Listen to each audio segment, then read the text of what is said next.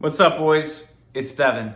And in this video, I'm gonna give you everything you need to get into the best shape of your life, to become more confident than you ever have been, to become extremely proud of yourself, to optimize your habits and your mindset to become an absolute weapon just in time for summer. So if you're watching this video, odds are you are not satisfied with your current physique, with your current life. Now, you might be an accomplished man. You might have made it far. You might be doing better than others, but you want to take it to that next gear. You want to get in better shape. You want to dial in your mindset further. You want to make more money. You want to become more of a fucking G overall. You want to take it to the next level, and that's why you're here. And I'm going to give you everything you need to do that. So for those of you who don't know who I am, my name is Devin. I'm 26 years old, based out of Florida in the United States. I am a fitness, nutrition, and mindset coach. And what I'm gonna do today is give you what used to be my paid course and give it to you for free.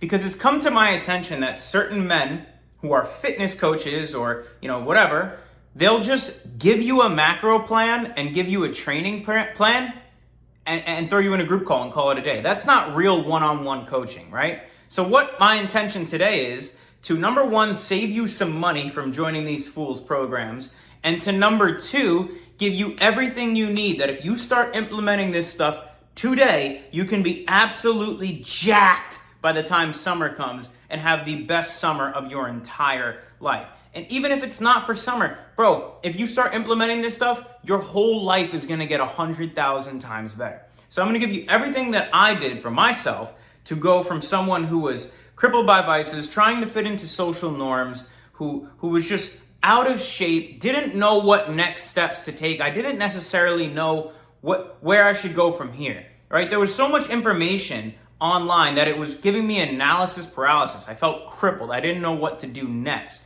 So as far as, I knew I was meant for more. I knew I shouldn't be out partying every single weekend when I haven't achieved the things I wanted. But my social norms, the people around me were telling me that that's what I should be doing. And I was just trying to fit in. But this video is going to give you permission to break out of that and become something new, become something better. And as far as nutrition, there's so much information about, macros and this and that.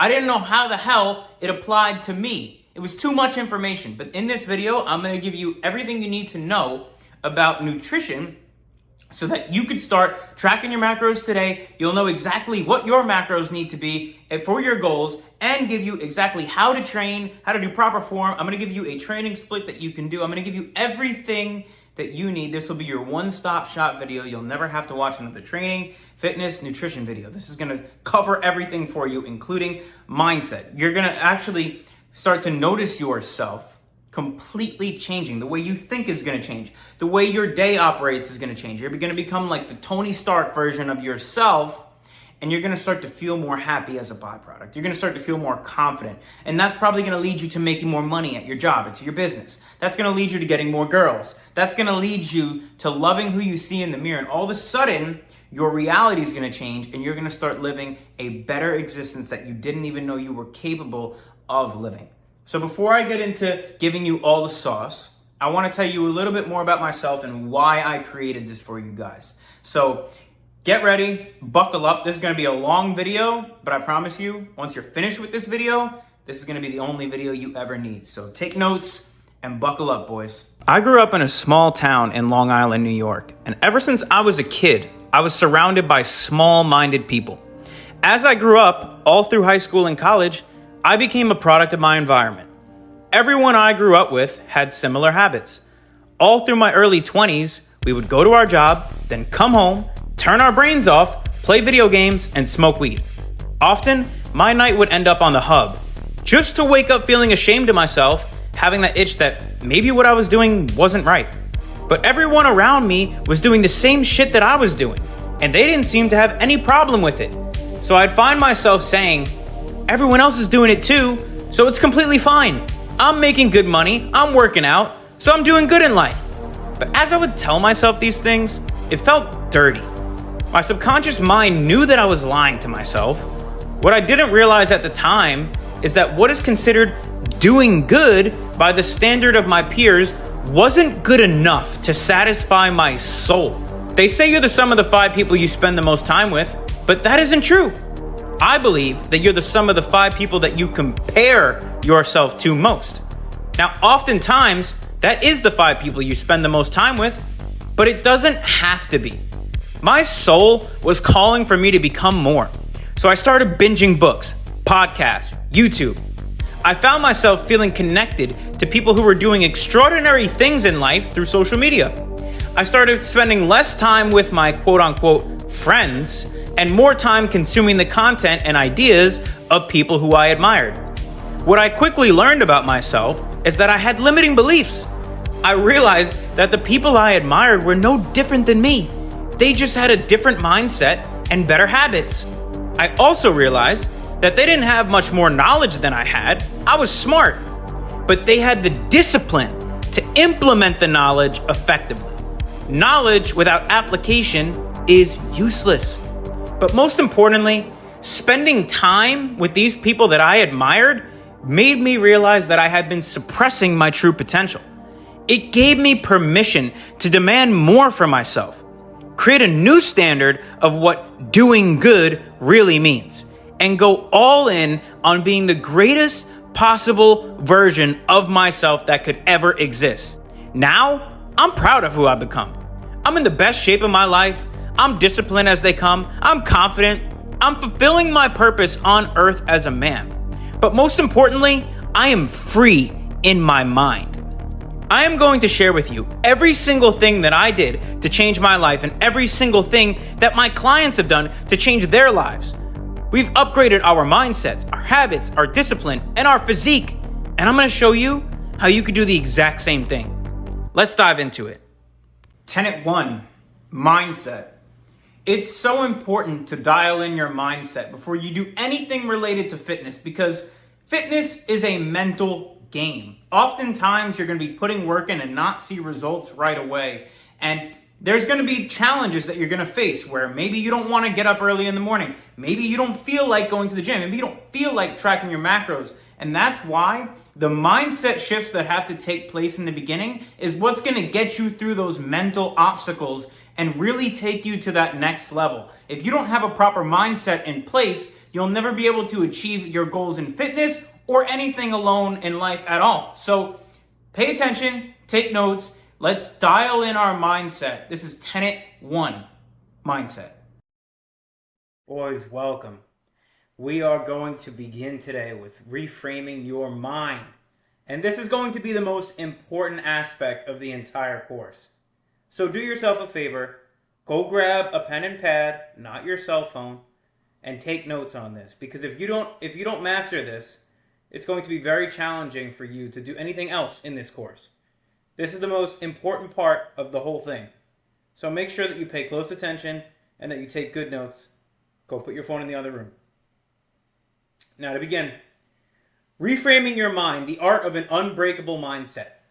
So the reason we call it the art of an unbreakable mindset is because that's exactly what it is. It's an art. To build an unbreakable mindset is, in fact, art. You have to craft it.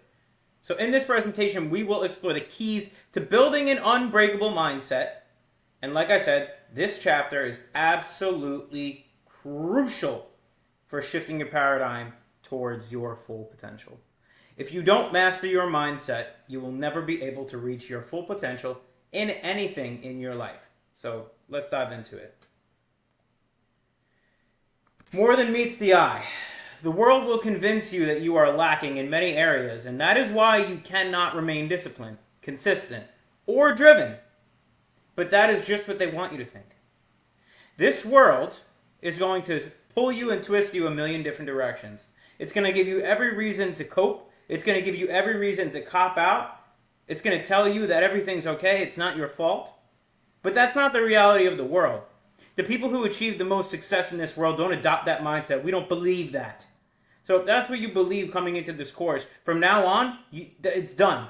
Consider it finished. You don't believe it anymore. It's over. The world will trick you into this belief. A lot of us are coddled growing up more than we know. We look at people online and 99% of the world believes this way. But we don't want to be like 99% of the world. We want to be like the 1%.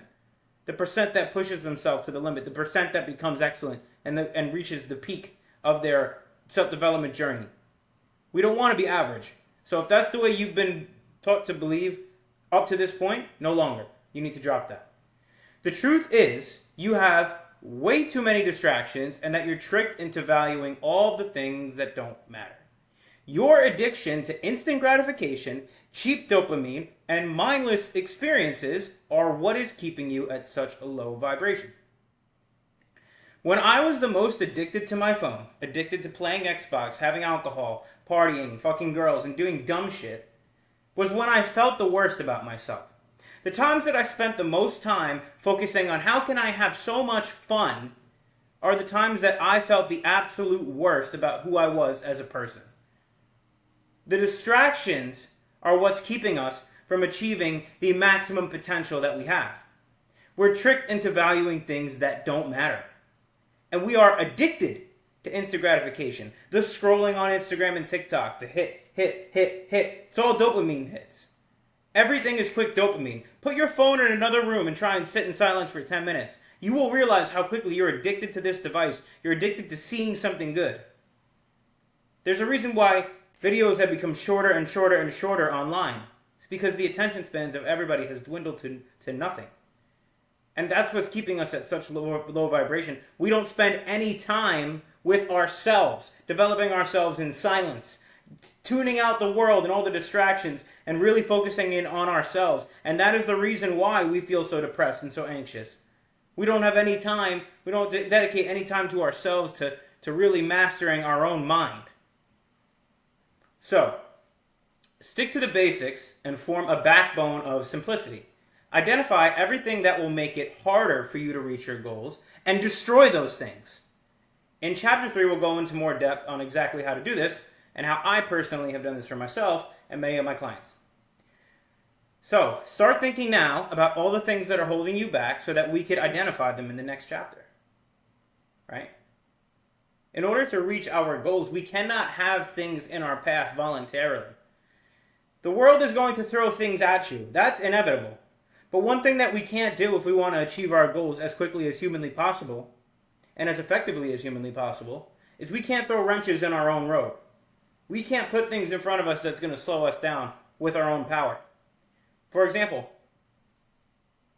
I hate to say it, but if you love going out and partying every weekend and you want to get in shape, you might have to give up the partying every weekend. Because you're probably drinking alcohol, which is not going to let you get in shape. It's going to destroy your mindset because it's going to literally fog your mind and you're not going to be able to focus and you're going to have hangovers and you're going to eat when you're drunk and you're going to do a lot of things. You're not going to sleep well. So things like that, that's just one example. We need to get rid of those things. If your dream, if your goal is to build a massive business, you might need to get rid of the Xbox. Right? If your goal is to get in great shape, you might have to drop that jewel and stop with devices. Give it all up. Anything that's holding you back right now, start listing them out. Start thinking about what am I currently doing that's not contributing to my goals on a regular basis. Start writing those out so that we can identify them in the next chapter. They have to go. Just get that in your head now. They have to go. There's no exceptions here. If you want to be great, they got to go. So let's go into the next chapter. You have permission to be successful. Your mind never derives more than your limitations. A lot of us grow up in environments where a lot of people aren't successful. Right? We're not used to people who have massive success. And the reason that this affects us is because that's what we see as the norm. And sometimes when you try and work very hard and you do things that are outside of your current norm, you will be looked at as an outcast. People will resent you for trying harder than them because your hard work highlights their inadequacies. And for that reason, you might lose friends. You might have family members misunderstand you. It's going to be a lonely journey at some point if you really go hard with this. Okay? Your mind never derives more than your limitations. So whatever your current mindset is as far as you can go. If you believe that you can achieve a certain thing, then you absolutely can. But if your mind won't let you go there, you'll never achieve it. So we have to start reframing our mind of setting massive goals for ourselves and understanding we can get there. So if you are not capable of accomplishing something, it will not even be a desire for you. We as men were desired to conquer. It is not wrong to chase accomplishment. There's a lot of norms in society where men are shunned for wanting to work hard, for wanting to bake a lot of money, for wanting to get in great shape, for wanting a hot girlfriend, for wanting this beautiful life, for wanting to be successful. We're shunned for it. It's looked down as bad. But the people who look at it that way don't have the mindsets that we're looking to adapt. They don't have anything that we want. So we need to not look at them and worry about ourselves and shatter our own limitations day in and day out. Don't take advice or listen to anyone who's not where you want to be. It is fucking pathetic to desire accomplishment while living in a state of inaction. The world owes you absolutely nothing. You cannot ask the world for greatness before giving it a part of your soul in the form of effort. If you want something in life, the only answer is action. I know that's not what you want to hear. It's not what I wanted to hear when I was at my lowest, but it's the truth. And the sooner we could just accept that, we could start making massive changes to our lives and start to create and shape this beautiful life for ourselves. But we have to understand that. To want something and not do anything about it is cowardice. It's weakness. We need to shatter all weakness. When we want something, we go for it. We do it. Immediate action is the key. We cannot sit here and feel entitled to anything in this world. We're not even entitled to our own bodies. God gave that to us. So we cannot walk through our lives with such entitlement, thinking that the world owes us things. The world owes us nothing. And you can't ask the world to be great and give nothing to get there. If you want to be great, you have to give a part of your soul. You have to sacrifice things that you love and things that you want to do to achieve greatness. It's going to take sacrifice. It's going to take action. Accept that now. Get the weakness out of your head and accept the fact that action is the answer. You have no other choice. So you can either be bitter or be better. This is the only way. Trust me. I was somebody who only wanted to just take the easy route. And what I found throughout my journey is there is none. The only answer is action. So the only choices we have here are to be bitter or to be better. I choose be better because I want to be fucking great. I don't give a fuck how I feel. I give a fuck what results I get. I give a fuck what legacy I can build. I give a fuck how I can become a better version of myself every day. That's what I care about. So be bitter or be better. Nobody's coming to save you. So save yourself right now.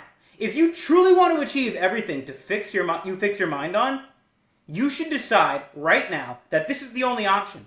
There is no tomorrow. There is no going back to your old self. No one is coming to save you. Anything you want in this world, if you want it, it's 155% on you. No one's coming to help you. Nobody's coming to save you. The sooner you accept that, the quicker you can get to your goal. The quicker you can make progress. The quicker you can achieve anything you want in this world.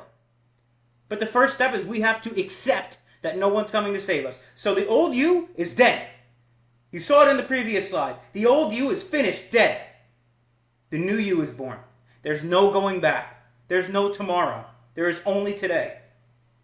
And we will not focus on tomorrow, and we will not focus on yesterday. We will only focus on right now. How can we achieve the most possible right now? How can we maximize every opportunity right now? That is the way that we will think to craft this unbreakable mindset. Focus on the right now. That is how we will stay sane of not going crazy about the future, and how we will stay focused and not worrying about the past. Focus on now. There's no tomorrow, and there's no going back. Your mindset is going to be the cornerstone of your success. Everyone wants to act like there's some secret method, but it all comes down to how resilient your mind is. To this day, as strong as my mindset is, I still battle every day. There are still mornings I don't want to get out of the bed at 4:30. There are still mornings I don't want to get out of the bed at 4:30. There are still mornings that I don't feel like going to the gym. There are still mornings I don't feel like training. There are still mornings I don't feel like reading. But I do it anyways. I do all the things I'm supposed to do regardless of the way that I feel. Because I know that if I don't do the thing I'm supposed to do because I don't feel like it, I'll end up feeling worse in the end.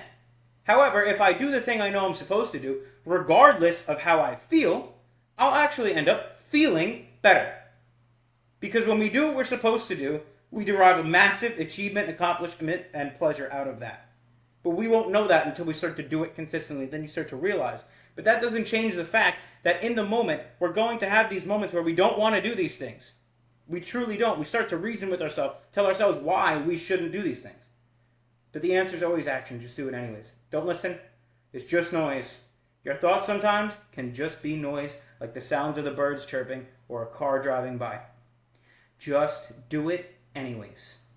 We have to be resilient, guys. Behind every hyper-successful man is a mindset that can't be broken. The most successful people in the world do things to this day that they don't feel like doing. And they do it on a regular basis. This is what I've learned. The most successful people I've learned from and met, they all have this same type of framework with their mindset. Do what must be done. Do what is required regardless of the circumstance. Kill and move forward. Kill and move forward. Dominate and move forward. They don't get caught up in feelings. And that is the way we need to be if we're going to be successful. There is no secret potion. There is no painkiller. And it doesn't get easier. But the good news is, as your mind becomes stronger, your capacity gets bigger. So no, there's no secret potion or pill that just makes you all of a sudden resilient. And it doesn't get easier. But, like I just said, and like the presentation states, as you become stronger and more resilient and you really start to build this mindset, your capacity grows. So while it's not easier, you become more used to it and you become more capable of handling this situation way easier. Your capability of handling it becomes easier. The situation is still the same. But your capacity to handle it comes stronger. And you have more resilience and more willpower. So that is a huge, huge, huge piece of this. But you have to stay consistent to get to that point. Okay? Every obstacle that you overcome allows you to conquer bigger and bigger obstacles until you seemingly become unstoppable. Eventually, nothing stands in your way. So every obstacle that I've ever faced in my life, regardless of how painful it was in the moment, I've always come out better on the other side. So when we're struggling with something, when something's hard and difficult and life sucks, 99% of the time, if you just wait long enough, it comes out to be a net win. Think of every hard, difficult challenge you've gone through in your life. You've come out stronger.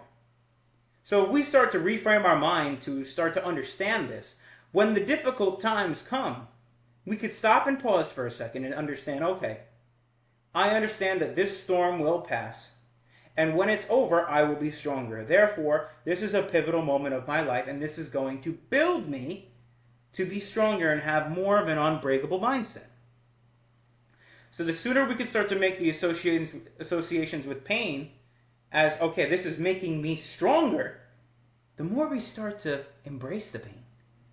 And the pain becomes a piece of us. And we start to weaponize the pain. And we have more control over our lives. And we have more power within our lives. And we're not just a leaf getting blown by the winds of life anymore. Now we're a rock and we make our way. Okay, so the bigger the obstacle, the more unstoppable you will become on the other side. How you do anything is how you do everything. Adopt the warrior mentality in your everyday life and there will be nothing that you can't achieve. If we adopt just the warrior's mindset in every aspect of our lives, and when I say every aspect of our lives, I mean everything. When you don't want to do the laundry, you do it anyways because you know if you do the laundry, it's out of your way and you could focus on real needle-moving tasks. It's anything. It's the small things and the large things. When we don't want to go to the gym, we go anyways. Because everything is war. The getting up early, the doing the things that we don't like to do is all war with our minds. When we have a plate in front of us and our girlfriends are eating sweets and we're eating chicken and rice, we want to eat some of those sweets and she's putting in our face, ha ha ha, try some, ha ha. No, it's war. We're at war with our minds at all times. So we have to adopt a warrior mindset in every militant task that we do throughout the day. Everything that we do in our lives, we have to have a warrior's mindset. Because if you're lenient in one thing, but then you're a warrior in the other, those two are not going to mesh, and eventually one's going to take over. You're going to end up super lenient, or you'd be lucky if you end up super warrior, but point is, we have to just be a warrior about everything. Understand, as men, everything is war. Life is war. Every hard challenge is war. Everything. And the sooner we understand that, the sooner it will bleed into the rest of our lives, and that will reframe our minds. It doesn't matter where you are right now. If you mold your life to this ideology, you will become an extremely powerful man. Mold your life to this ideology. Everything is war. Every single thing that we do is a challenge that we have to overcome. We have to win. Understand that. There's no fairies and pixie dust around here. It's all war. It's all pain. But that's how we become great. Autosuggestion will play its course, and your subconscious will have no choice but to adhere to your demands. So basically, if we start to reframe our minds and tell ourselves everything is war, we start to tell ourselves that we must achieve this greatness, we must win, we must do whatever it takes. The more that we tell ourselves that we are warriors, we are fighting, we're going to make the best out of our lives, we're going to work hard, autosuggestion will play its course. When you start to tell yourself something, eventually your mind will believe it. And you will automatically start falling into these tendencies. It's something called a neural pathway. When you do something over and over, we'll get more into that in the habit section, but it becomes your norm. Your mind automatically goes to it. So if we adopt the mindset of a warrior, eventually, even though we might feel like we have some imposter syndrome in the beginning, over a long enough time frame, our mind will start to believe it, and it will become true, because as long as we're backing it up with action, it is the truth. So that is what we have to do. We have to just keep thinking in this certain way and never let our minds break. Over everything, have faith. It has been said that whatever the mind can conceive and believe, it can achieve. I'm walking and living proof of this. When I believed I was meant for nothing, when I believed everything was fucked, indeed, everything was fucked. But the second I decided to go all in on my life, and I set real targeted goals, and I said it's all or nothing, I started to achieve those things. And then I realized, wow, the power of the mind. The minute that we can set these goals and we could truly believe that something is achievable, it then is. This is crazy, but it really is true. When you really powerfully in your soul and in your heart believe you can do something, then you can. But the latter is true as well. If you believe that you can't, you absolutely can. So whether you believe you could, whatever your goal is right now, it's better to believe you can than not to believe. And really believe it. And then back it up with raw action. And everything starts in your mind. If you don't believe something about yourself, what makes you think other people are going to believe in you if you don't even believe in you? So it's very important that we believe in ourselves, guys, because when we go down this journey, there's going to be people and haters and even friends and family that we love who don't believe in us. There's going to be a lot of people who don't believe in us. And if you listen to them, you will break down. To have an unbreakable mindset, you must have unwavering belief in yourself. So powerful and so strong that it doesn't matter what anyone in your life thinks. Not even your wife, not even your girlfriend, not even your mom. Nobody. It's you versus you every day. It is war. And you must believe in yourself. If you don't, you will fail. The importance of structure. A roadmap to self-mastery. Developing a proven routine to stick to daily will not only build extreme amounts of discipline, but it will be your everyday guide towards success. Building ourselves a real map to get to our goals is key. If you wanted to drive to a different state, you wouldn't just wing it. You wouldn't just get in the car and start driving. No, you need a map to show you how to get to that destination. So if we have a goal, we need a roadmap to get to that goal. It is key. If we don't, we'll never get there. We're just winging it at that point. And that's not what we're looking to do here.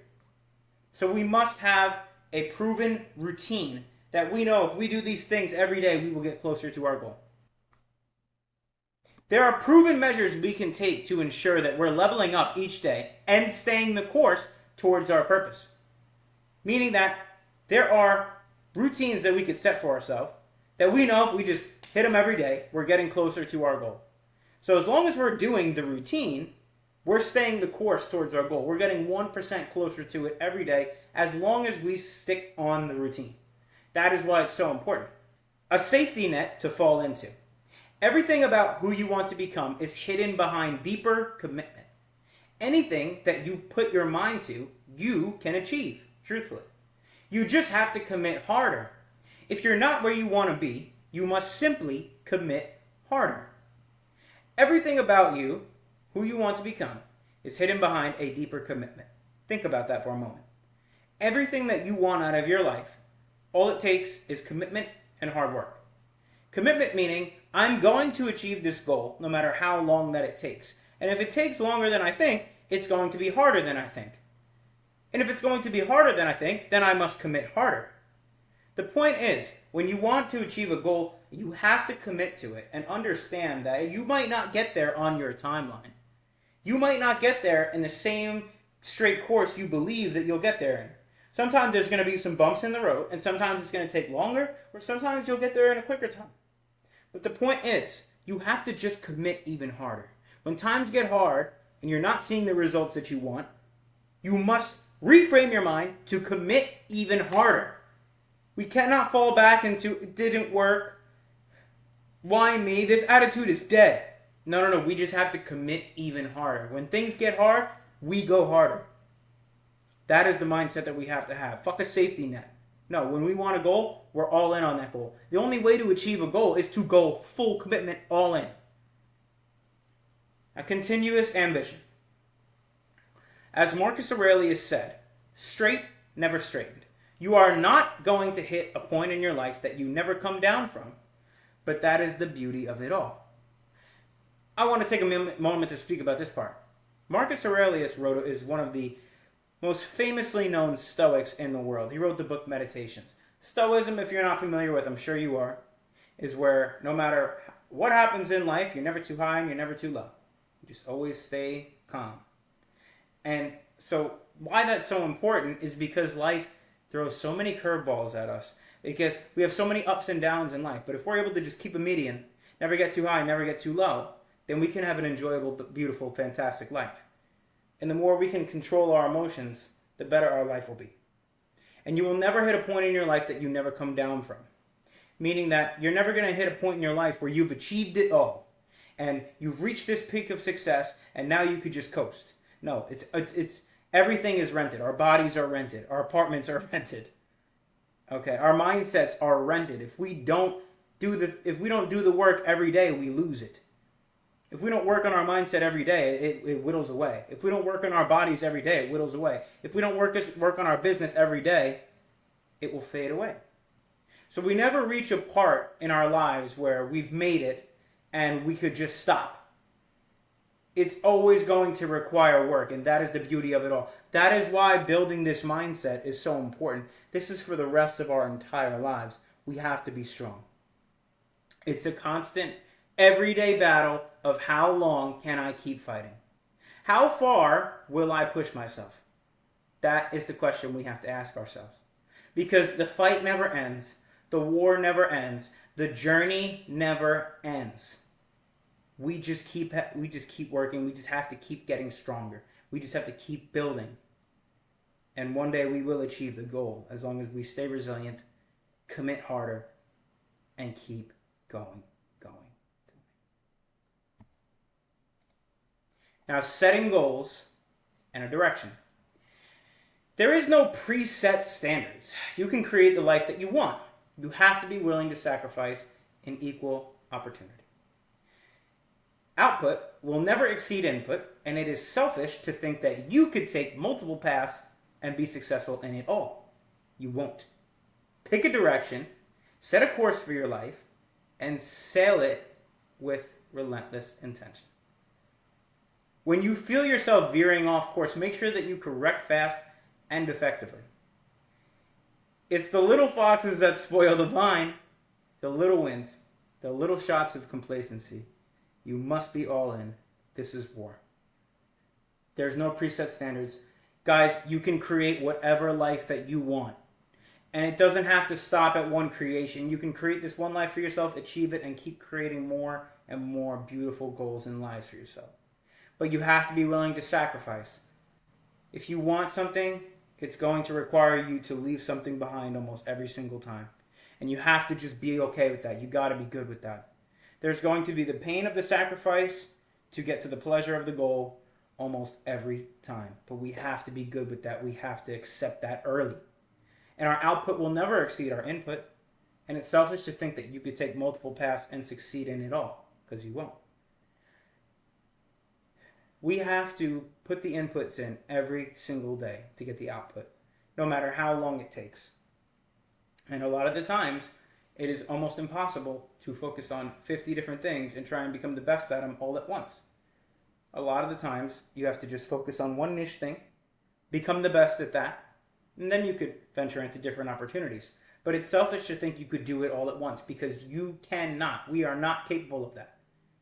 You must become great at one thing and check that off and then move on. Now that you understand what it takes to be great at this one thing, you can have that on autopilot and roll in a new thing. But first, we have to master one thing at a time. Pick a direction, set a course for your life, and sail it with relentless intention. So whatever you decide you want to do with your life, whatever you set your goal is, you must do everything in your power to achieve that life. And when I say everything, I mean everything. You've got to empty the tank every single day to achieve the life you desire.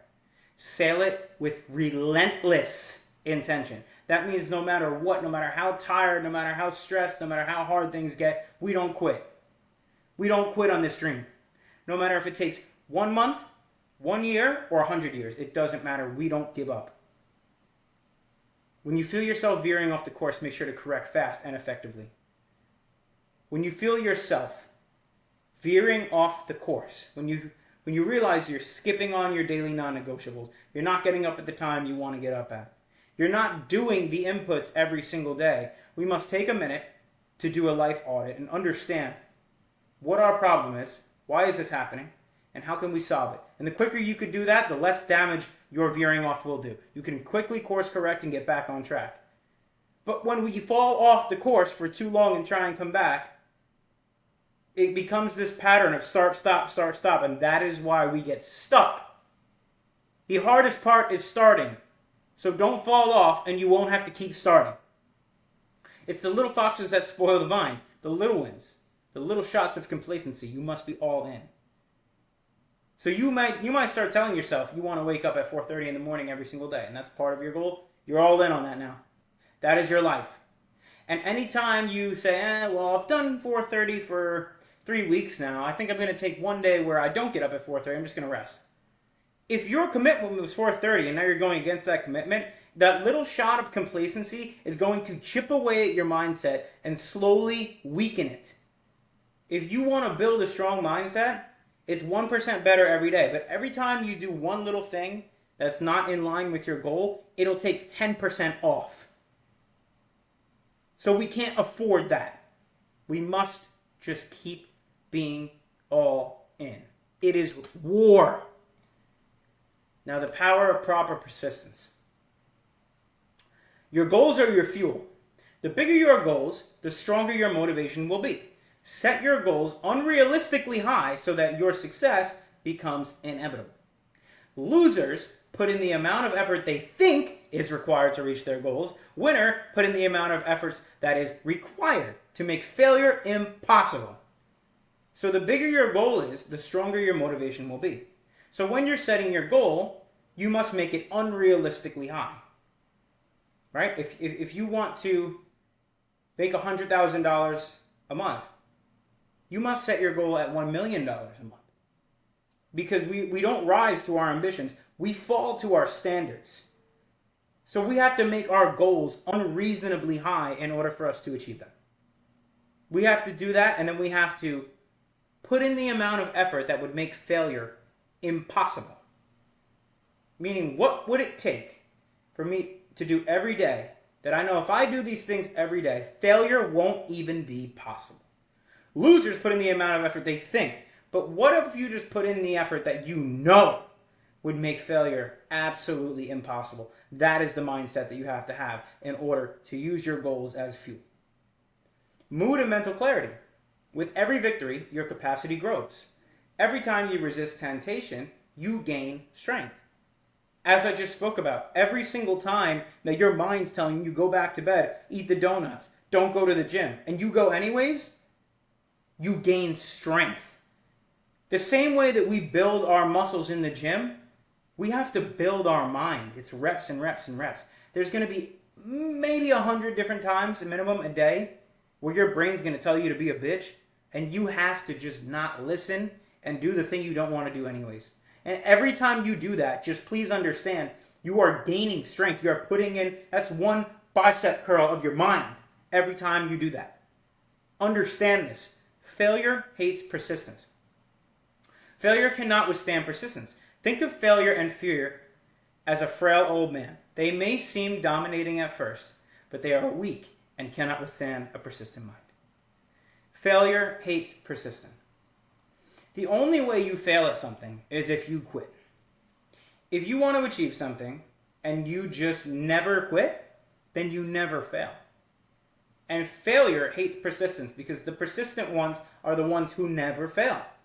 Because if I'm just persistent for the rest of my life, then you can't ever say I failed. I can't say I ever failed. Because I'm just working. I'm just not going to stop until I get the goal. Persistence. No quitting. Resilience. Relentlessness. Keep pushing forward with enough momentum to make failure give up. Failure is going to want you to come in and fail. You need to make failure give up and say, this guy's not quitting. You know what, this guy, he's not giving up. Let's worry about somebody else. Failure is not an option, guys. It is just unwilling relentlessness, just unstoppable mindsets, just unbreakable behaviors.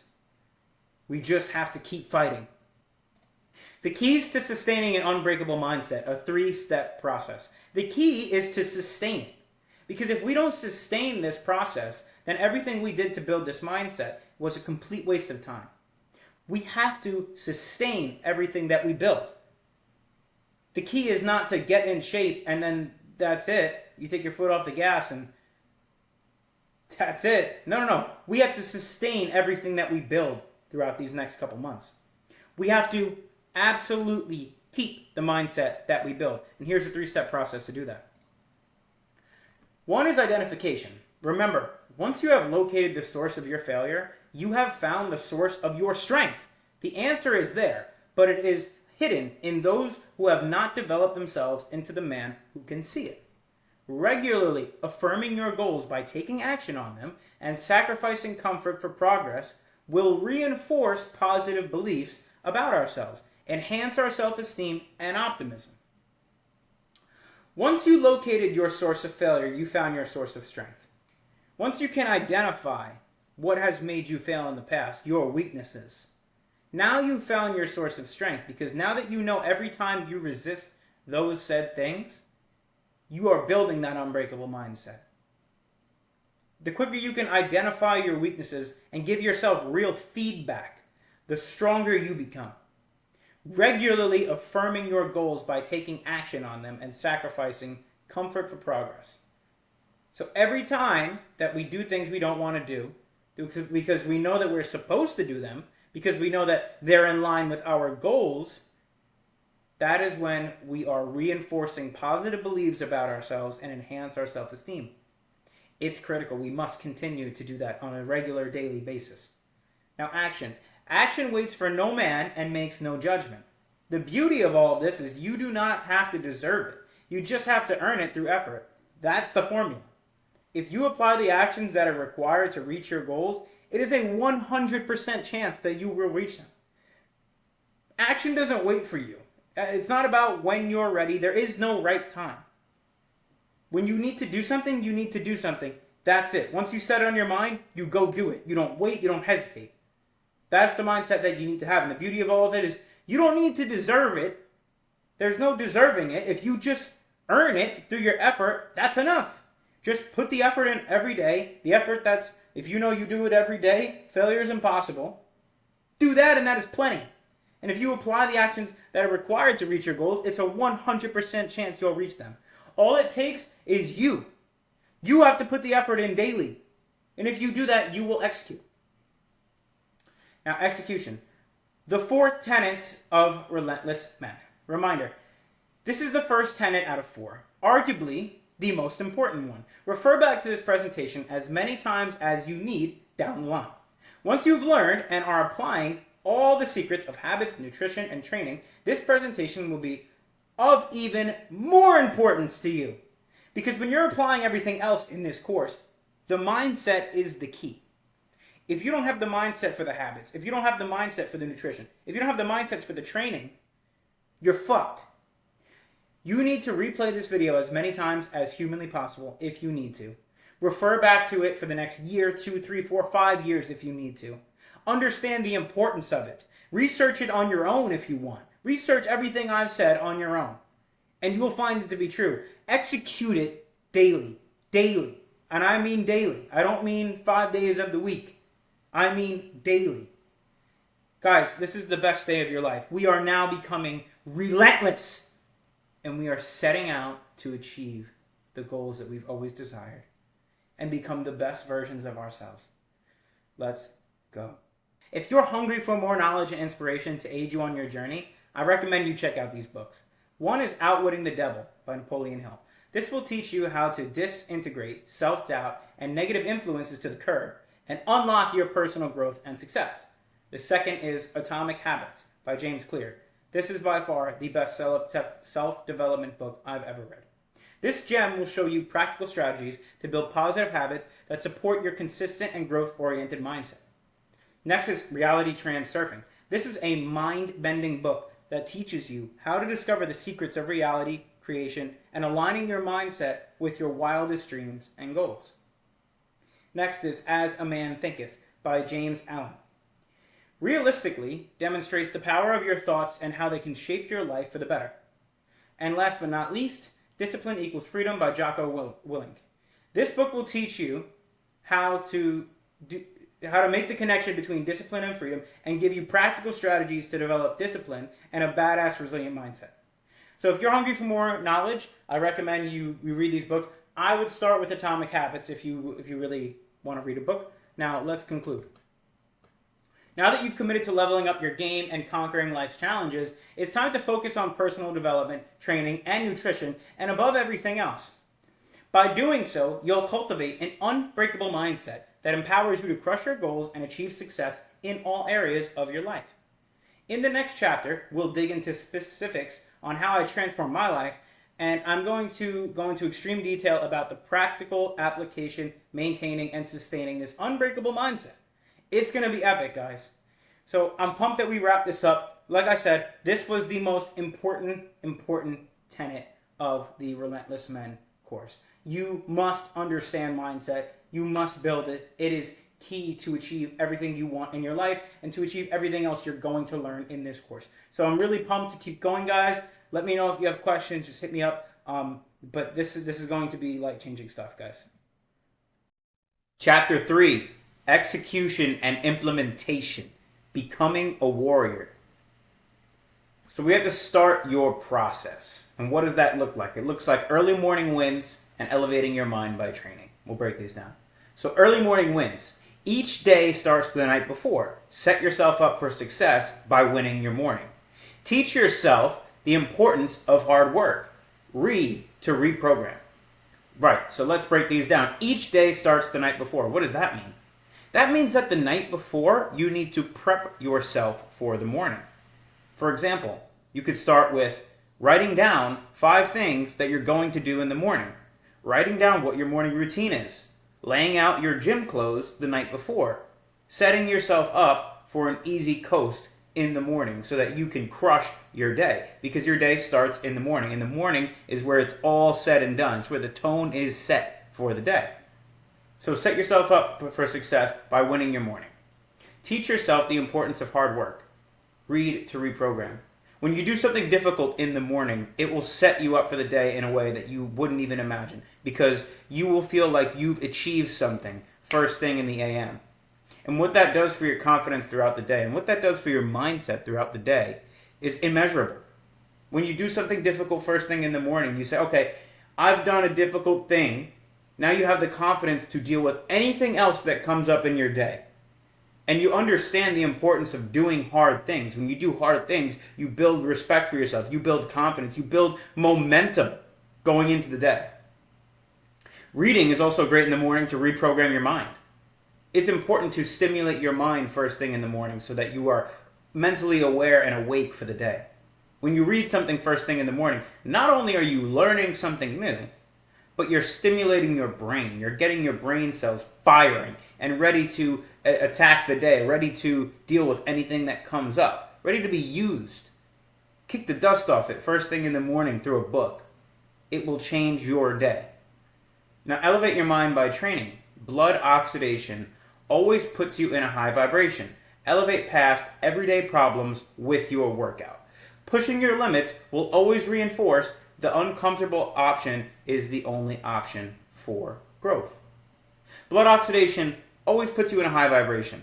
If you've ever worked out first thing in the morning, you know exactly what I mean. When you get that blood flow and you get that circulation and you get the endorphins running, you almost get a high, right? Have you ever had someone cut you off on the road and you got pissed? Oh, fuck this motherfucker. But have you ever had someone cut you off on the road on the way home from the gym? Because you don't give a fuck on the way home from the gym because your endorphins are running so high, you're feeling so good, you're in such a high vibrational state that the little things don't matter.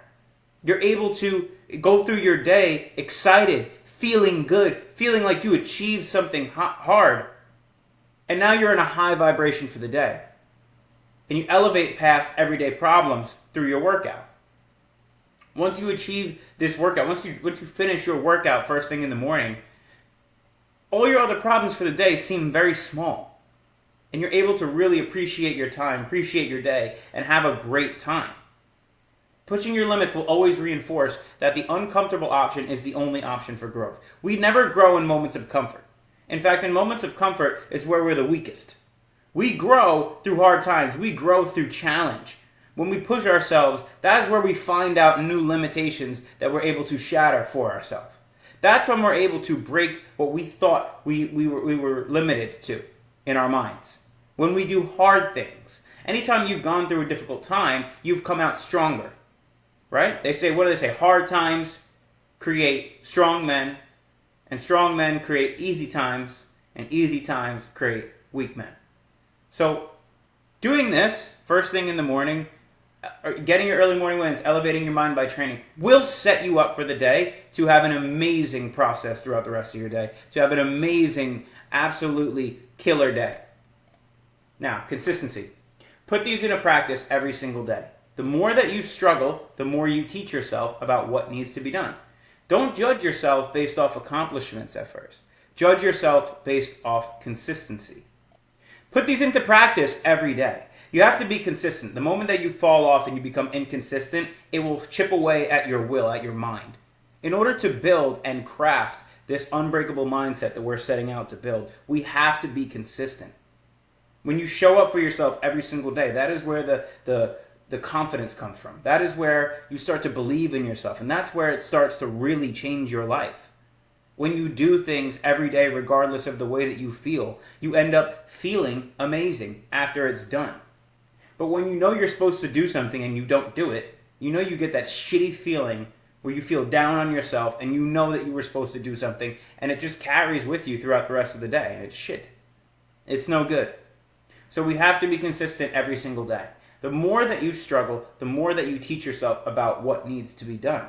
As you go through these motions and as you struggle and fight every single day to become better, you start to understand that these things are necessary. We cannot grow without struggle. Struggle equals tough people. That's how we become tough. That's how we become mentally tough. That's how we become physically tough, spiritually tough. That is how we build ourselves into the man that we want to become. We do it all through struggle. We do it all through teaching ourselves about what needs to be done, through doing hard things. And don't judge yourself based off accomplishments at first. Judge yourself based off consistency.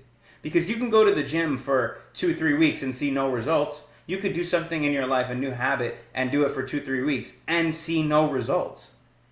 Because if you're so focused on the result, you're going to drive yourself mad.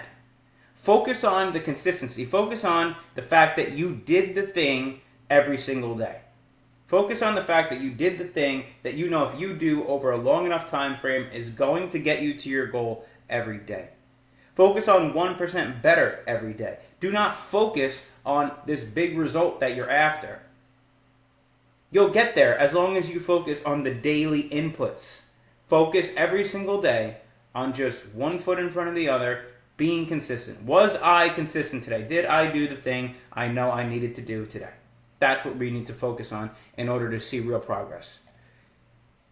Now, what is a process? This is a setup to a 5-4-5 method, which is basically something I'm going to teach you later on. But for now, defining clear goals, finding direction, creating a routine, and taking action. So defining clear goals, direction.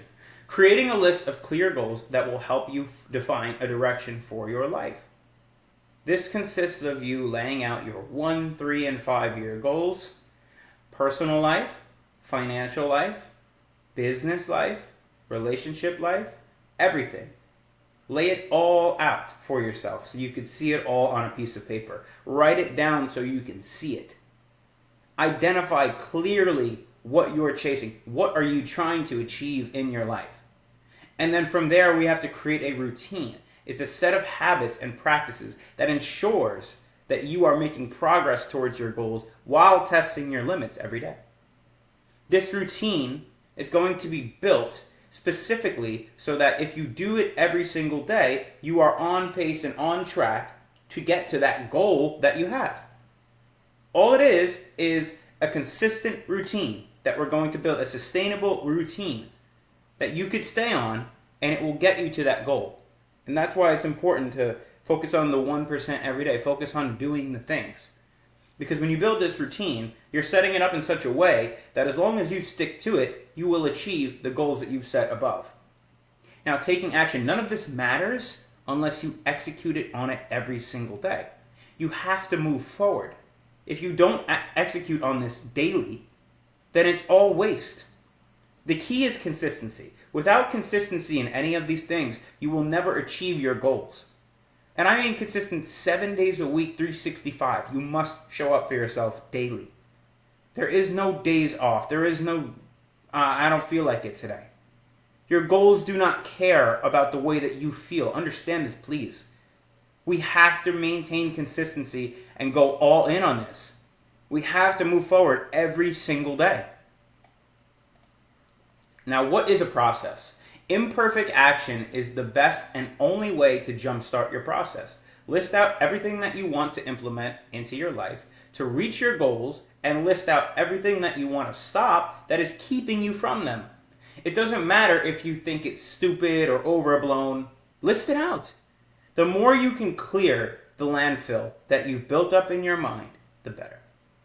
So imperfect action is the best way and only way to jumpstart your process. Just doing it. Don't worry about the whole staircase. Worry about the first step. Your action is never going to be perfect, especially in the beginning. But you must take the action nonetheless. We must do. Instead of thinking about, yeah, but what if and how do I do this? Don't worry about those things. Worry about just doing the thing. Take the step forward. Take the action.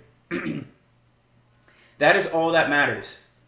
We have to do this to jumpstart the process. It's not going to be pretty. It's not going to be perfect. But this is what has to be done to get going. So list out everything that you want to implement into your life to reach your goals, and list out everything that you want to stop that's keeping you from them. For example, if you have a morning routine, right? What kind of morning routine do you want to have in order to get you closer to your goals? What habits can you do every day that will get you closer to your goals? And the same way you're going to list these things out, you're also going to list what things are you currently doing that are stopping you or slowing you down from getting closer to your goals? What things in your life are you doing that are holding you back from getting to your goals at a quicker pace? Is it drinking? Is it stress eating? Is it snacking? Is it playing video games? Is it chasing women? Is it drinking alcohol, identify what these things are. Write them out. And we're going to slowly start subtracting these things. In order to get forward in life, it begins with subtraction. We're not adding new things to the routine at first. We're subtracting things that are slowing us down, things that are holding us back. So we must identify what is stopping us from getting closer to these goals so that we can eliminate them.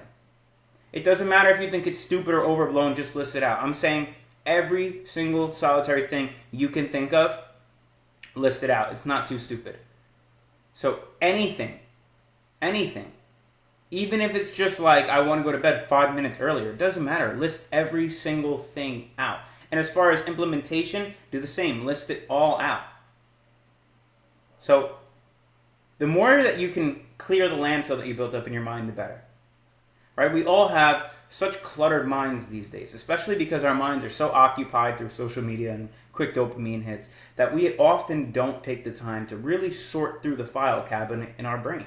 And we have this landfill that we build up in our minds that is cluttered and that we must sort through to get to the real important files. We must get through the junk files to get to the important files.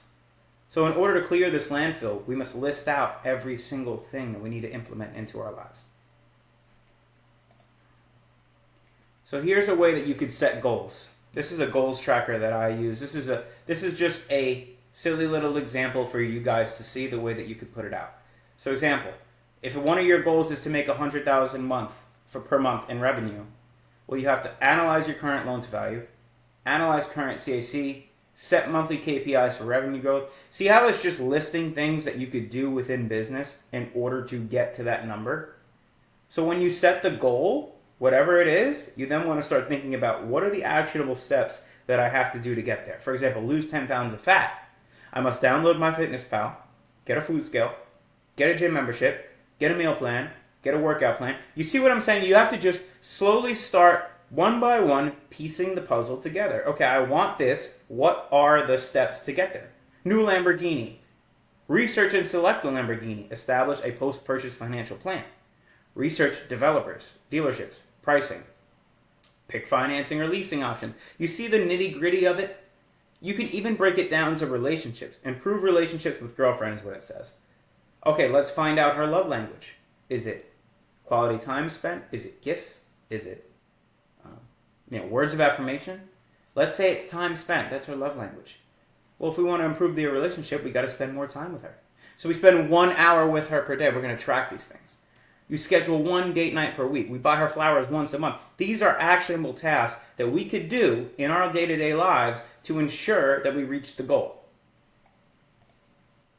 Strategies for success, the 5-4-5 method. This is going to be a pillar of your process. This is going to keep you on track. It's going to make sure you don't lose your mind. And it's going to make sure that you are staying online to reach your goals. So it's 5 focused goals, a 4-step morning process, and a 5 to-do list task. So we're going to start with 5 directional, focused goals. Generate 5 goals to work towards every day. This will keep you centered on your direction and allow you to know exactly where you're going at all times. Make them big, but even if they are small, they must be very sentimental to you. So every single night, we're going to write down 5 things that we want to work towards. Every single night, we are writing down 5 goals we want to work towards. And we're going to make them big. Because we do not rise to our ambitions, we fall to our standards. So we must make the standard extremely, extremely high. So make the goals big, write them down each night. And then a 4-step morning process. Create a 4-step morning routine that will put you in flow state and set you on track for your goals. Give yourself at least 1 extremely uncomfortable task to accomplish. The more you win, the more you level up. And wake up fucking early. No excuse. So create a 4-step morning routine that will put you in a flow state. For example, wake up at 4:30 in the morning. Make my bed. 32 ounces of water and electrolytes. Read a book. Stretch. That's just a simple little example that you're going to set for yourself and do every single day. The night before, you are writing out this 4-step morning process every night the morning before, so that you know exactly what you have to do when you wake up. And give yourself one task that's extremely uncomfortable to accomplish, whatever that might be. For some of you, that's working out. For some of you, that's doing 50 push-ups in the morning. For some of you, that's stretching. If some of you have tight hips, that could be a uncomfortable task. But the point is, the more uncomfortable, the more you're able to level up. Because when you do something difficult first thing in the morning, as we discussed earlier, you are building an unbreakable mindset for the rest of the day. And get the fuck up early. Stop being a pussy and get up early. Why are you sleeping in? We have big goals clearly that we have to achieve here, and we have to get up early to make sure that we're getting those done. When you get up early, no one else is up, you don't have anyone or the world distracting you, and you could focus. Don't do these things at nighttime. Do them in the morning. And we're setting the tone for the day when we get up early. Now, 5-task to-do list, 5 minimum. You should have a minimum of 5 tasks to accomplish. You are a man, you've got bigger problems if you don't have 5 things to get done. Prioritize them from start to finish. So each day, we're going to have 5 things we have to do. And the night before, we're writing them out, right? What are the 5 most needle-moving tasks in our life for the next day? If you've got a business, what kind of things do you have to do for the business? If you got to work on your relationship, what kind of things do you got to do for the relationship? If you've got a meal prep, that's a needle-moving task for your fitness goals. What are 5 things you have to do tomorrow that are going to move the needle forward in your life? And each night you are writing these out. Again, see how it all correlates? The morning starts the night before. This method right here is going to keep you locked in and on track for your goals. Application is king. You have to apply knowledge as you take it in, or it is just entertainment. If you didn't take notes or follow along, genuinely, go back and take notes to set up your process. You have to want it as badly as you want to breathe. You will never succeed in your life and reach the goals that you've set out for yourself if you don't want them as badly as you want to breathe. You have to want it more than anything in your life. It has to mean the world to you. You have to want to die for these goals. So if you haven't followed along or taken notes on anything that I've said to you, you have to go back and take notes because you have to set your process up. That is the key. We have to set the process up, guys. If you don't have a good process, you're going to fall. We don't rise to the levels of our ambitions. We fall to the level of our systems and our standards. In the book Atomic Habits, James Clear talks in depth about this. Our systems have to be rock solid. Rock solid. So you must go back, take notes. These past 2 modules, guys, pivotal. Pivotal for your life, pivotal for the rest of everything I'm going to teach you. We have to master these things. No ifs, ands, or buts. So go back and make sure that you are applying everything you've learned here today. Tenet 2, habits. We do not rise to the level of our ambition, we fall to the level of our standards. If we do not have our habits completely dialed in, we can never exceed our level of expectations. We can never become great. In order for us to become great in anything, fitness, nutrition, mindset, business, relationships, anything in life, we have to have good habits because our habits become our standard. And again, we don't rise to the level of our ambitions, we fall to the level of our standards. So we got to raise our standards, and we're going to do that through habit. So tenet 2, habits. All right, we made it to chapter 4. Become the source you seek. The quote that I want to talk to you guys about is this. If you want something done properly, do it yourself. This really stands true here. I had no one around me that I could look up to and mold my life after, so I had to become that man myself. Mentors and role models can be a great tool to shape your mindset. But to truly create a new you, it has to start with your internal state. Becoming the source you seek. Becoming the man that you need in your life. The man that you want to become. We must become that person. If you want something done properly, do it yourself, right? Think about that. I had literally no one around me that I could look up to as far as when I envisioned who I wanted to become. I didn't have anyone in my life that emulated that.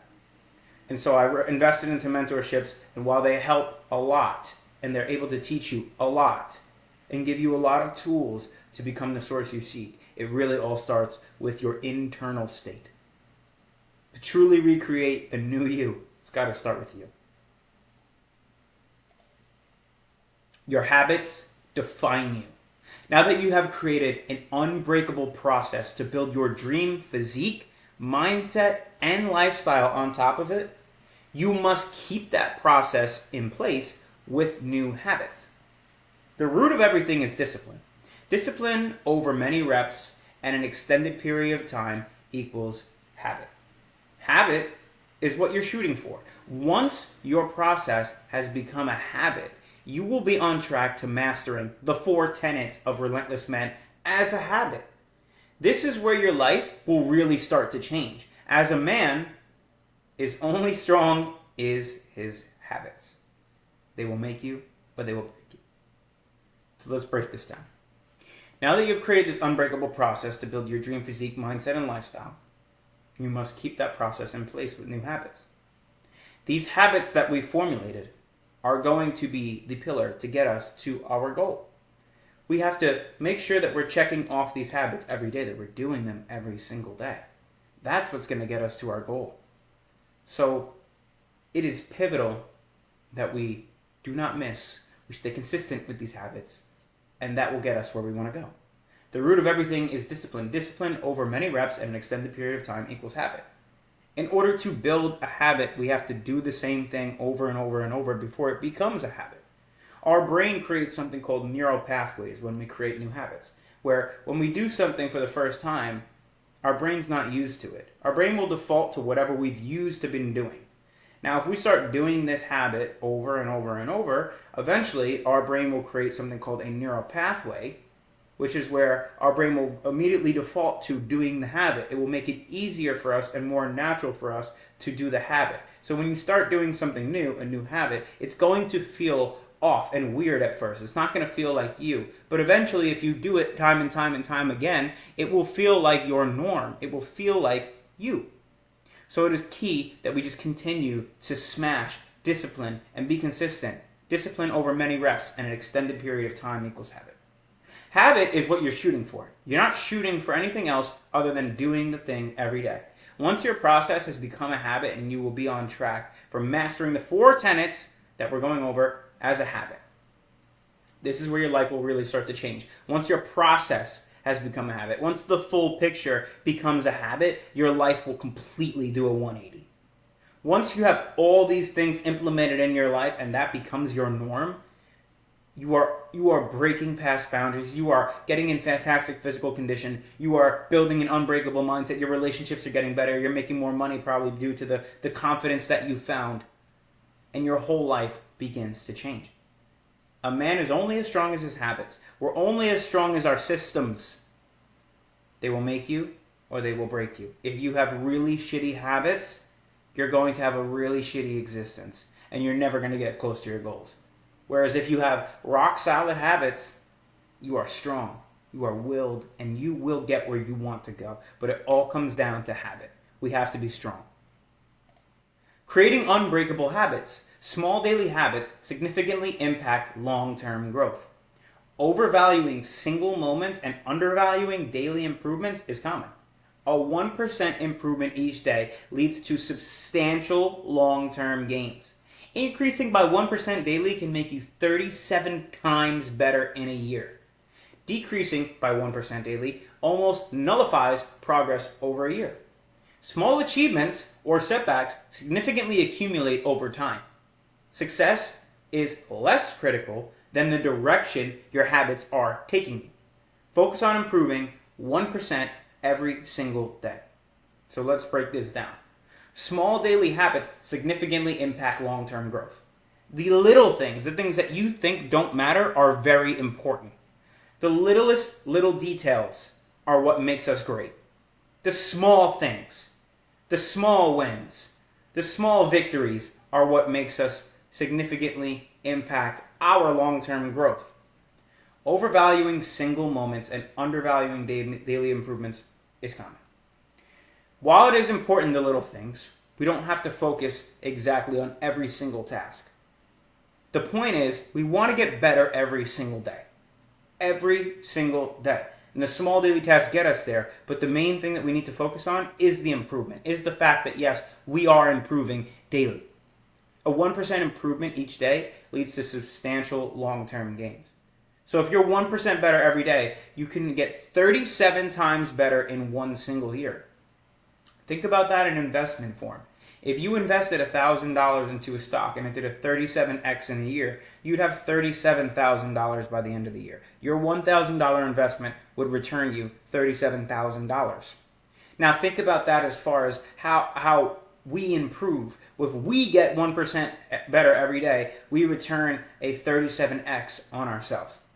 A 1% cast vote for ourselves every single day. A 1% effort every single day from ourselves. Getting that 1% better daily can get us 37 times better in a year. Now, if you did 1% worse every single day, you would end up completely nullifying your progress over a year. You would literally end up worse than you were when you started. So the key is 1% better every day. Not 1% worse, 1% better. Every day. If you go 1% back one of the days, it sets you back drastically. Small achievements or setbacks significantly accumulate over time. So if you're having very small wins, they compound. They compound over time, and it rolls into small wins, which are going to turn into wins in the day, which turn into wins in the week, which turn into wins in the month, and wins in the year, and then wins in your life. Whereas the latter is the same.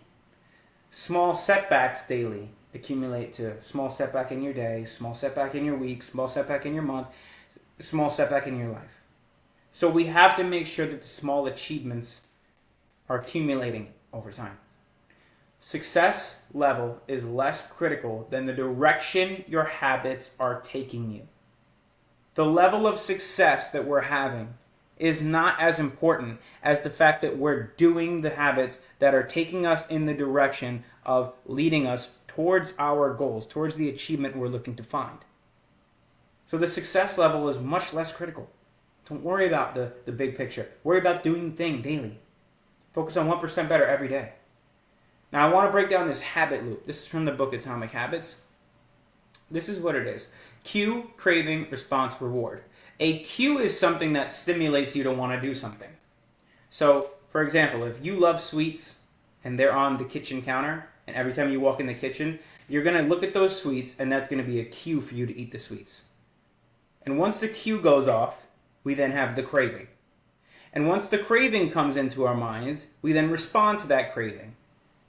We can respond to that craving by eating the sweets. That is a negative habit loop. A positive habit loop is the cue could be waking up early. So every time we wake up early, we crave water. So then we go get the water. Then when we have the craving for the water, the response is we drink it. Then the reward is we're hydrated. Right? The cue for exercise could be leaving our clothes out the night before. See, I'm just breaking this down in very general sense. It doesn't have to be exact craving. When you think craving, you think food. So you can even do that with food, with good food, healthy food. What could be a good cue for healthy food? Leaving water bottles all around the house. Right? That's a cue.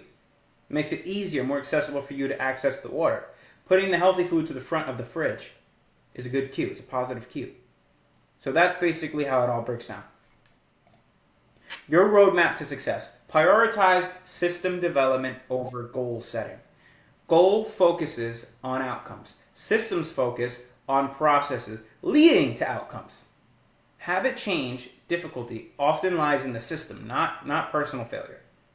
Achievements align more with systems than goals. Form lasting habits by shaping a new identity. Actions reflect current identity. Change behavior by adopting new beliefs about yourself. Establish who you want to be and reinforce it with small victories. So here's your roadmap. Prioritize system development over goal setting. The goals are important in the beginning, but what's important every single day is the systems that we build. We have to prioritize those over everything else. Goals focus on outcomes. Systems focus on a process. The process will lead you to the outcome that you want. That is why it's so important to focus on the process. The daily to-dos, the daily things we're doing will lead us to the goal. But we must focus on the daily things, the process. Habit change difficulty often lies in the systems, not personal failure. We need to build systems that will get us to our goal that are challenging yet sustainable. When you try and stack on 50 new habits all at once, you try it for a week and then you fail. So it must be implemented, stacking, stacking, stacking. We start doing one good habit, we get used to that, and then we add another one. And then once we're used to that, we add another one. Because if you just overload yourself, you're not going to do any of them. Achievements align more with systems than goals. We could really, keep going on this. Guys, clearly here, the importance is the system. Form lasting habits by shaping a new identity. You need to start telling yourself that you are this person you want to become. If you're not a gym person, don't say, I'm not a gym person. Start to say, I am a gym person. Even if you're not, in this scenario, it's okay to lie to yourself here. Because you lie to yourself and say, I am a gym person, and then you go back it up with raw action and go to the gym, and soon enough, you are a gym person. For example, quitting a vice. Say you've been drinking alcohol up until you saw this module, and you want to quit. Then you just say, I don't drink. Not, I'm trying to quit. Not, I recently just quit. When someone asks you want to drink, no, I don't drink. And even though you've drank up to this point, now you don't drink. And then back it up every day by not drinking, and now that's your new identity. You're lying to yourself, but it only is a lie if you don't back it up with raw action.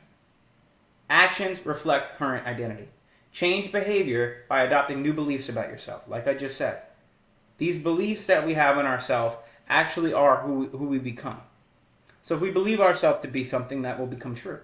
So we need to believe ourselves to be better. So whatever that is, whatever your goal is, whatever person you want to become, whatever man you envision yourself as, start telling yourself you are that person. Start telling yourself, for example, that guy doesn't drink, I don't drink. If that guy works hard, I work hard. And then back it up with raw action. Establish who you want to be. Make a very clear picture of the man you want to be. How do you talk? How do you walk? What are the things you do every single day? How do people view you? How do you dress? What are the actionable things that man does every day? How much money does that guy make? And then start building the habits and actions to reinforce that. To reinforce that you will become that person. Reinforce it with small victories. Doing the small things that man would do every single day until you eventually become that person. Setting your process in stone. Each action is a vote for the type of person you aspire to be. Habit building, simplified into 4 steps, is cue, craving, response, reward. This forms a habit loop, crucial for automatic habit formation. Use these steps in a practical framework to create good habits or break bad ones. The 4 laws of behavioral change provide a simple set of rules for habit information. So setting your process in stone. Each action is a vote for the type of person you aspire to be. Every time you go to the gym when you don't want to go, every time you do the work you didn't want to do, every time you eat healthy when you didn't want to, that is casting 1 vote for the person you want to be. You are supporting yourself. You are showing up for yourself. You are getting 1 step closer to that person you want to become. You're casting 1 vote every single action you take that will get you closer to the goal. Habit building is simplified into 4 steps. Cue, craving, response, reward. Cue, you have a sense that you have something that triggers you to do something. Then the craving is how you naturally respond, how you naturally want to do that thing. Then the response is what you actually do in that moment. Do you move forward on the cue and the craving, or do you ignore it? And then if you did something good, you then get the reward. So let's say this one's a little fucked up, but I'm just gonna say it because I know a lot of you motherfuckers go through this. The cue of, let's talk about you guys who jerking off, right? The cue is you're scrolling Instagram and you're seeing ass, ass, ass. That is the cue. Then you start to crave a nut, and then your response is you load up the hub, and your reward is you bust a nut. But how do you feel after? Like shit. It's the same thing with eating donuts. It's the same thing with eating garbage foods and doing things that make us feel shitty once the job is done.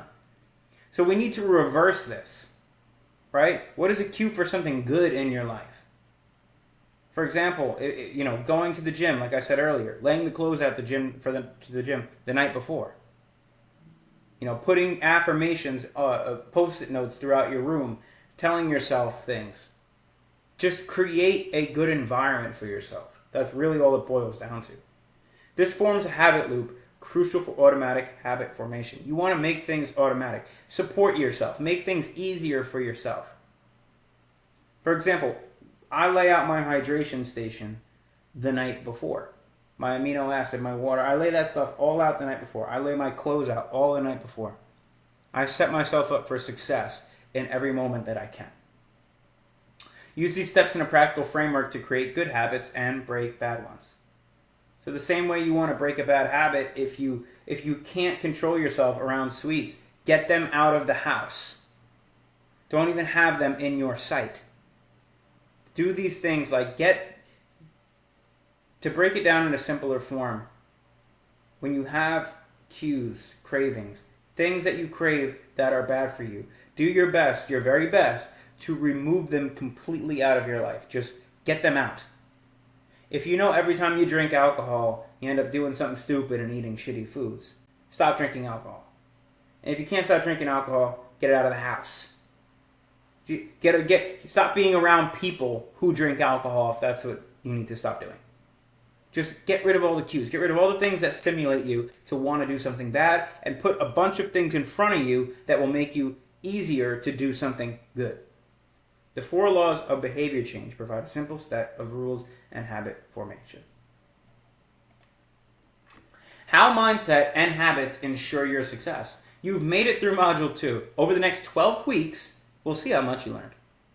You're about to receive insane amounts of knowledge from years and years of experience in the health and fitness industry. How well you study these first 2 modules will dictate how quickly you can achieve your dream physique and become the man that you've always wanted to become. Let me explain the system. Your mindset will be your cornerstone to your success. It will also dictate how consistent you're able to stay with your habits and how far you're able to push yourself. Anytime your motivation is lacking and you don't want to stick to your habits that you have formed, your mindset is what will allow you to prevail and stay on track. Even when you go slightly off track, your mindset is what brings you back on the path with your habits. Okay, so your mindset is going to be the cornerstone. If you don't have the strong mindset, it'll go over everything we just discussed, you're not going to succeed with the nutrition and the fitness stuff. Alright boys, so I'm going to teach you boys how to set up your Google Calendar so that you never miss. So you have your 5-4-5 method, but you want to actually schedule things out in your Google Calendar. I've been doing this for literally years, and I schedule every single solitary thing in my life. So this is the way that you stay accountable. Your Google Calendar will tell you when and where to do things. It'll remind you of things. It'll keep you structured, and it'll ensure that you always have the time to get done with whatever it is that you need to get done. So I'm going to give you a really general sense of how we're going to break this out. Now, when we get on our onboarding call together and our one-on-one calls, we will figure this out together. We'll work through it together, and I will help you build yours out. But regardless, I want you to get a baseline understanding of how this works before we do that. So I just want you to see. So we'll start with the essentials, right? Let's just take an average person, and let's say that they work a 9-to-5 job, right? So we're going to write work. And I went back in time because I don't want to mess up my actual calendar now.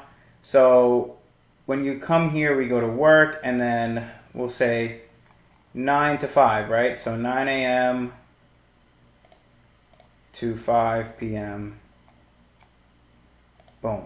9 a.m. to 5 p.m. repeats. Let me move me. It repeats every Monday, Tuesday, Wednesday, Thursday, Friday. Done. Okay. Done. Okay, there's work. Now what else is essential, right? We need to sleep. So let's say sleep is going to be we'll go to bed at 9 p.m. to 12 a.m. and you're going to repeat this. Repeat this daily. We'll make this purple. Save. Now we're sleeping from, we'll add more sleep. So you have to add sleep twice. So you come in here and then 12 a.m. to, we'll say we'll sleep till 5 in the morning. Make that purple as well. Oh, hang on. Make it daily. Daily. Okay, now we got sleep, we got work. Now let's add in our morning routine. So we're going to write morning routine. And let's say your morning routine is to hydrate, breath work, read, pray, stretch. Let's say that's your morning routine, and let's say that takes you, I don't know, 30 minutes. So we're going to say from 5 a.m. to 5:30. Repeats daily. Make this red. Okay, there's your morning routine, so that's done. And then let's say the gym is 30 minutes away and you want to go to the gym for 1 hour a day. So now we're going to do gym. And we're going to come to morning. So when you're putting in your hours for when it includes traveling anywhere, account for the hours to drive. So let's say the gym is 30 minutes away, right? So you're leaving at 5:30. The gym's 30 minutes away, so you get there at 6. You work out for an hour, that's 7, and then another half hour to drive home. So let's say 5:30 to 7:30, because you're accounting for not just the gym, but the commute as well when you're doing this. So gym repeats, let's say you're going to do Monday, Tuesday, Wednesday, Thursday, Friday. Let's do, 5 days a week for the gym. Done. Let's make this save. Okay. Now you're going to come in here and let's do breakfast. So let's plan out breakfast now. So breakfast, let's say you're home at the gym, you want to shower. So let's say 8 in the morning. Give yourself a half hour to shower up and stuff like that. So plus cooking. We'll do 8 to 8:30. Repeats daily. Let's make this a different color. Let's make this green. Okay, there's your breakfast. Now, let's plan lunch. Let's say it's like 12 p.m. You get a 1 hour lunch break at work. Cool. So we'll say give yourself an hour a day for lunch. Daily. Now you got your lunch. Okay, and then let's say it takes you a half hour to get home from work, and then you're gonna eat dinner. So let's do dinner. Dinner is gonna be from, takes you a half hour to get home from work. Let's just say 6 p.m. 6 p.m. Give you an hour for dinner, daily. Save that. Okay, so now we pretty much got the essentials covered, right? We've got work, we've got the gym, we've got the morning routine, we've got sleep, and we've got everything that we need. Now, depending on what your life entails, let's say you have a wife and kids, spend time with kids. Spend time with kids. Let's say you're going to do that from 5:30 to, they probably go to bed early. So we'll say 7:30, repeats daily. And we'll do this just from the weekdays because you're going to have the weekends to spend with them. So every weekday, either 7:30, Your color. Because, don't forget, spending time with your kids doesn't mean that it has to be just doing activities. Eating dinner with them and spending quality time with them also counts as time. So you have a half hour before dinner, and then while you're at dinner, and then, play with them, whatever, until they go to sleep. You have time. So if that's your important, or this doesn't have to be spend time with your kids. Let's say you have a girlfriend. Spend time with your girlfriend right here. Spend time with your girlfriend. That could be. Or, spend time with your family. Whatever it is, you program it in there. And then you could do things like add in some cardio. You can add in some household tasks. You can add in if you want to meal prep once a week. We could do that on Sunday from 5 to 6, whatever. Repeats weekly on Sunday. Okay, now you got your meal prep on Sunday, and let's say you want to go grocery shopping. Let's say you want to do that on Saturdays from, let's say you go 12 for an hour, weekly on Saturday. Just change the colors up. There you go, grocery shopping. Oh, because I put lunch there. We'll say 11 to 12. There you go. So now you got your grocery shopping in there, you got your meal prep in there, and then you fill the rest with whatever it is you need to do, whether you want to do more reading, whether you want to spend time with family and friends, whether you want to work on a side hustle, whether you want to, whatever the hell you want, you add it in here. So you have plenty of time to really get your stuff done if you plan it out, but you really got to map everything out and make sure you have it planned. Now, what I do to take it to another extreme, which you don't have to do this, but I do this, is every time it's time to switch to a new activity, I have an alarm set on my phone.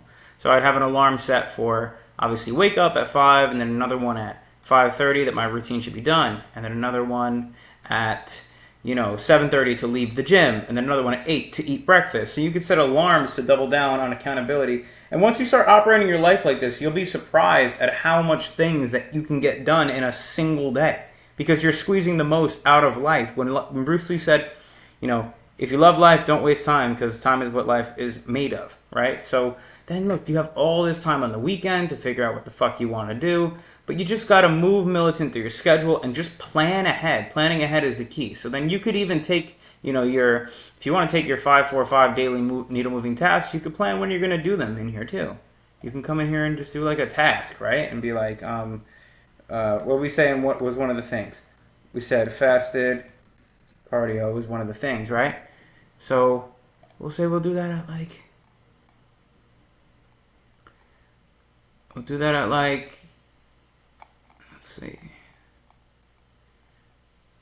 let's say 7 a.m.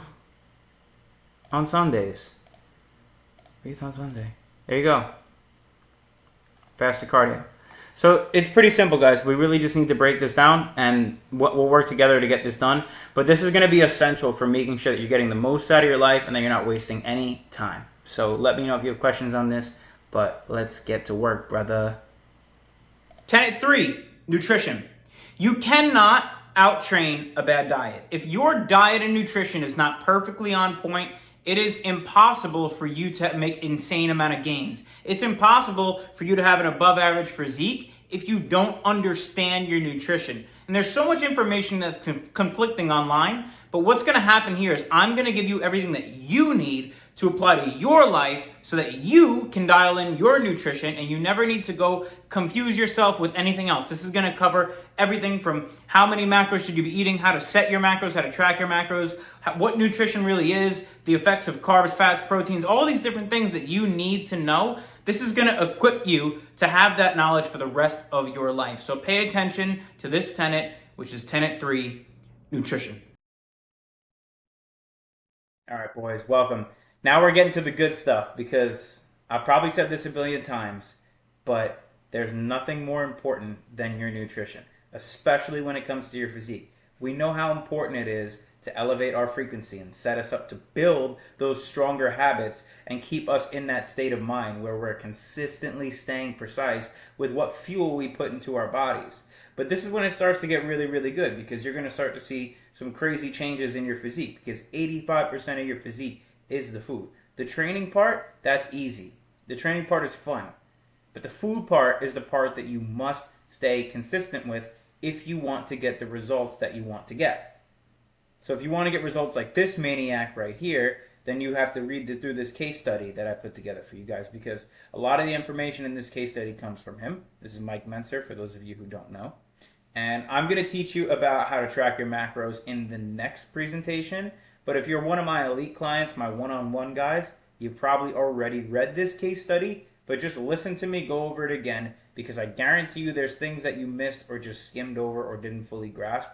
There's a lot packed in here, so I'm just going to break down every level of what I've put in here, and it'll really give you a better idea and a better understanding of why you're doing the things that you're doing, why you're putting certain macros and micros into your body.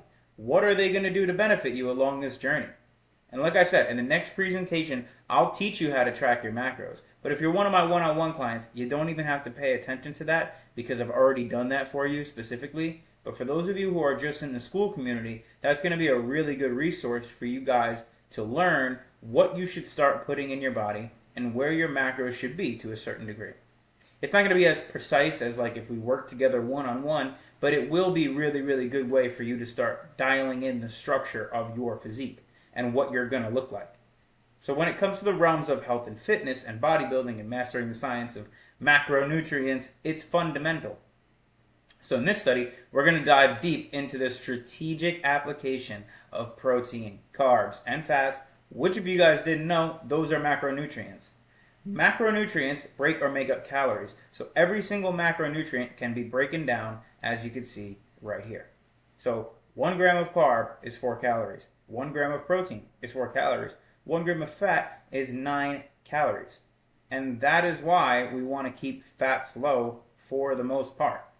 So basically when you see these, you want to understand how to put together your macro distributions based off your goal. And that's the key part of it. And so obviously you want to have less fats because you see that they're almost double what carbs are and protein are. But again, the biggest thing is the distribution, the percentage of which the macros you need to have for your specific goal, which we'll get into in a little bit. So there's a lot of things on here that I'm just going to kind of read straight off the page. So if you see me reading, just know it's because this document is very, very good. I spent a long time putting this together for you guys. And here's a little guide that I want you guys to understand before we get into things, because I'm going to talk about this a lot. So glycogen is a mix of blood, water, and sugar that fills up the muscles and is responsible for the pump. And basically, when you hear people say like, oh, my pump was crazy, it's because their muscle had a ton of glycogen in it. And we'll talk more about that in a second. But then also macros. Macros are calorie-dense nutrients that are made up of amino and essential acids. So they're made up of amino and essential acids. That would be the carbs, the fats, and the protein. And obviously, like, if you have a good understanding of macros, you already knew this. But I want to make it simple enough so those of you who don't understand anything about macros can understand. And the ones of you who already do, it just makes it way easier. So let's see if I could zoom into this thing here, because I want to dive into this. Okay, so I want to talk about the daily value of micronutrients when it comes to ground beef. And there's a big thing people don't understand. It's a misconception. You know chicken has more protein than beef. That is true. But there are two main meat sources that people derive from, chicken and beef. And you can do an all-chicken diet. That's fine. You're going to get ripped. But you have to be getting your micronutrients from a different source. You have to be taking supplements and vitamins, because chicken doesn't have any of that. Beef does.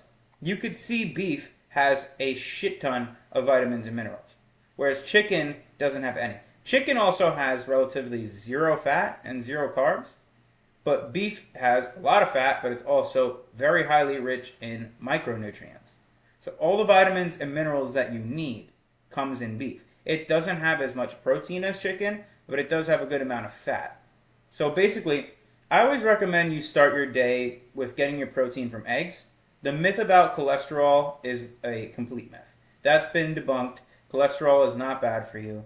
You can look this up if you want and look more into it. but it doesn't cause heart disease. We could dive into that at a later time.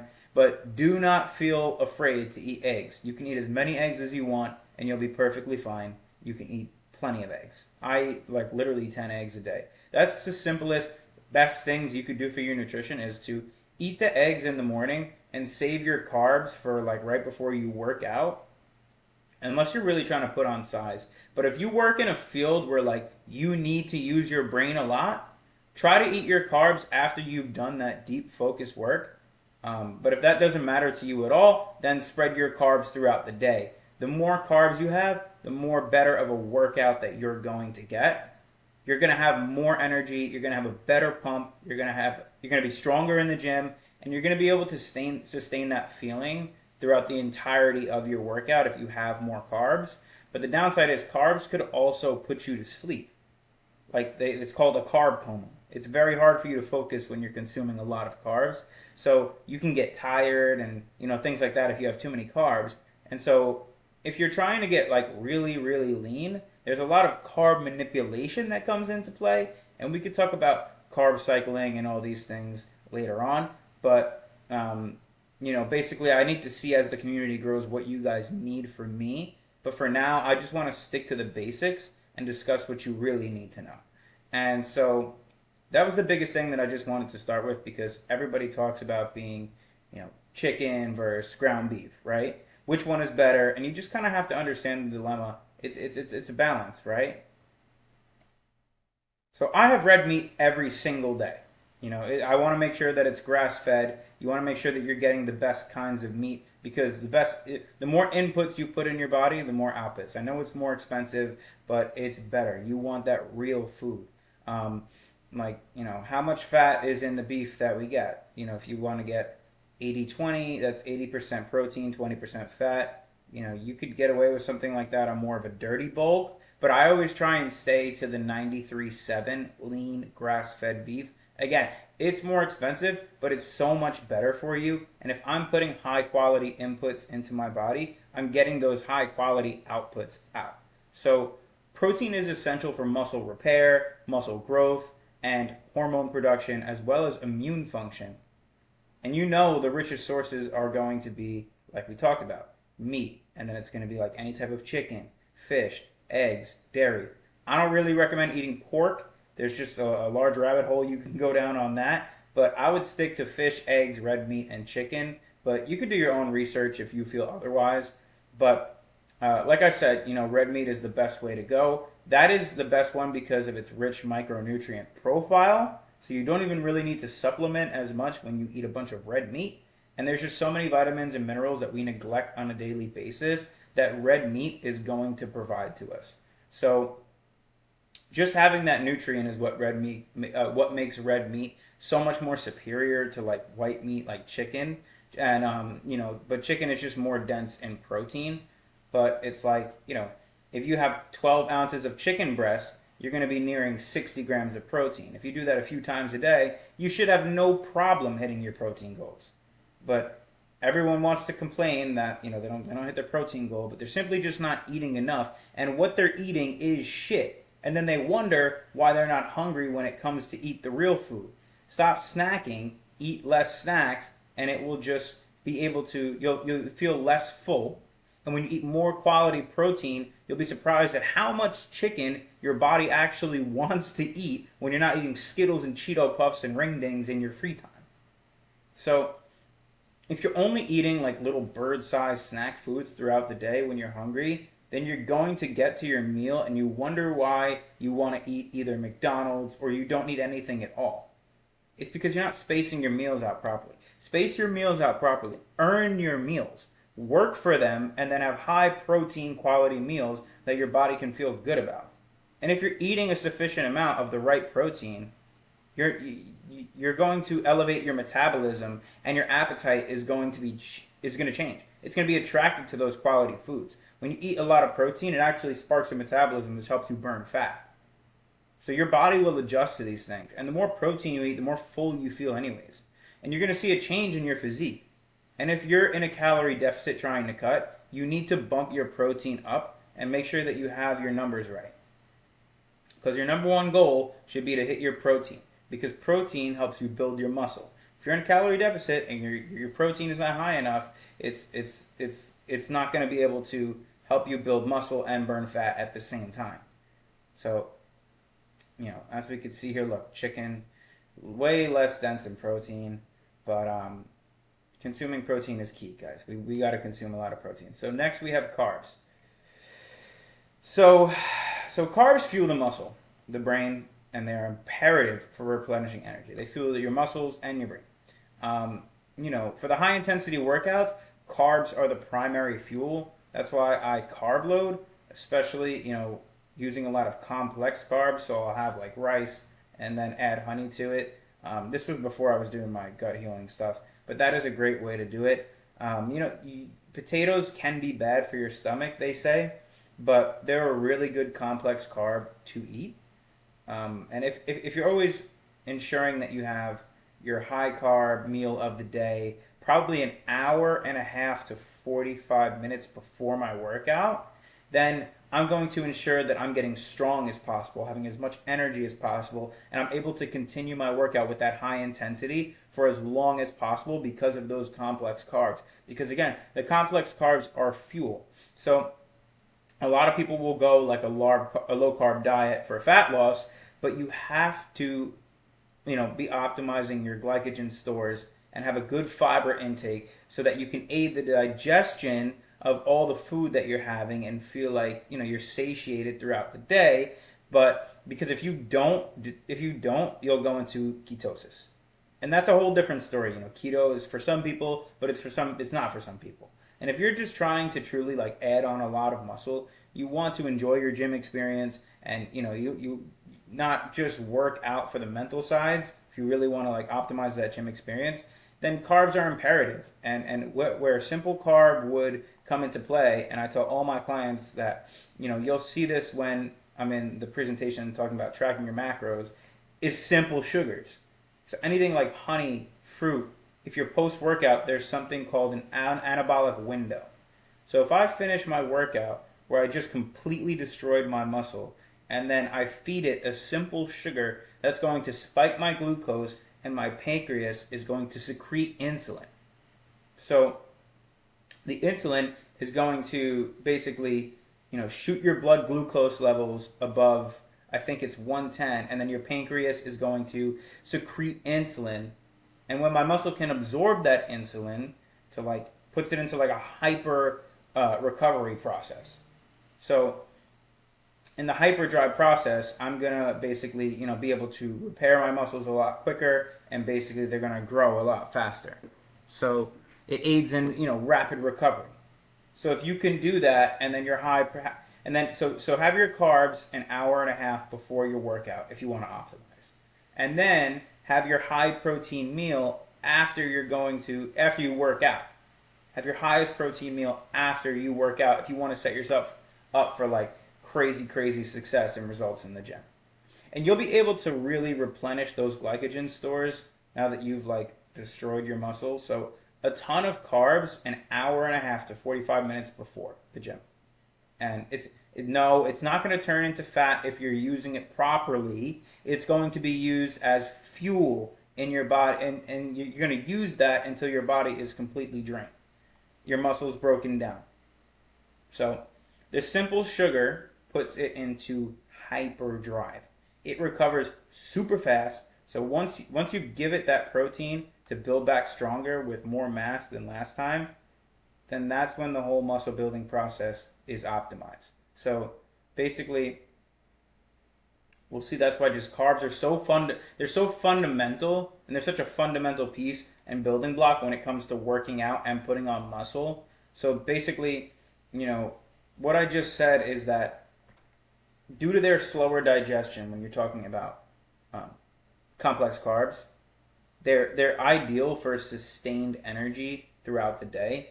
So you could find them in foods like, quinoa, oats, brown rice, which I don't really recommend any of these things, to be honest with you. I like white rice better. Oats are just but you could do your own research on other, complex carbs that make sense for you.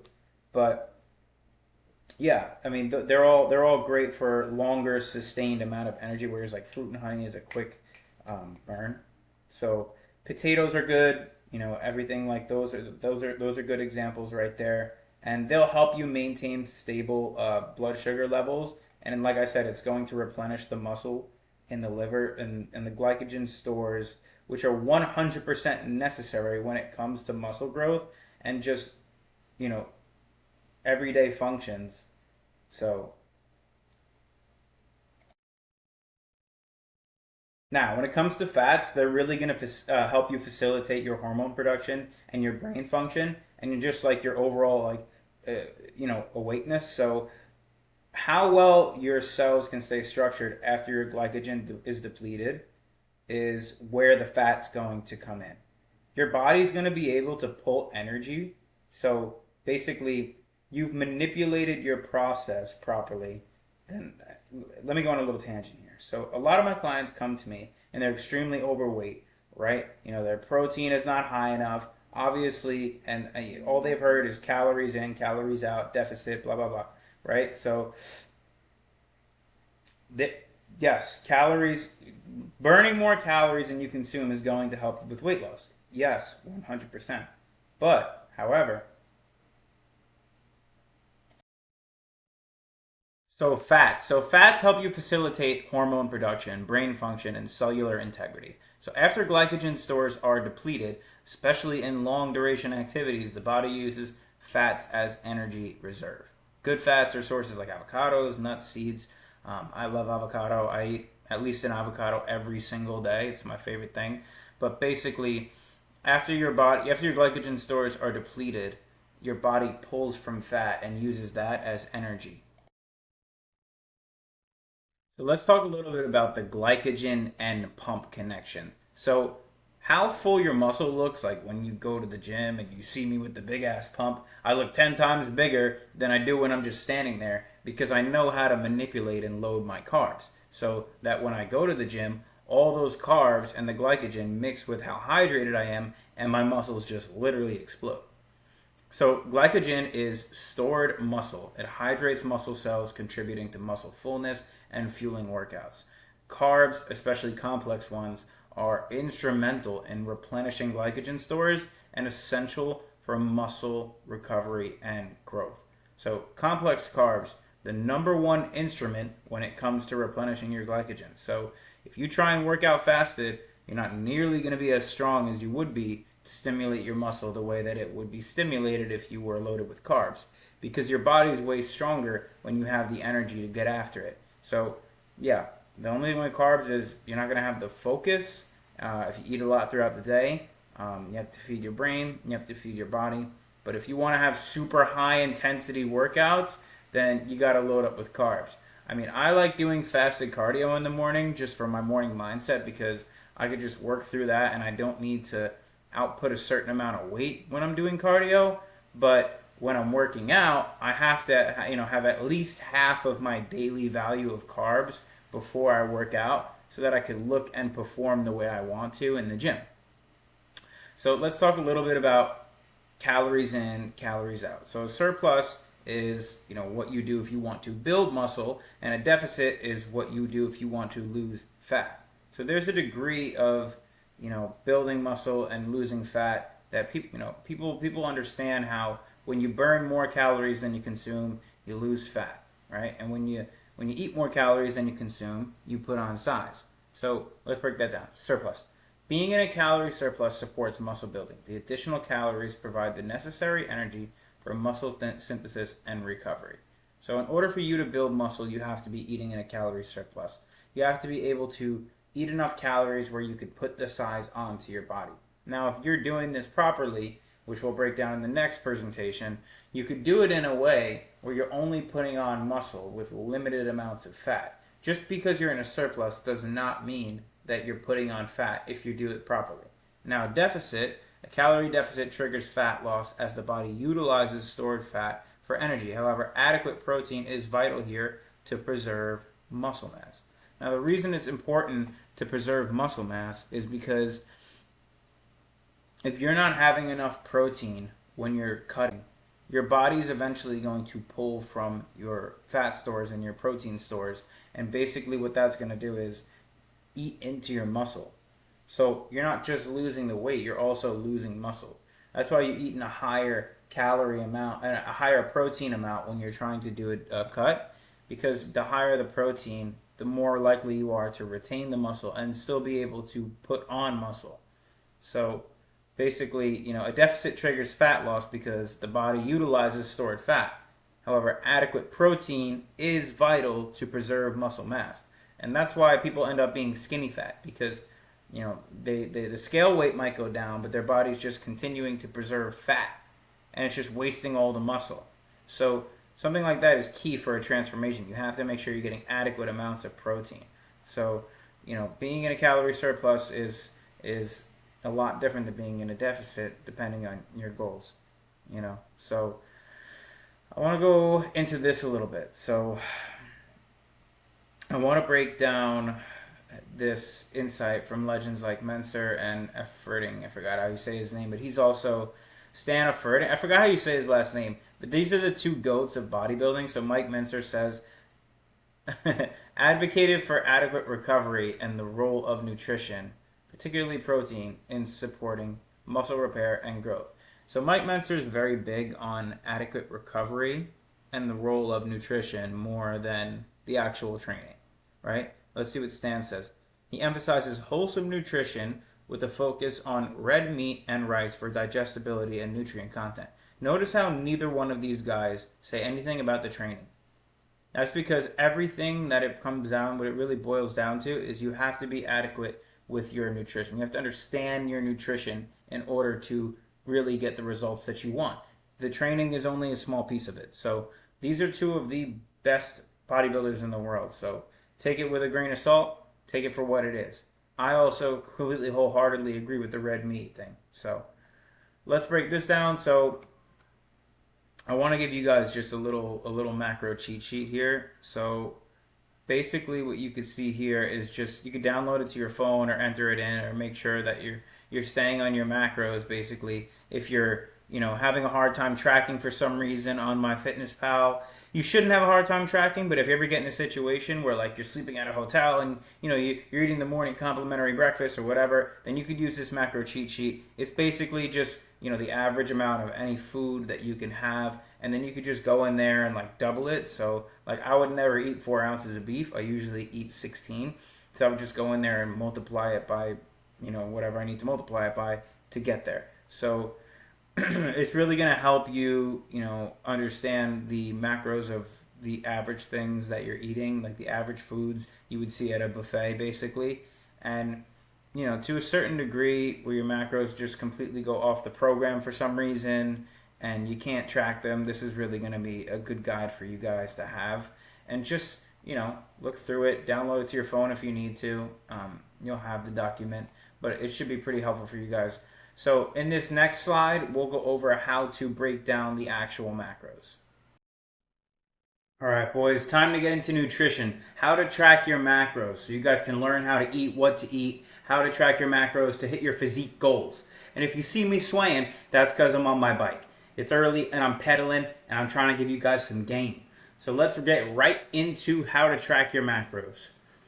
So first you got to find your daily macros. It's important to track your food intake for 1 to 3 days prior before you change anything. And the reason is you want to see where your current habits are. You want to see the way that you're eating currently. So this way, once you set your macros, you understand where the adjustments need to take place. But first things first, you have to be conscious of what you're currently eating. Make sure you understand what you're currently putting in your body so that you know how to make the adjustments. That is so you can compare your existing calorie and macronutrient intake to your calculated one. If you are only a few hundred calories away from your recommended intake, then feel free to transition onto this when you are ready to start. If you find that you are already under eating, well below 500 calories, the calorie recommendations from this calculation, then I typically recommend increasing overall calories by 200 calorie increments and assessing every 7 to 14 days to see if you need further changes. For lean muscle gain, the ideal body weight increase is 1-2 pounds per month. So when people say a lean bulk, Okay, all that is you're going to slowly increase your calories, very small increments. And the reason is because if you do a bunch of calories for this bulk, you're going to put on excess fat. So the best way to do a lean bulk is to just do it slowly with very small amounts of calories. And that's why a lot of people think it's impossible. It's not. It's just difficult because you have to stay consistent on it. And if you can stay consistent on it, you will get extraordinary results. So, for example, if you're already eating well below the 500 calorie recommendations from this calculation, then I'd recommend increasing overall calories by 200. So just take it slow. Just take it very slow. But yeah, you're gonna wanna see where you're at, assess where you are right now for like 1 to 3 days. Once you are consistent with your ideal starting daily caloric intake and macronutrient breakdown, you'll likely need to adjust it for ongoing progress. It typically takes between 2 to 4 weeks to determine whether a nutrition or training routine is working. Consistency is key during this time. In order to figure out if what you're doing is working, you got to give it at least 2 to 4 weeks, minimum. Unless you're not going to be able to tell if it's really working or not. So give it 2 to 4 weeks minimum. And if you're not consistent, then the results are going to be bullshit. So you have to stay consistent for 2 to 4 weeks so you can truly assess where you're at. That's the most critical part. So when I talk about adjusting your macronutrient targets, I'm talking about your daily totals. It's these that will deliver you the results. Of course, you can dive into the exact breakdown of these for each meal too. You might find you do better with more carbs in the morning or maybe less fat in certain meals. It really depends on the person, but it's all about listening to your body and developing nutrition setup that suits you. The thing is, in order to sustain this plan, you have to enjoy it. So if you're someone who enjoys more fats than carbs, you might have to just work with that. That's the way it's going to be. The most important part is the calories and the protein. So assess the way that you like to do things and really just figure out what's going to work for you in the long term. And if changes need to be made, the first point of call is to adjust your daily calories. I'm a fan of just adjusting these by small amounts at a time, reaping the most from the least. So you don't need to make massive adjustments. If you're not getting the results you want, make small tweaks and then do another 7 to 14 days, see how that goes. So I typically recommend increasing overall calories by no more than 200 to 300 calories at a time and assessing these every 7 to 14 days. Now if you're cutting, same thing. You could subtract 200, 300 calories at a time. So whenever you want to make an adjustment, again, listen to your body, see how your things are working out. After you've been consistent for, at least 2 to 4 weeks, then you can adjust and do it in small increments. Don't go crazy and, start a crash diet or decide you're going to bulk, 10,000 calories a day. Instead, make small incremental changes every 7 to 14 days and listen to your body. Watch how your body reacts. All right? You have to be in tune with the way your body works. Your protein intake will likely stay the same throughout these adjustments, as it should be calculated based off your ideal weight. To increase calories, you should make up the difference by carbs and unsaturated fats. So protein is key. Protein is going to be pretty much the same throughout, no matter what you do. However, again, you could just, if you like carbs, go higher in carbs. If you like fats, go higher in fats. Play it out. See what works best for you specifically. So calculate your calorie and macronutrient intake. A key factor to ensuring you build lean muscle on this program is creating a daily calorie surplus.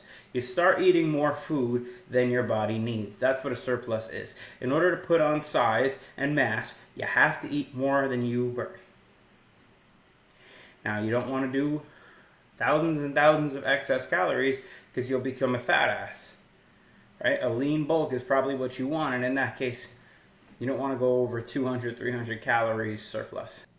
Ideally, this surplus should be small to ensure your health and body fat remains intact over the course of this program. The goal is not to increase size through body fat, but to simply supply the body with enough energy that enables optimal recovery and growth for your weight training sessions. So again, we're not looking to put on fat here. If you want to put on size, odds are it's muscle you want to put on. No one wants to put on fat. So that being said, the surplus that you add on if you're trying to do a lean bulk should be small, very small. The same way if you're trying to cut, it should be small because then you can sustain it. We're not looking for these big giant changes. You start small and listen to your body. By taking time now to use the information and the calculator below, which I'll put below, to determine your ideal starting point, you're creating an effective yet sustainable process over the coming months to your goals. The key is to sustain, right guys? Because if we fall off, we lose all progress and then we wasted our time. So the key is sustainability. Do not skip the next step. It is critical. It is the critical component to personalizing this program for your exact needs and goals. Please read the information on the below website and use the built-in calculator to determine your ideal starting point. So you're going to come to tdeecalculator.net and this is how you're going to find your maintenance calories.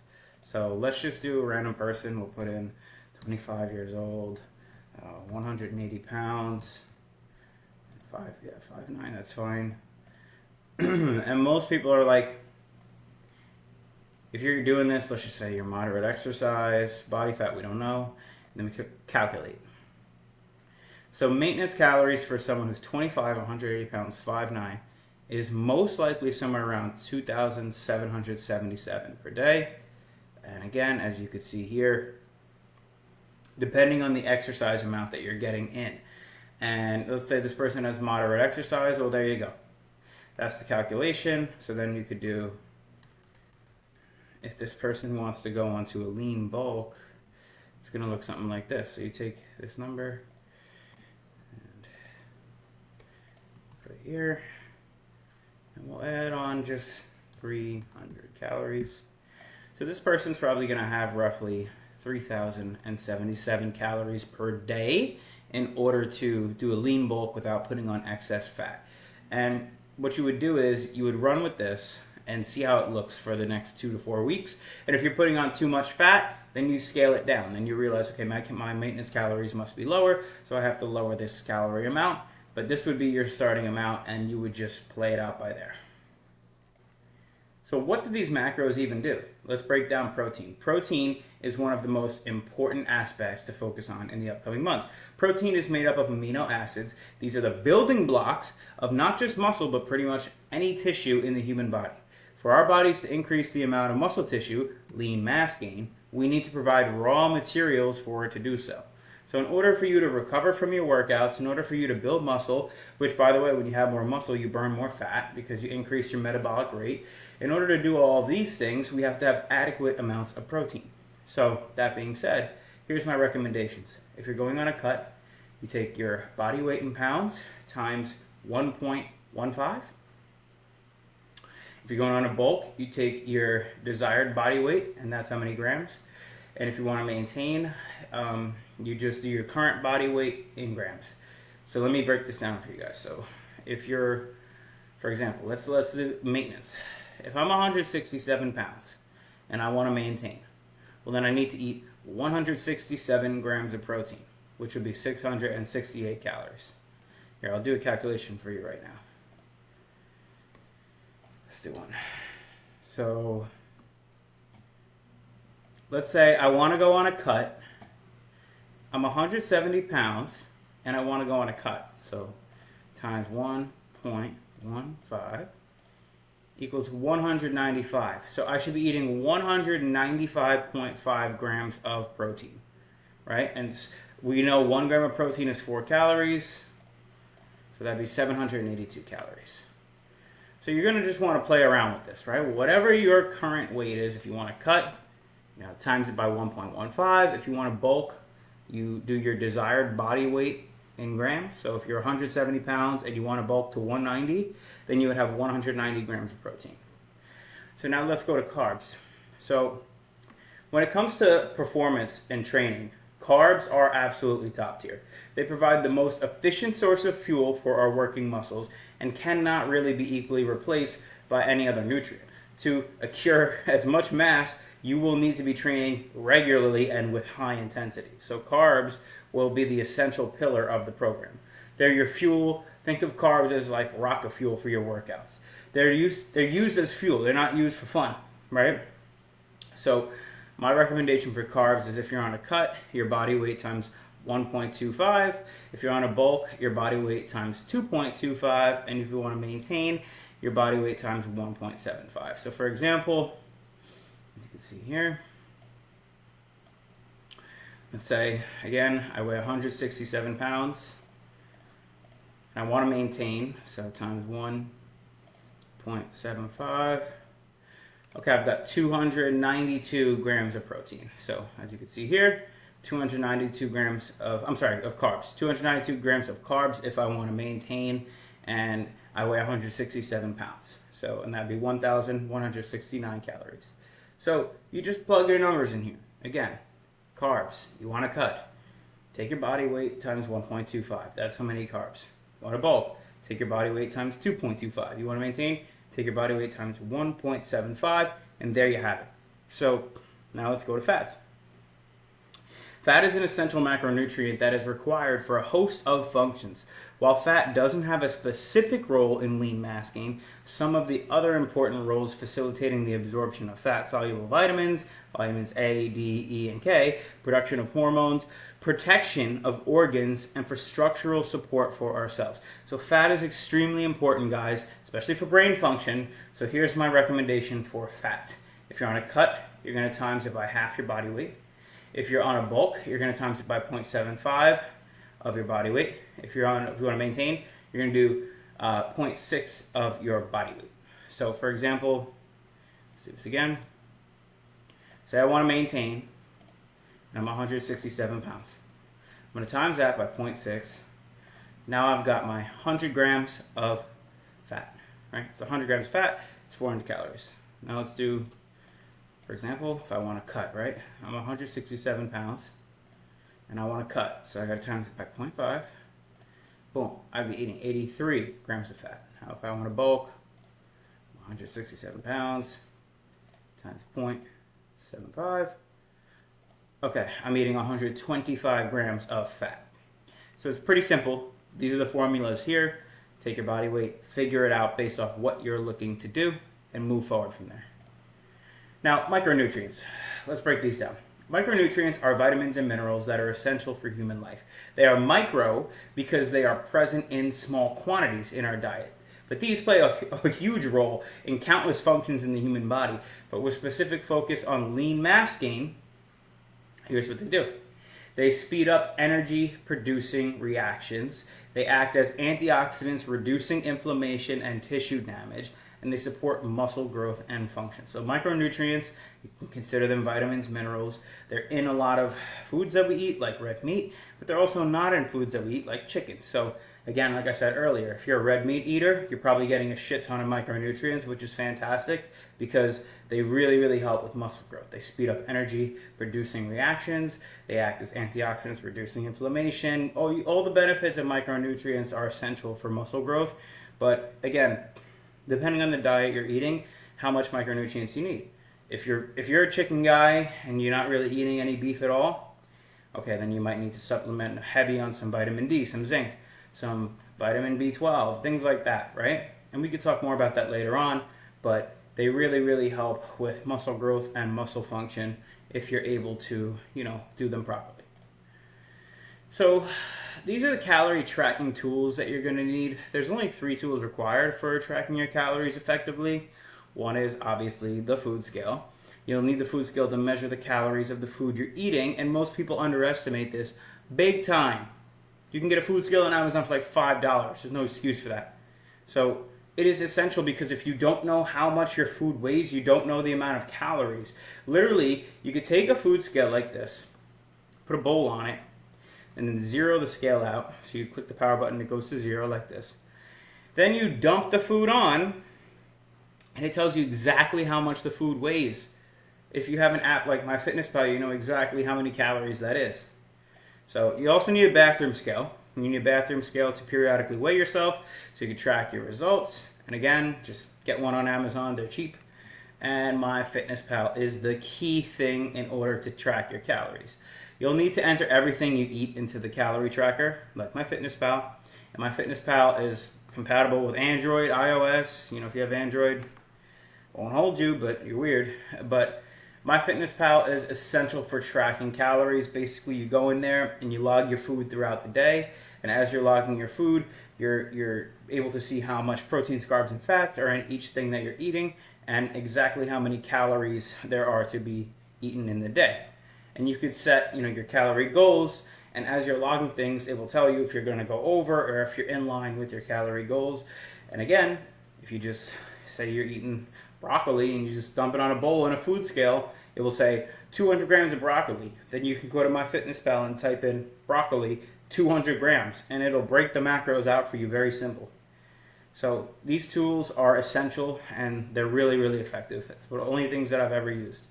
And bathroom scale, I recommend weighing yourself once a week, only once a week, because your weight will fluctuate as you're on a weight loss, weight gain journey. So weigh yourself only once a week and do it on the same day every week. Do it first thing in the morning after you take a piss, take a shit, clear your systems, don't drink any water, and do it first thing in the morning. Because when you drink water, sometimes you're holding a little bit of water weight and it might mess with your head when you get on that scale. So only weigh yourself once a week, same day every week. Now, proper food recommendations guide. So 1 gram of protein, again, is 4 calories. 1 gram of carb is 4 calories. 1 gram of fat is 9. So here's my recommendations. Eat your pre-workout meal, which is the highest carb meal of the day, no sooner than 1 hour and 30 minutes before training. We spoke about this in a previous slide, but this is how you're going to get the best pump of your life. You're going to have the most energy to burn off in the gym, especially if it's high carb, and you're going to look the best, feel the best, and optimize your lift. And you should have consumed at least half of the day's carbs by the time that you're training. So I recommend get all those carbs in, at least half your daily carb amount before you train, because you want to have as much carbs in your system as possible when you are training so that you're getting the optimal lift.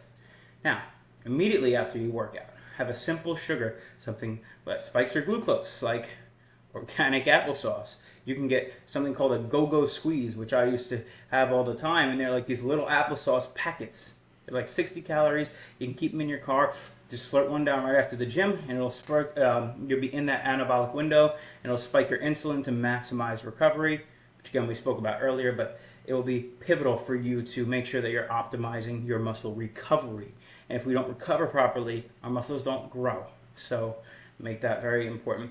I like, again, organic applesauce, raw unfiltered honey. I just do a little teaspoon right after the workout, done. Or you could do some organic fruit. And I say organic because the fruit that's on the shelves is sprayed with pesticides. So if you get anything that's out, I would say make sure you're washing it thoroughly. Otherwise, get frozen fruit, organic frozen fruit, because they don't have to spray that shit down to preserve, so it's cleaner. So that's what I do, and it's worked great for me. And then have your highest protein meal within an hour after working out. Now, this is controversy, right? There's a lot of controversy on this. You don't have to have it an hour after you're working out, but if you want to be optimal, if you want to get the best possible results, then have your highest protein meal within an hour after working out. Because your muscles are broken down, right? And if you get the protein in, the sooner the better, because then you're getting that protein to repair the muscle as soon as possible, right? Because again, when you're working out, you're tearing your muscle fibers. So in order to recover those muscle fibers, which is where the muscle growth happens, we need protein. So I would recommend getting it an hour after working out. I know it's not doable for every single person because of their schedule, but if it is, make sure you're doing it because that's the optimal option. And refer to your macro cheat sheets for easy tracking. Don't hesitate to let me know if you need something changed or tweaked on the macro cheat sheet, but it should be pretty self-explanatory, and that will help you when you're out and you need to quickly, log something. So here's some guide here for you guys where I break down some. So here's some food recommendations. So for seasonings that work on everything, you could do garlic powder, smoked paprika, Himalayan pink sea salt, black pepper, or extra virgin olive oil. Now, if you do the extra virgin olive oil, it's higher in calories and fat, so use small amounts. And make sure it's extra virgin olive oil, and check on the back. See where it's sourced from. Meaning, if it's from US, Argentina, and like 8 different countries, don't buy it. You want single origin extra virgin olive oil to make sure it's not stepped on. It's clean. So these work with everything. You can put them on anything, but these are very good for low calorie seasonings. And then, of course, you want to have a lot of ground beef, red meat, and steak. It's the most nutrient dense meat available. It's loaded with vitamins and minerals. The protein count is high, but not nearly as high as chicken. But, red meat contains a lot of fat. I recommend when you eat ground beef for it to be no less than 93.7 lean. And get grass-fed. Just get the good shit. Good inputs, good outputs, right? Now, what I meant here is that, again, we talked about it earlier, but red meat is by far the most nutrient-dense meat available. It's got all those micronutrients, so load up on that if you can. I recommend at least having it once a day. And again, chicken is higher in protein, but it lacks all the micronutrients, so if you're eating a lot of chicken, make sure you're getting supplements in. And then when you eat the ground beef, go 93.7 lean. It's one of the leanest forms of ground beef. This way you're not getting as much fat. So let's break down chicken. Chicken is as simple as it gets. It's the absolute best food for getting tons of protein, and you could have all different types of delicious recipes for it. So the only downside is it's got to be prepared with a balanced diet, since there's no nutrients in chicken, unlike red meat, which is loaded with micronutrients. So chicken is a great tool if you just want to keep the calories low and get a shit ton of protein. But like I said before, there's no micronutrients in chicken. Just be aware of that. So make sure you're having a balanced meal if you're eating chicken. Now, jasmine rice, you want to do organic white jasmine rice. Is the simplest and best carb for putting on a lot of weight. While potatoes can be used in place of white jasmine, they can cause stomach problems, when consumed in excess.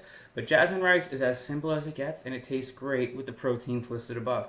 My go-to dish when I'm bulking is 16 ounces of ground beef with some kimchi, a little bit of raw cheese, and 4 pasture-raised eggs, and some jasmine rice. Boom. Easy. Oh, and some avocado too. That's a great meal right there. And especially, I only eat 2 meals a day, so the meals I eat are pretty big. So jasmine rice is great. You can combine it with anything, and it's as simple as it gets. And then your pre-workout meal. This meal should be the highest carb meal of the day. A big mistake is to eat too many carbs too soon, or not enough carbs before your workout. So there should be a few hundred carbs consumed before your workout, and your pre-workout meal should be consumed 1.5 hours before you start training.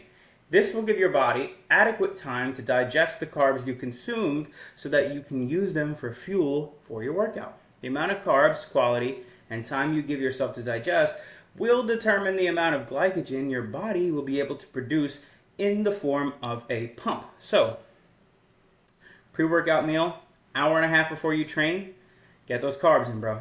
All right, I spoke about it earlier. I spoke about it a little before. Make sure you're getting the carbs in 1.5 hours before you work out. If you could time it perfectly, boom, do that if you want to optimize.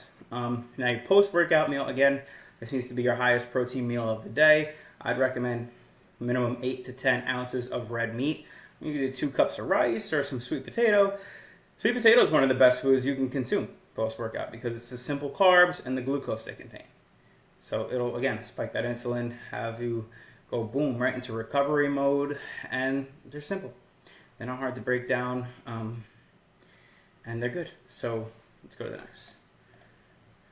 So nutrition and health principles to follow. Again, I just want to really emphasize this for you guys. Eat your pre-workout meal 1.5 hours before you train. This will give you adequate time to digest and allow your body to convert them to glycogen your muscle needs to perform at its peak ability. You should have consumed at least half your daily carbs by now. This will ensure that you achieve maximum energy, pump, and strength. Immediately after you work out, have a simple sugar, glucose, right?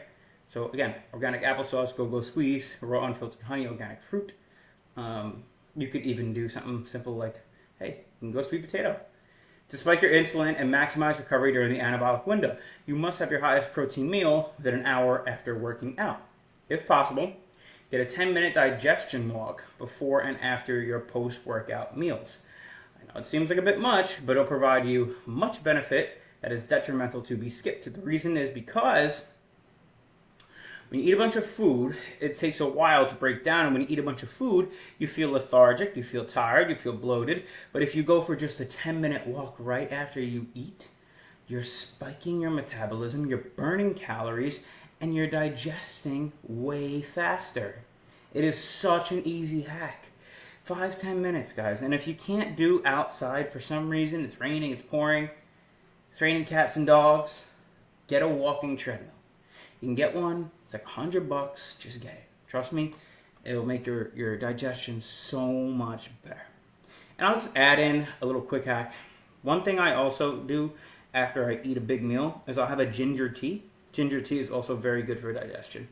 So I actually combine the two. I go for the 10-minute digestion walk and have the ginger tea, and it's been fire. Now, hydration, specifically in the morning, I want to emphasize. This is absolutely key to optimize our performance throughout the day, to feel energized. It is critical to hydrate immediately upon waking up. Most of us wake up dehydrated, which leaves us in a fog, feeling lethargic. Our bodies lose fluid throughout the night. So we have to hydrate in the morning because it reverses the overnight dehydration we all experience.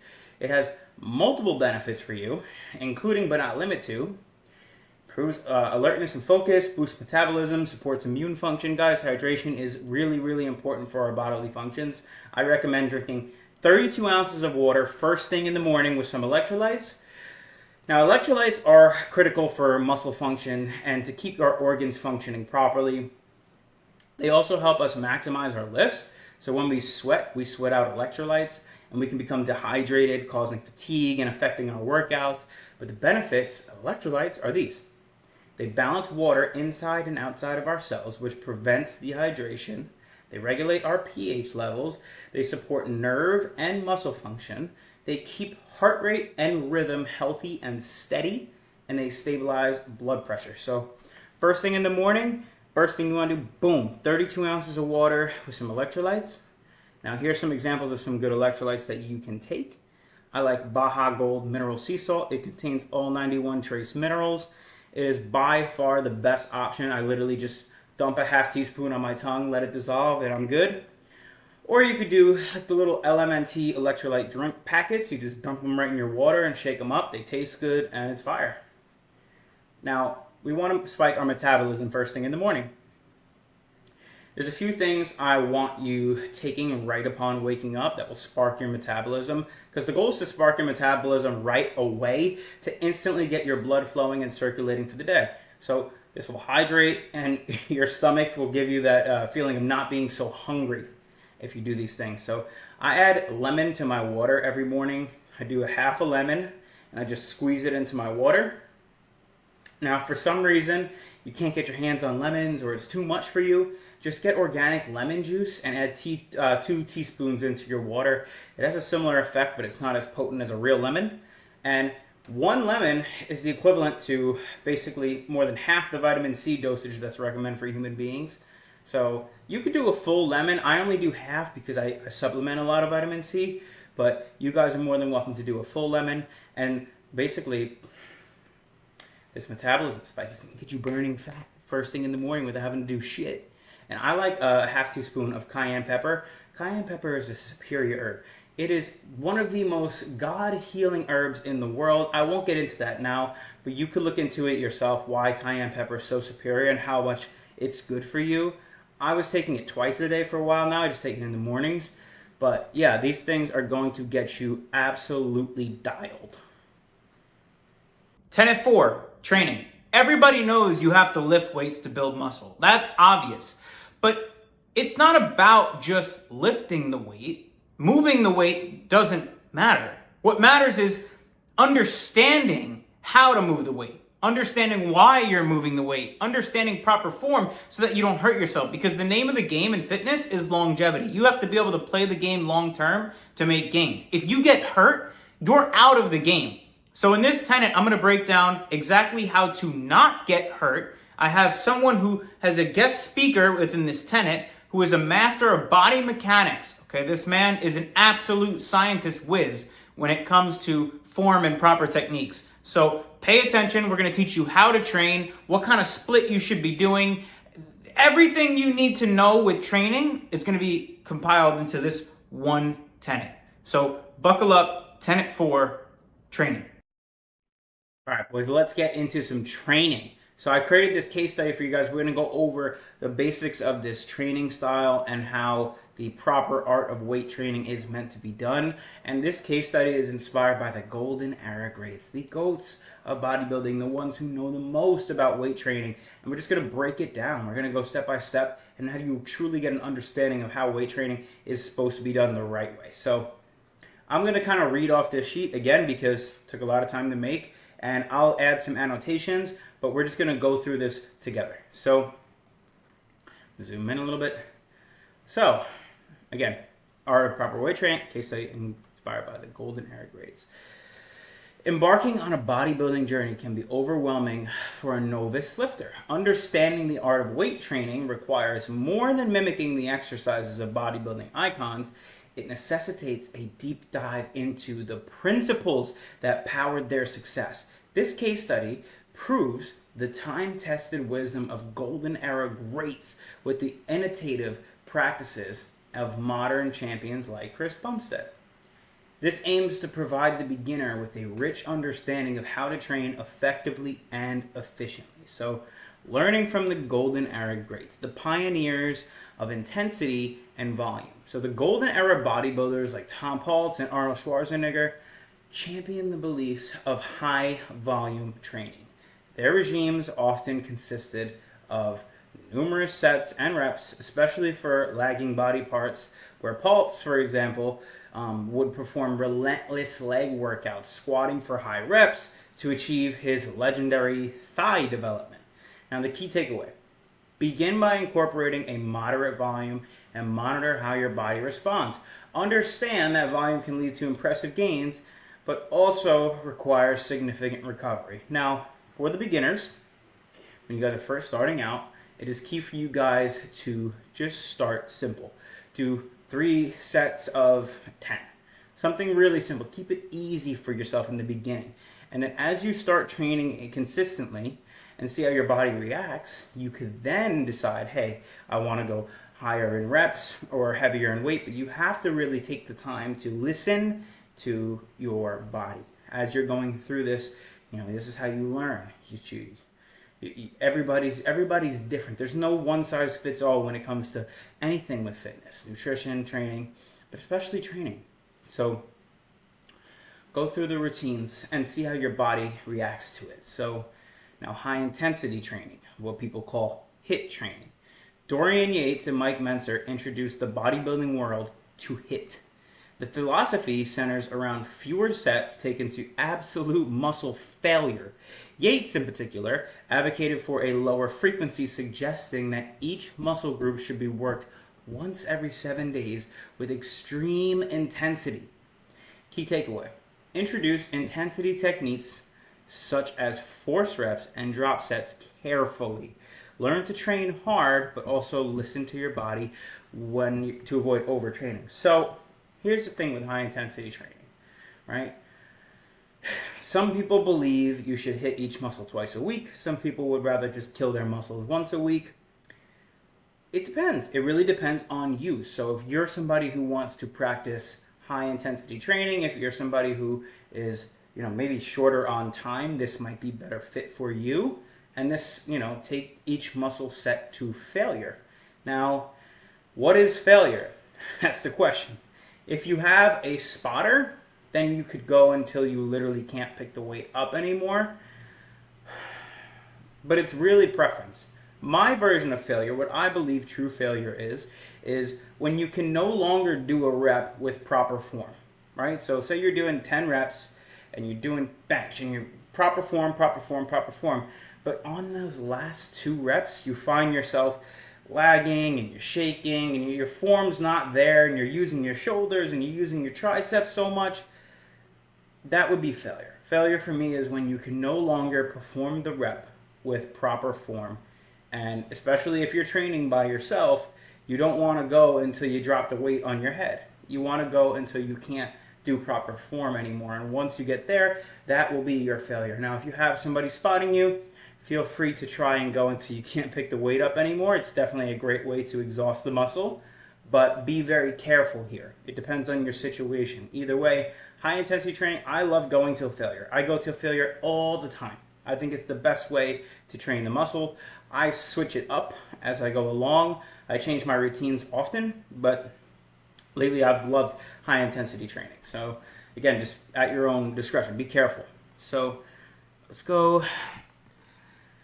Exercise selection and technique. So attention to form was paramount for golden era bodybuilders, with many like Lee Priest and Kevin Leverone focusing on both compound and isolation movements to sculpt their physiques.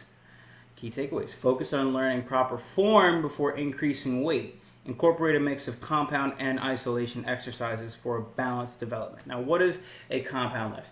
A compound lift is a lift that you're hitting more than one muscle group. So for example, bench press, right? When you're doing bench press, you're not just doing chest, you're also doing triceps and a little bit of shoulders. For example, let me think of another one. Squat. When you're doing a squat, you're not just doing your legs, you're doing multiple pieces of the legs, but you're also doing your abs and your core, right? Or let's think of another good compound lift. Well, okay, what about bent over row? When you're doing bent over row, yes, you're working your back, but you're also working your biceps a little bit and you're working your hamstrings. So doing compound lifts are great if you're a beginner because you want to hit as many muscles as you possibly can at once, where when you get a little bit more advanced, you could spend some time doing some isolation exercises like a cable fly, right? A cable fly is just only chest.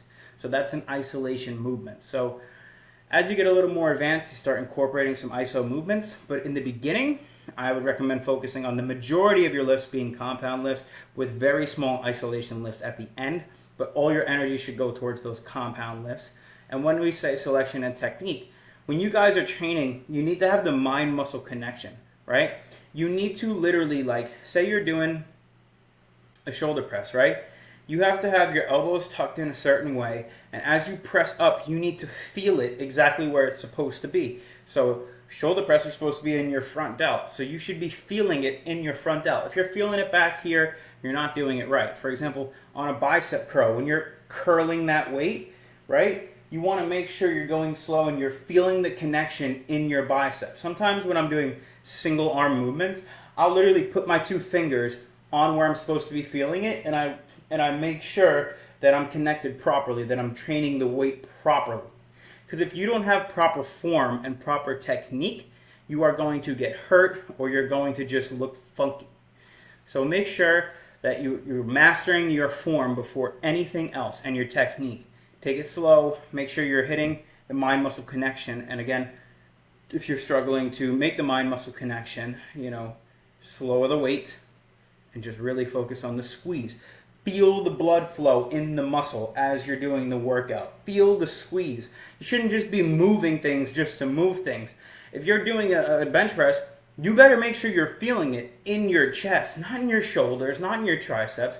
Yes, you'll feel it there, but the majority of it you should be feeling in your chest. So make sure that you're really, really focusing on where you're feeling the squeeze when you're doing the workout, and make sure that's where you're supposed to be feeling it. Focus on form. Now, the modern approach, building on the past. That's Chris Bumstead for those of you who know. Frequency and splits. Modern bodybuilders often employ a variety of splits, with some like Chris Bumstead training up to 6 days a week. These splits allow for targeted muscle groups training while still providing adequate rest for recovery. Key takeaway: experiment with a different training split to find which split works best for your schedule and for recovery. A typical starting point can be the classic bro split, where each major muscle group is trained once per week. That's what most people do. I mean, look, when you get a little more advanced, I like to hit every muscle group twice a week in some way, shape, or form if possible. And you want to spread your workouts out in a way where you're letting your muscles recover. So if you're doing back, you want to probably give yourself another 2 days before you're touching your back again to make sure it gets adequate rest and recovery. So you want to just make sure that you're kind of spacing out your lifts in a way to make sure that you're getting the proper recovery. And you could mix this up and mash this. I'm going to put a bunch of workout splits down below, and you guys can go through them, see how they fit. If you're one of my one-on-one guys, I've already picked the proper working out routine for your based off your schedule and what I think you're at. And don't worry about this so much. More focus on just understanding and learning here. But if you're just in the school community, I'm going to put a bunch of workout splits below. I'll even add my split. I train 6 days a week. And you guys can decide for yourself what you think works, and you could experiment and see what works best for you. So, balancing volume and intensity. Contemporary training methods balance Yates' HIIT principle with a more traditional high-volume training method. Athletes like Bumstead blend these approaches. Understanding that not every set needs to go to failure can be effective. Key takeaways: start with lower intensity and gradually work up to higher intensity sets. As you become more experienced, it's essential to push yourself, but also to prevent injury by not exceeding your current capabilities. Now, there's a difference between feeling sore and hurting yourself. You should feel sore if you've worked the muscle properly, but you shouldn't feel physical pain. It should be more of an ache, right? When you think about it, when you're training, you're literally ripping your muscle fibers. So you should feel sore. But you can balance volume and intensity, absolutely. You can do, where you start off with really high intensity weights, doing compound lifts, and you're doing heavy, making sure your form is really, really proper and really good. And then the end of your lift, you could do more isos and do heavy volume, where you're just kind of blasting one specific muscle. So you could take these approaches and blend them up if that's what you like to do, but make sure, again, that you are not exceeding your current capabilities. Don't push yourself too hard to the point of injury. Make sure that you're going to a failure, but like I said, I recommend your failure being once you can't do it with proper form anymore. Now, don't use that as a cop-out to do less reps. Make sure you're pushing yourself hard. Those last 2 reps should be hard. They should be challenging. But once you can't do it with proper form anymore, call it quits and make sure you're focusing solely on the form in the beginning. Now, let's go to adaptation. Chris Bumstead and other modern bodybuilders utilize Now, let's go to periodization and adaptation. Now, let's go to periodization and adaptation. Chris Bumstead and other modern bodybuilders utilize periodization, altering training variables over time. This helps prevent plateaus and allows for continued progress. Key takeaways: plan periods of higher volume and intensity followed by lighter recovery periods. This approach can help manage fatigue and promote consistent strength and muscle gain. So when your muscle has been doing the same thing over and over for a long period of time, eventually it gets used to it and it becomes harder to build muscle that way. You have to consistently, as Arnold would say, shock the muscle, shock the muscle. In order to shock the muscle, you sometimes have to break off your typical routine and do something different, change it up.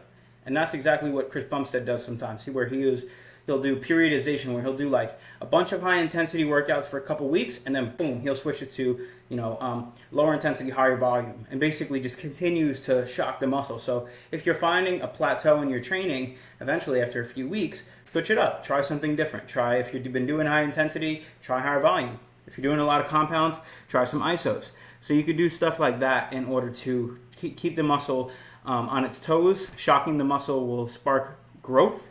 So always look to keep your muscle on its toes. So let's talk a bit about recovery. Emphasis on recovery. Recovery has become a cornerstone of modern bodybuilding. With more understanding of its importance for growth, nutrition, sleep, and active recovery are all vital components. Key takeaway: prioritize sleep and nutrition as much as you are training. Understand that muscles grow outside the gym when you're resting and refueling. So in order for your muscles to grow, you have to have adequate amounts of rest. So if you're really focusing on muscle growth, you must be resting as much as needed. I recommend 7 to 8 hours of rest if you can. That is the optimal amount for muscle recovery. And make sure you're getting the proper nutrition in as well. And prioritize the recovery. So for example, a lot of my clients, I give them an active recovery day and then a rest day. So these 2 days are essential for letting your muscles, fill back up, repair, and get ready to grow and continue with high intensity throughout. Because if you're not resting and recovering properly, you won't be able to continue training with high intensity, continue training with maximum effort. Because if you're super fucking sore and your muscles are still fucked up, and you're trying to train, you're not going to get a maximum lift out of that. So you got to prioritize recovery. I recommend at least 1 rest day per week and then 1 active rest day per week. Active rest day could be a day where you just do a little bit of low intensity cardio, maybe some abs, something small, and just get moving. So conclusion, synthesizing a training philosophy. For the novice lifter looking to build a solid foundation in weight training, it is crucial to assimilate the guiding principles from both the golden era and modern practices. Start with foundational compound movements to build overall strength and muscle mass. Gradually incorporate isolation exercises to refine and target specific muscle groups. Employ intensity techniques judiciously, recognizing the fine line between optimal training and overtraining. Understand the roles of recovery, ensuring that your diet, sleep, and rest days are in sync with your training efforts. Be patient and be consistent. Bodybuilding is as much about persistence and dedication as it is about lifting the weights. By studying and applying these time-honored and progressive strategies, a novice lifter can embark on a journey not just about physical excellence, but becoming extremely intelligent about the art and the science of bodybuilding. So guys, take everything I've just given you here and go start crushing your lifts. Boys, we have made it to the final chapter. You have embarked on this journey, and I really hope that you've learned so much up to this point, but we have finally reached the home stretch. Chapter 8, how to effectively and efficiently implement. So we're going to learn how to train properly, injury-free, and develop an extreme muscle-mind connection. Demonstrating of training program 5. I'm going to break program 5 down for you guys. Again, I've listed out all of the programs in the Nutrition 101, in the Art of Proper Weight Training module. I've put a bunch of documents here, so we're going to go over number 5 as an example. So this is a hypertrophy focused split, HIIT split, right? High intensity split. So high intensity, each set is taken to complete failure, often incorporating techniques like forced reps, drop sets, or negatives. Rest and recovery, right? Adequate rest between workouts is crucial, hence the 2-day off approach. Progressive overload, gradually increasing the weights or intensity to continuously challenge muscle. So in this split, for this example, you're going to see how it's high intensity, so you're doing either forced reps or drop sets or negatives, right? Negatives is when you bench and you press up, on the way down, you're coming down extremely slow, getting a great squeeze. That's what a negative is.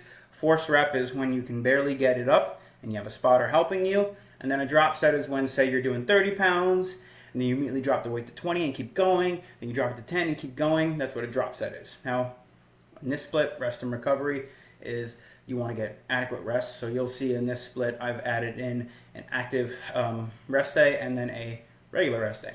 So progressive overload, let's touch on this because this is actually really, really important. Progressive overload is a gradually increase the weight or intensity every single week. So I have all of my clients doing progressive overload. I train progressive overload. This ensures that you're getting stronger each week, which means you're making progress. So for example, let's say you did shoulder press, 50 pounds for 10 reps, right? The next week, you need to try 55 pounds for 10 reps or try 50 pounds for 12 reps. So basically every week you want to make sure you're getting stronger in the gym. So again, let's do another example. If you bicep curl 20 pounds for 10 reps, the next week you're going to try 25 pounds for 10 reps. And if you don't get it, you're going to keep doing that until you get 25 pounds for 10 reps. Then once you get 25 pounds for 10 reps, you move on to 30 pounds for 10 reps. Or, here's another example. You do 20 pounds for 10 reps, and the next gym session, you try for 20 pounds for 12 reps, and then you get it. And then the next gym session, you try 20 pounds for 15 reps. So basically, you just want to make sure that you are getting stronger and stronger and stronger every single time you're in the gym, whether that's through more volume or through heavier weights. So let's break down day 1. Chest and biceps. So chest. You warm up with the cables for 5 minutes. So basically, you grab the cable and you just want to Do a little chest movement here, like 5 pounds. Just get the blood flow into the muscle. So basically, the reason you want to get blood flow in the muscle before you train it is think about a machine. You want to oil the machine before it's used. That's the same way blood flow works in the muscle. So you're going to take a cable and just kind of bring it down, get some blood flow, and then I usually take it here and just bring it back, and just loosen up my shoulder. I'll even loosen up my back, just everything. So you want to go on the cables, just play around for 5 minutes, just do a bunch of movements, get loose, and then it starts with heavy dumbbell incline bench press, 3 sets of 6 to 8 reps. Now on this, you want to make sure that when you get set, you put the weights on your knees, and you kick them up to your shoulders. You got them here. When you press, you want to tuck your elbows in a bit, tilt your wrists in a little bit so that they're not falling out. They want to tilt them in a little bit and press up, and you're never clinking the weight together. You're just pressing up, straight up, and then back down. And you want to make sure you're almost bird chesting. Peacock your chest out and make sure you're feeling that squeeze in your chest on the way up and on the way down. Now, flat barbell bench press, again, similar theory. You want to make sure, basically, when I grab the bar, I think about trying to pull it apart. Because when you try and pull it apart, your elbows will fall into place. And then as you come down with your elbows tucked in, boom, fire up. And just make sure that you're getting a good squeeze in your chest. Now, cable flies, this is an iso movement now, and you're going to just take the cables, and again, I go 1 foot in front of the other, pick your chest up almost like you're peacocking, and just bring the cables in with your elbows tucked in, nice and slow, get that good squeeze. Now, seated press machine, there's multiple different variations of this in every single gym. You just want to go in there and just bang out 3 sets, 6 to 8 reps. Again, elbows tucked. Now, for each of these workouts, you want to be going till failure, right? They're high intensity. There's a high intensity workout. So again, like I said, 6 to 8 reps. That 7th and 8th rep should be really hard for you, damn near forced. Whatever weight you need to pick in order for your 7th and 8th rep to be challenging, that's what it has to be. So in the beginning, you have to experiment and find which weights you need to start with. But when I say 6 to 8 reps, I say 6 to 8 reps of challenging weight.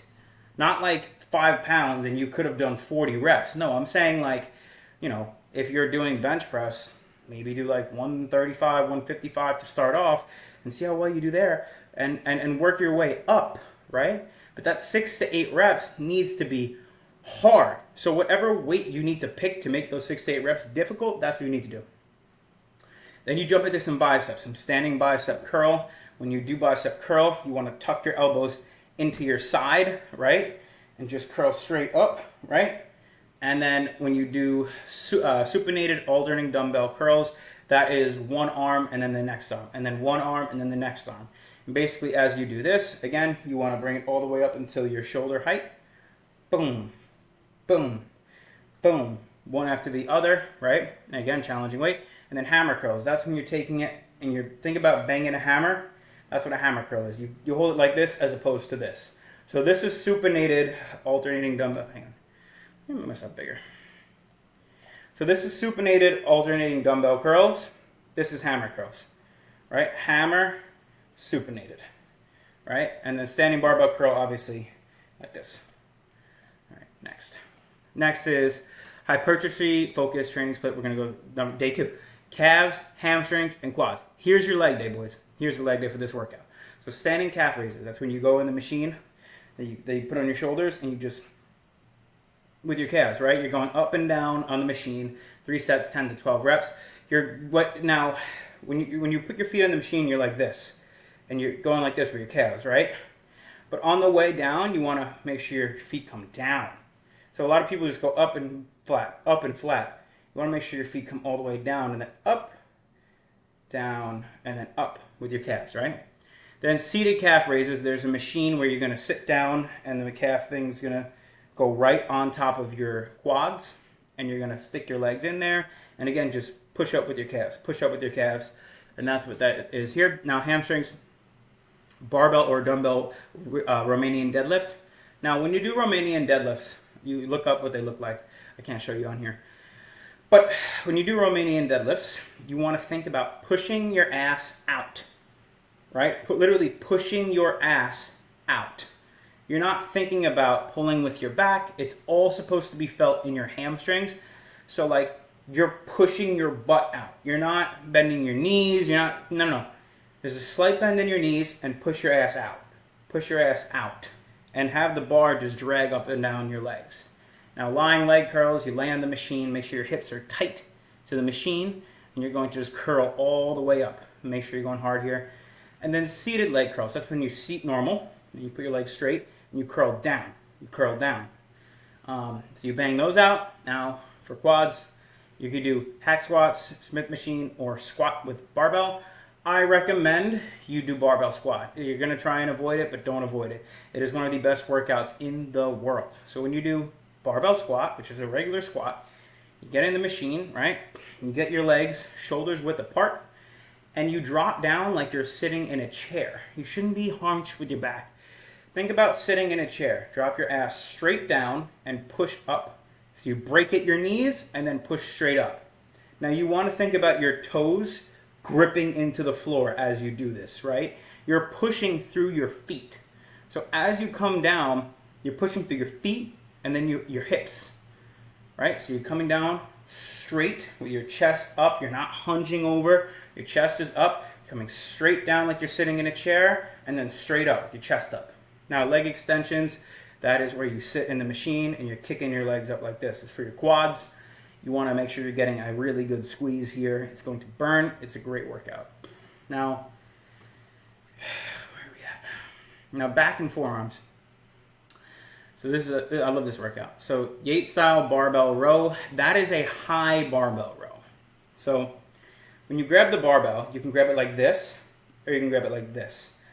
This, what I'm talking about, is you grab it on the top and you bend over and you're coming up to like your tits.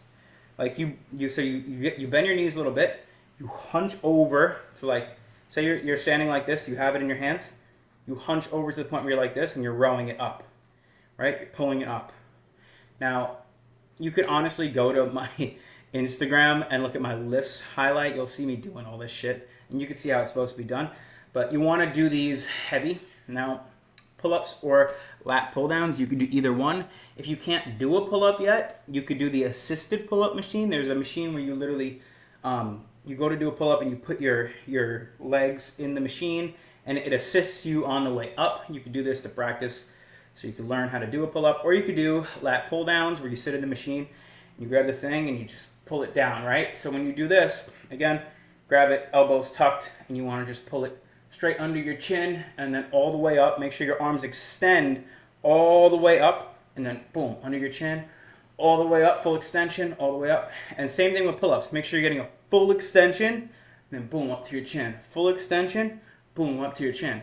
Now, seated cable row, you're going to sit on the seated machine, grab the thing, and you're pulling it in, right? Pulling it in, and I recommend the one where you hold it like this, and you're going to just pull it into like your belly button. Think about pulling it into your belly button, keep your back straight, elbows tucked in, boom, and you're going to feel this all in your back. Whenever you're doing a back workout, think about your hands as just being hooks. They're just hooks. So think about your hands as hooks, and you're pulling through your back. Not through your arms, not through your forearms, not through your hands. Think about your hands. They're just hooks. You're pulling through your back, through everything you do when you do back. Now forearms, you do front wrist curls where you hold the bar. You just hit it like this. Get a forearm pump. You can do behind the back wrist curls, which is the same thing, just behind your back, or reverse wrist curls. So any of these work if you want to just get that nasty forearm pump. Now, shoulders and triceps. So shoulders, you're going to start with a seated dumbbell press. Again, put the dumbbells on your legs, kick them up, get them like this, and you want to have your elbows bent inward a little bit. You don't want to be all the way out here. You want to have your elbows bent inward because you're hitting your front delt up here. So elbows bent inward, even tilt the wrist in a bit, and straight up. You're not clinking the weights. They're going straight up. They're not touching. Up and down, up and down. Now, dumbbell lateral raises. That is when you have the dumbbells on your side and you're picking them up like this. So what I like to think about when I do these is think about your thumbs scraping the floor. right? Think about your thumbs literally scraping the floor, and that's how you'll know if your form is right. That's where your hands are supposed to be with the dumbbells. Now, dumbbell front raises or barbell front raises, you literally just take the dumbbells and you're, one at a time going up, up, in front of your face, and then dumbbell bent over fly. You're gonna bend over, take the dumbbells, and you're gonna hold them like this, right? Bend over, and you're going behind your head. Right? So you're standing like this, you bend over literally at a 90-degree angle, and you're flying, boof, boof. You're letting them fly, and you're hitting this little tiny muscle in the back of your shoulder. That's what we're doing this. Now your triceps, V-bar, tricep push down. Now whenever you do triceps, think about pushing through your pinkies.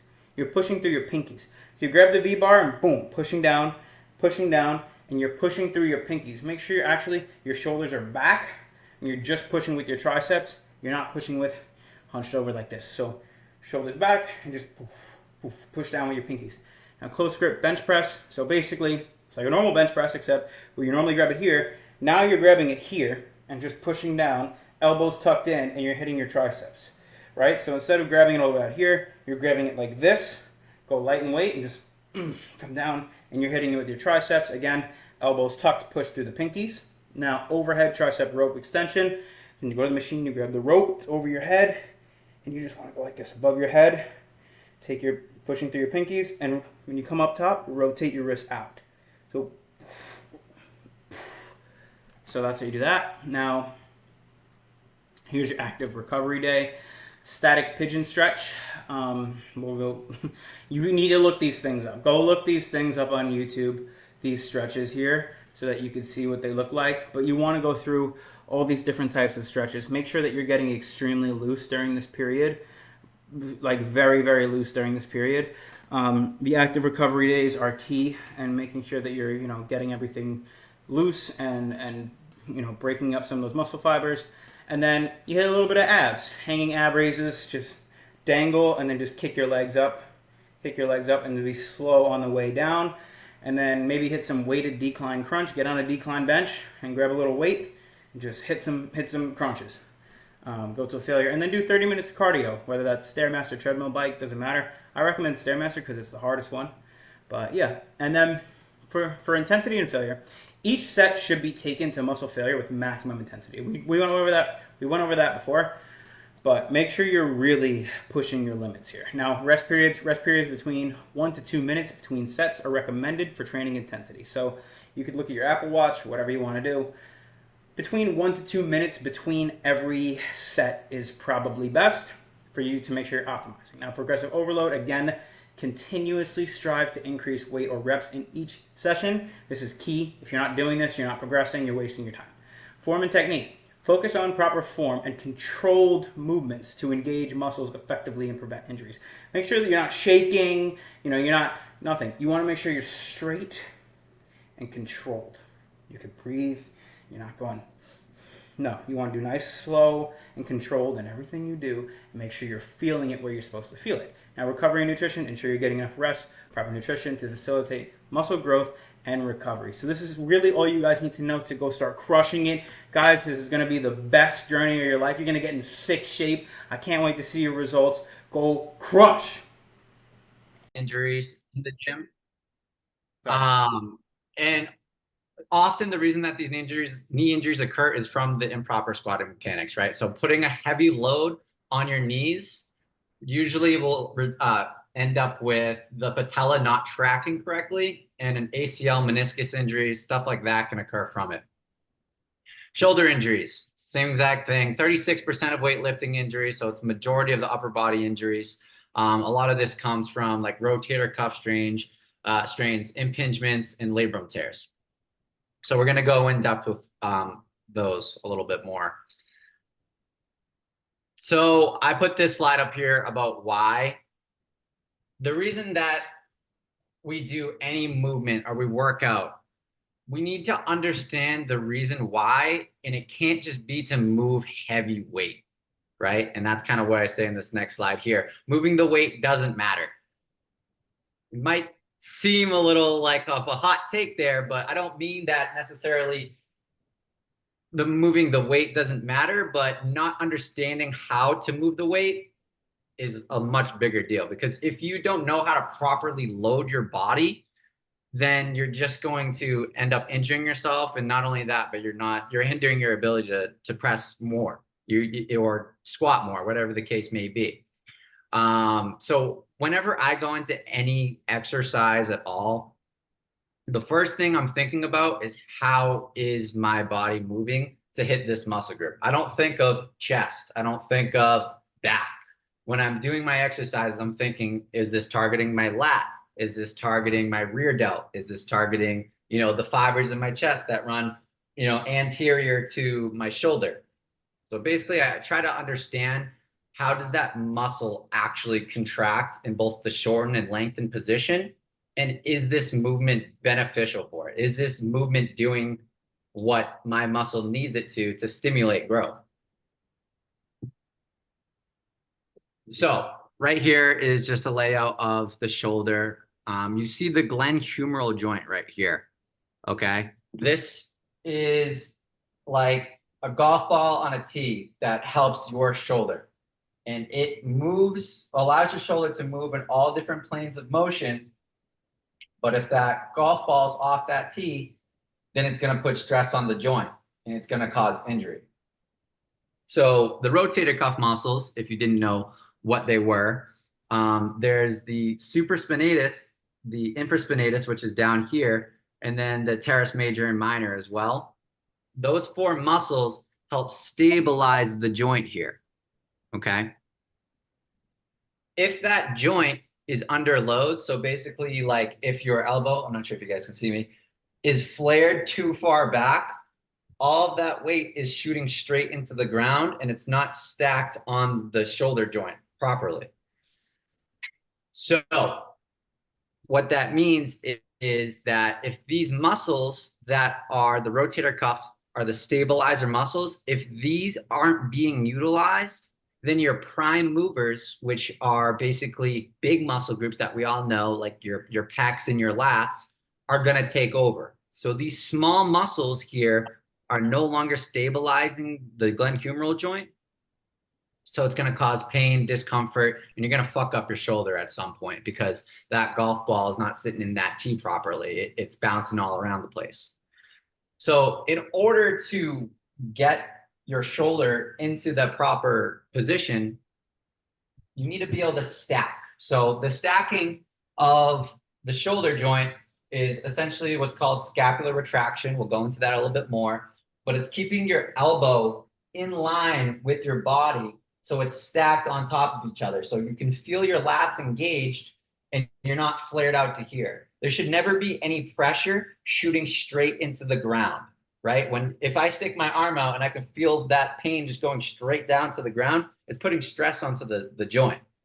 But if you actually, what's called external rotation, rotate your elbow inward, now that shoulder joint is now no longer in a compromised position. Those stabilizer muscles are working synergistically, and now it's loaded properly. So you won't be hurting your shoulder when you're doing those pressing movements. So Troy, as you know, because you and I both do this together, and I make all these guys do it now too, the rear delt warm-ups that I have you guys do, rear delt 1 and 2, and then that lat warm-up before any shoulder and any chest day is because of what Troy just talked about. That exact reason. When you're doing chest, when you're doing shoulder pressing, anything like that, your lats have to be firing and engaged. Like, always think about that. Like he said, like, if your fucking shoulder is parallel with the ground and your lats aren't firing, something's wrong. Immediately in your head, you should think, okay, my form is not good here. And if that's ever the case for you guys, obviously, like, think about what Troy said, but take videos of those exercises where you feel like that's the case, so I could look it over and we can correct it. But Troy, go ahead. Yeah, so I'm going to show a video, and it's going to, we'll kind of pick apart the video a little bit. It's not a video of me, right? Because my shoulder's fucked up. No. I'm going to lower the volume a little bit. So see right here. I can hear it, by the way, Troy. Huh? I don't think we can hear any audio. Okay, but you can see the video? Yep. Good. So you see here how he positions his elbows from, is going to go from here. Yeah, that's important too, but this is what we're talking about. So like I was saying here, right?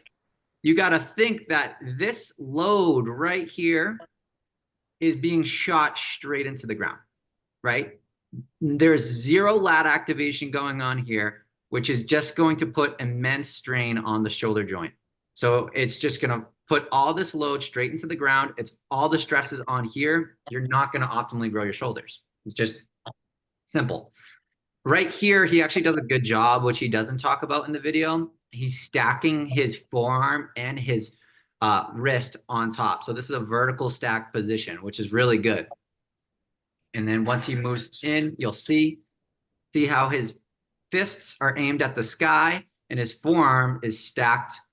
This is shrugged, so this looks bad. That was the scapular retraction right there, by the way. But okay, so you can see his knuckles up to the sky, forearms stacked, and then these lats are now turned on.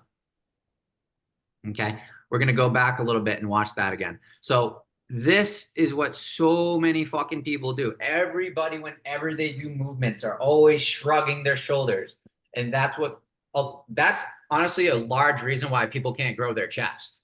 And that's why people usually are anteriorly delt dominant, is because they always have their trap shrugged up like this. And they always injure themselves and their chest never fucking grows. So if you have a bird chest, this is why. You bring your shoulders down into scapular retraction. It not only stacks the shoulder joint correctly, but it also opens up the pec. So now it's focusing completely on the anterior delt with no stress, and you're going to be in an uncompromised position. So it's just an overall better mechanic for your body. Fire. Right? I believe the next slide is in reference, if I can get out of this. Just hit the little escape button, Troy. I did. Didn't want to go. All right, there we go. All right, so hold on. How do I get this fucking shit back into full? Click view. You got to click view and then slideshow, I think. It's back. All right. There you go. That's what I want. All right, so this is what we're kind of talking about, right? So bracing and engaging the lats. All right, so this is kind of like if you guys want to take a picture, this is kind of how you do it. But essentially what you're doing is you're positioning yourself with your lats to stabilize. Now, I actually didn't go over this when I was going over the shoulder, but what I want to touch up on is this right here. This is your spine. Right? This is how your spine is bracing. In order to do any overhead pressing movement, your scapula, which is the shoulder blade, your scapula has to lift up in order to do any external rotation. So even from here, my shoulder blades are now being lifted. So what that means is that if you're not retracting, then they're not lifting. So if they're not lifting, then they're not being able to stabilize the shoulder joint. So if you have like a tight midsection, if you have tight lats, and your scapula can't go into external rotation, if your scapula can't raise properly because you're too tight in your lats or whatever, or you're just not bracing, that's another reason why that the stabilization is not going to occur and you're going to fuck yourself up. So that's why bracing and engaging your core, engaging your lats is so fucking important. If I hammer down anything from today, it is hammering down bracing and engaging your lats. That is how you're going to protect yourself. And that's how you're going to press some good fucking weight. Yeah, and guys, this is something that now at my stage in my career, I'm trying to undo so many years of improper training at this stage where like, dude, my shoulder's winged, my spine's fucking curved, my hips are out of order, my knees are fucked up. Because when I was younger, when I first started out, I didn't have someone like Troy or like a coach or anything to fucking tell me. And I was just lifting like a maniac trying to press heavy weight. And that's why I'm still kind of like undoing this shit to this day. But like training with Troy, especially now more, I'm so much more conscious of this shit.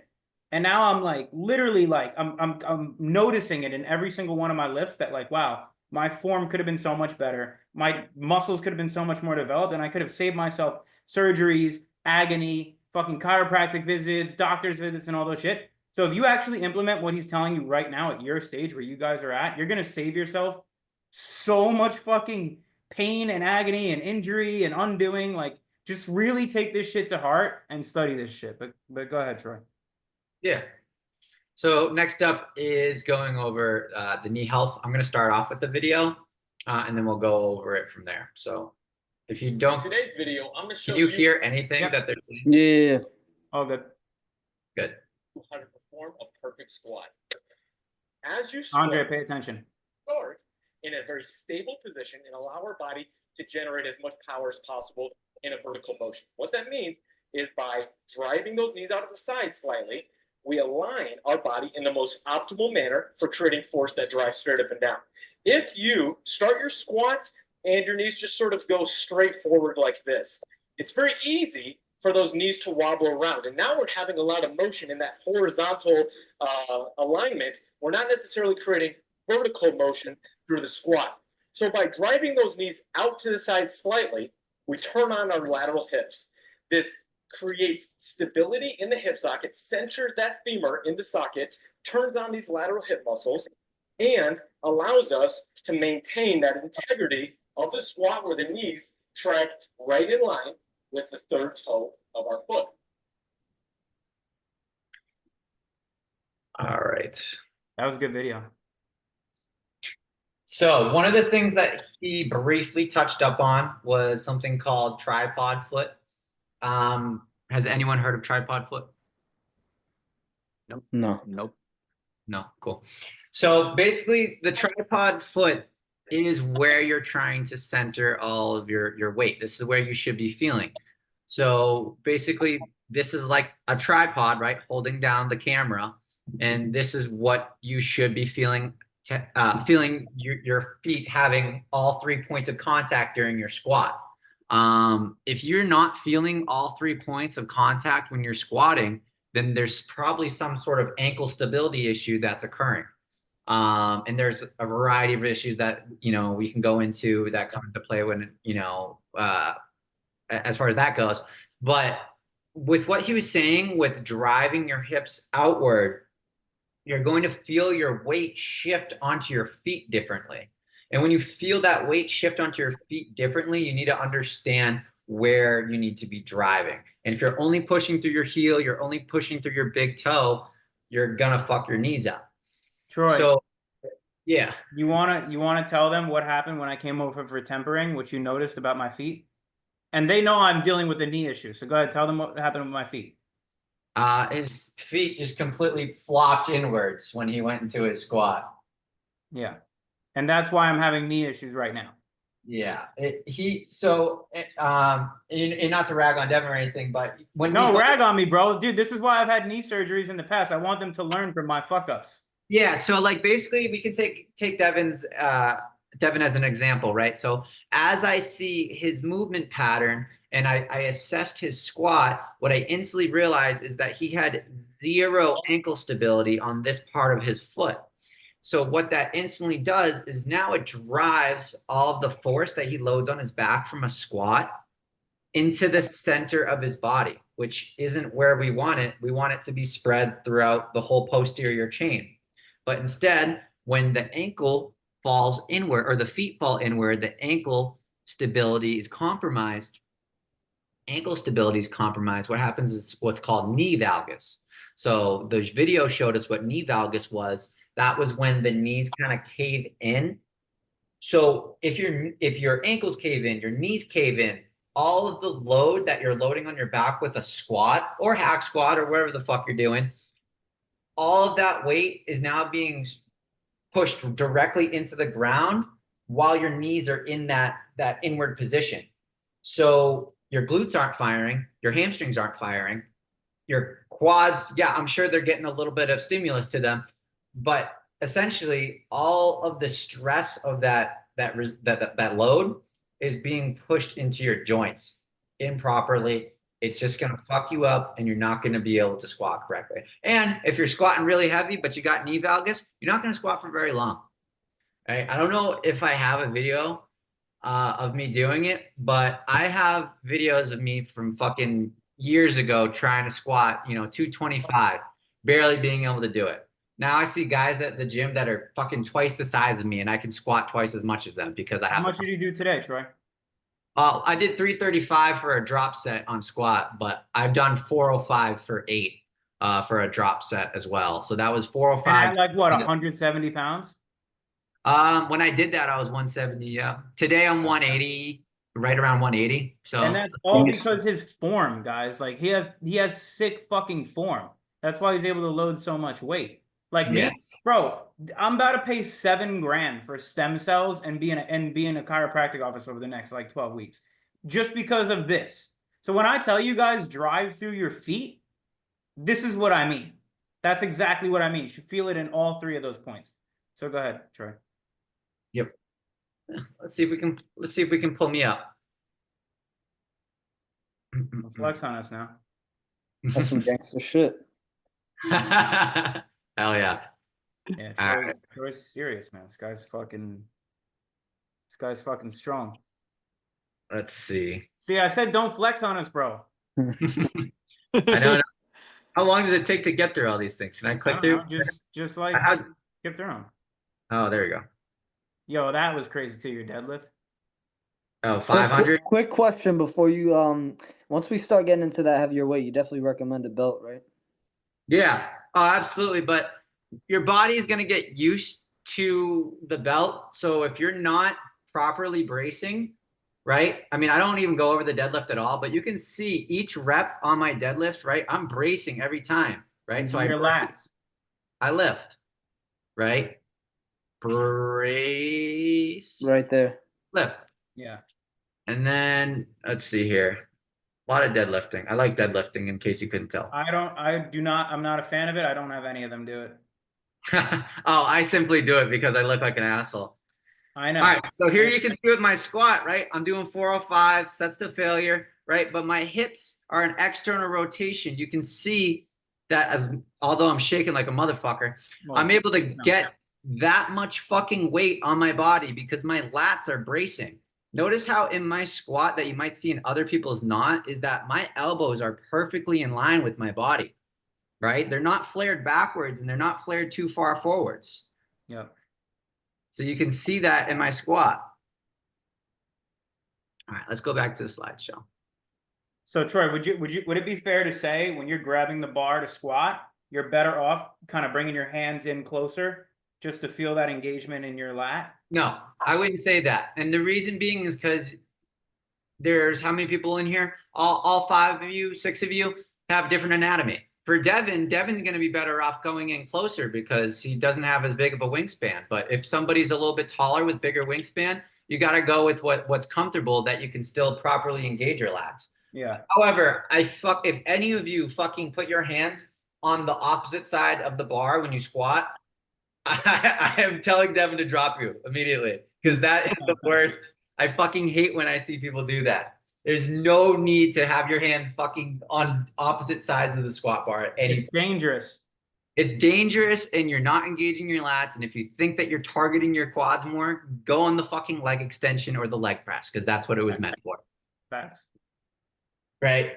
But yeah, so let's see what I got next on this. So this is the bar pattern I was talking about, right? That bar pattern is vertically stacked on the body. So it's a pressing movement or a squatting movement that is completely vertical. So if this bar path was traveling, oh shit, this way, like down here, or too far back this way, then the lats wouldn't be engaged, the glutes wouldn't be engaged, the hamstrings wouldn't be engaged. And now all this weight up here is being shifted onto, if it's out here, your lower back. And if it's shifted back here, well, you're just fucked because it's going to fall off your back and you're going to have a really shitty day. Yep. So yeah, so making sure that you're in a stacked position, your hips are externally rotated, right? You're using your tripod foot. And most importantly, keeping the egos at home because big time. I have went from squatting 315 consistently to dropping all the way to fucking 135 up to 185 and working to 225 where I felt like shit because I'm like, I used to do fucking 315. I was the fucking strong little fucking guy for so long. But I wasn't progressing at 315 because I didn't know how to move the weight properly. And I kept injuring myself. Every time I deadlifted, every time I squatted, I left feeling shittier than I did the day before. And there's no workout that you should be leaving feeling like shit. Unless you hit legs hard and you want to throw up, that's a different story. But if your back feels like it's fucking screaming bloody murder, not a good day. It means you're just fucking yourself up somewhere. Yep. I have felt better squatting 335 today at 24 years old than when I felt doing 315 at fucking 20 years old, fucking up my back miserably. Yep. And that's because I wasn't afraid to drop the weight down to fucking, whatever, Correct your form. to build myself back up. 100%. And see, guys, like, this is what I'm saying. Like, to be honest, I'll be completely honest. Like, one of my weak points with you guys is I'm not the best at articulating what I'm trying to say when I'm teaching you form. That's why I wanted to have Troy come explain these two things.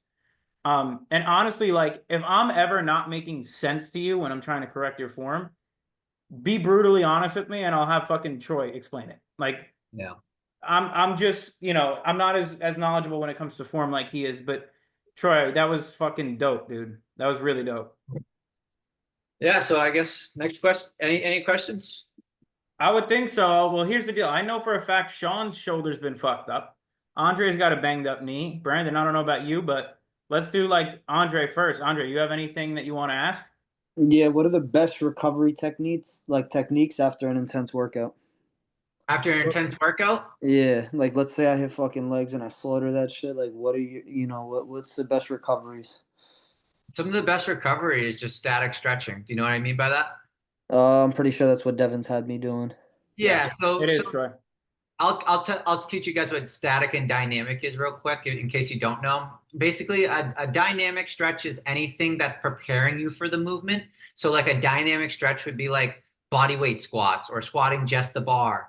Whereas static stretching, it's holding the muscle in a lengthened position for a long enough period of time. You can use Devin as a resource. So if you have a very long, leg day, you feel like, you just fucking slaughtered them or whatever, ask him what's the best for your body. Say if you have like hamstring or quad issues or like, whatever it is, and he can give you, 4 or 5 stretches that you can sit in and do that after. And then I love the bike, dude. I think personally for me, I don't even have a whole lot of science behind it, to be honest. After a really intense leg day, I sit on the fucking bike and I just fucking pedal away, sit on my phone, do whatever the fuck I want. And that's Get a dike. Huh? Get a dike, bro. Desk bike. Desk bike. Yeah, I guess you could do something like that. I don't know. I like doing it right at the gym though. I mean, like it's the fact that you're doing it right after you hit legs and they're fucking like filled with blood. I just kind of like circulate the blood flow by just fucking pedaling away on the bike a little bit. Yeah. Foam rolling's good, but foam agree. rolling, I don't know if you know this, but foam rolling's more like dynamic. You'd actually want to foam roll before you work out. Guys, I've been foam rolling 3 times a day, obviously, because I have this knee issue. And this is like something new for me to be doing it this frequently. But I will tell you guys, I noticed a significant difference in how loose my legs are and how much like more range of motion I have in the things I'm doing. So if you guys are interested, let me know and I could add some of that into your routine if you guys want to order yourself a foam roller. But that's super helpful, Troy. I agree. And I mean, I do the bike every single day and I never really thought of it that way. But like you see guys playing sports in the NFL and shit on the sideline, they're doing the bike before they go in the game. It's just, it is really, During the really game. good to get your legs loose. Sometimes they're on there during the game. Yeah, and during the game, exactly. But Andre, like I know you had something wrong with your knee. Do you want to like describe that a little bit and see if like maybe it's a form thing or like what's going on with your knee? Where is the pain in your knee? I'll show you real quick. Basically, right on the joint. Yo, you have pants on, right? Yeah, I do. Thank God. I'm all dressed up. I can't see you. Basically, like right here. Hold on, I need it. What leg is that? Your right leg? Yeah, it's my right leg. All right, let me. How do I click on just unshare your screen, Troy, so you can see him. Okay. Hang in there, Andre. You guys like my leg? Oh, there we go. Okay, yeah. All right, let's Oh, see nice it. leg roll. Basically, right here on the joint. Right there on the joint. Yeah. Is it on like, do you feel like it's on the side at all or? Basically like right here on the side, pretty much. Oh yeah, right there on the side. I mean, yeah, so you could definitely benefit from rolling out what's called your VML. So in case you guys didn't know, your VML is your teardrop muscle. So that's the one on your leg. Uh, English. Yeah. yeah, What does yeah, that I know. mean? The teardrop muscle. Everyone knows the teardrop muscle. Yeah, you know. It's so you would benefit from rolling out your adductors in that. But here's one I'll give Devin this one for your program is a Spanish banded squat. Let me write this down. Go ahead. Spanish banded squat. So I can just share my screen again actually. Let's look at the banded squat. Andre, get yourself a foam roller, bro. It's like I think it's like $10. Copy. I'm gonna order one. They're the shit, man. It's painful, dude. I'm telling you, rolling out sucks, but it's so worth it. I fucking hate Fuck, it. if it's gonna help me out, then I don't give a fuck. With It's so worth it, dude. Especially before and after legs. Hell yeah. Yeah. Spanish squat position. Oh, word. Oh, this I guy's used to voice do this at sucks. physical therapy, bro. Oh, word. What's happening? Oh, From the Spanish squat position, resistance band behind me. I want to mute him. I don't want to listen to him, but I'll show you the movement. Yeah, so that's a really good movement. It helps with the stabilization of the knee. And then that's something that you progressively overload. So I wouldn't start off with any weight, actually. I would start off with some tension. And you're not falling like too far back. It's almost like a vertical position that you're doing the squat in. And it's helped with strengthening up the knee again. Over time, you can kind of practice overloading it with weight and building yourself up to like heavy pressing movements again with like the leg press, squat, whatever the case may be. But that's like a really good way to get your knee prepared and ready to squat heavy again. Andre, do they have bands at your gym? Yeah, I'm pretty sure they do, but they're not like that. They're not What do holding. they You need look a like? thick one. They're not holding us I'll up. just order them and shit off Amazon. Rogue. I have an extra 1 or 200. If I see you at the gym, I'll slide you one if you want. Copy. Yeah, Andre, I'm gonna add that. I'm gonna add that to your leg day specifically, Andre. Say no more. what's it called? Get the rogue bands. The rogue ones are the best. They will fucking hold you up. No problem. You said Is that Rogue? The heaviest band that Rogue has, I used to hang upside down from it. It helped decompress my spine and it supported the whole weight of my fucking body. So the Rogue ones are not gonna snap on you. Oh yeah. ROUGE, right? ROGUE, yep. And guys, these little $10, $15 purchases are a much better investment in your health than fucking yourself up and having to spend thousands of dollars and the inconvenience of losing all your time going to doctors and fucking getting your shit undone. So trust me, it's worth it. Well, it's kind of Andre, it's did kind of that funny. like go ahead, Troy. I was just to say it builds up, right? So like it's like, okay, well, this is however much. Say it's like a $40 band. Oh, if you can't justify that, well, then it's like, all right, well, next up is the chiropractic appointment, which is $75 a fucking week. And then if you're like, oh, I don't need the chiropractor, then that just goes to like, oh fuck, now I need knee surgery. Now that's $10,000. You know, so it just slowly builds up until it's more and more expensive. It's more that it's also the time that you're gonna have to spend on doing shit that you could be progressing. You know, And the time that you're fucking down. Yep. Yeah, you don't want to do that to yourself, bro. Take me as an example. I'm not like the best example with like joint and knee health. That's why I give you guys the advice to give you. It's literally I'm telling you what not to do. What I should have fucking done. Right. So Andre, does that answer your question? Like Yeah, for sure. Is there anything else? Off the top of my head, no. All right. That's really the only thing that I struggle with. Awesome. Yo, Sean, what you have any questions like about your shoulder or anything?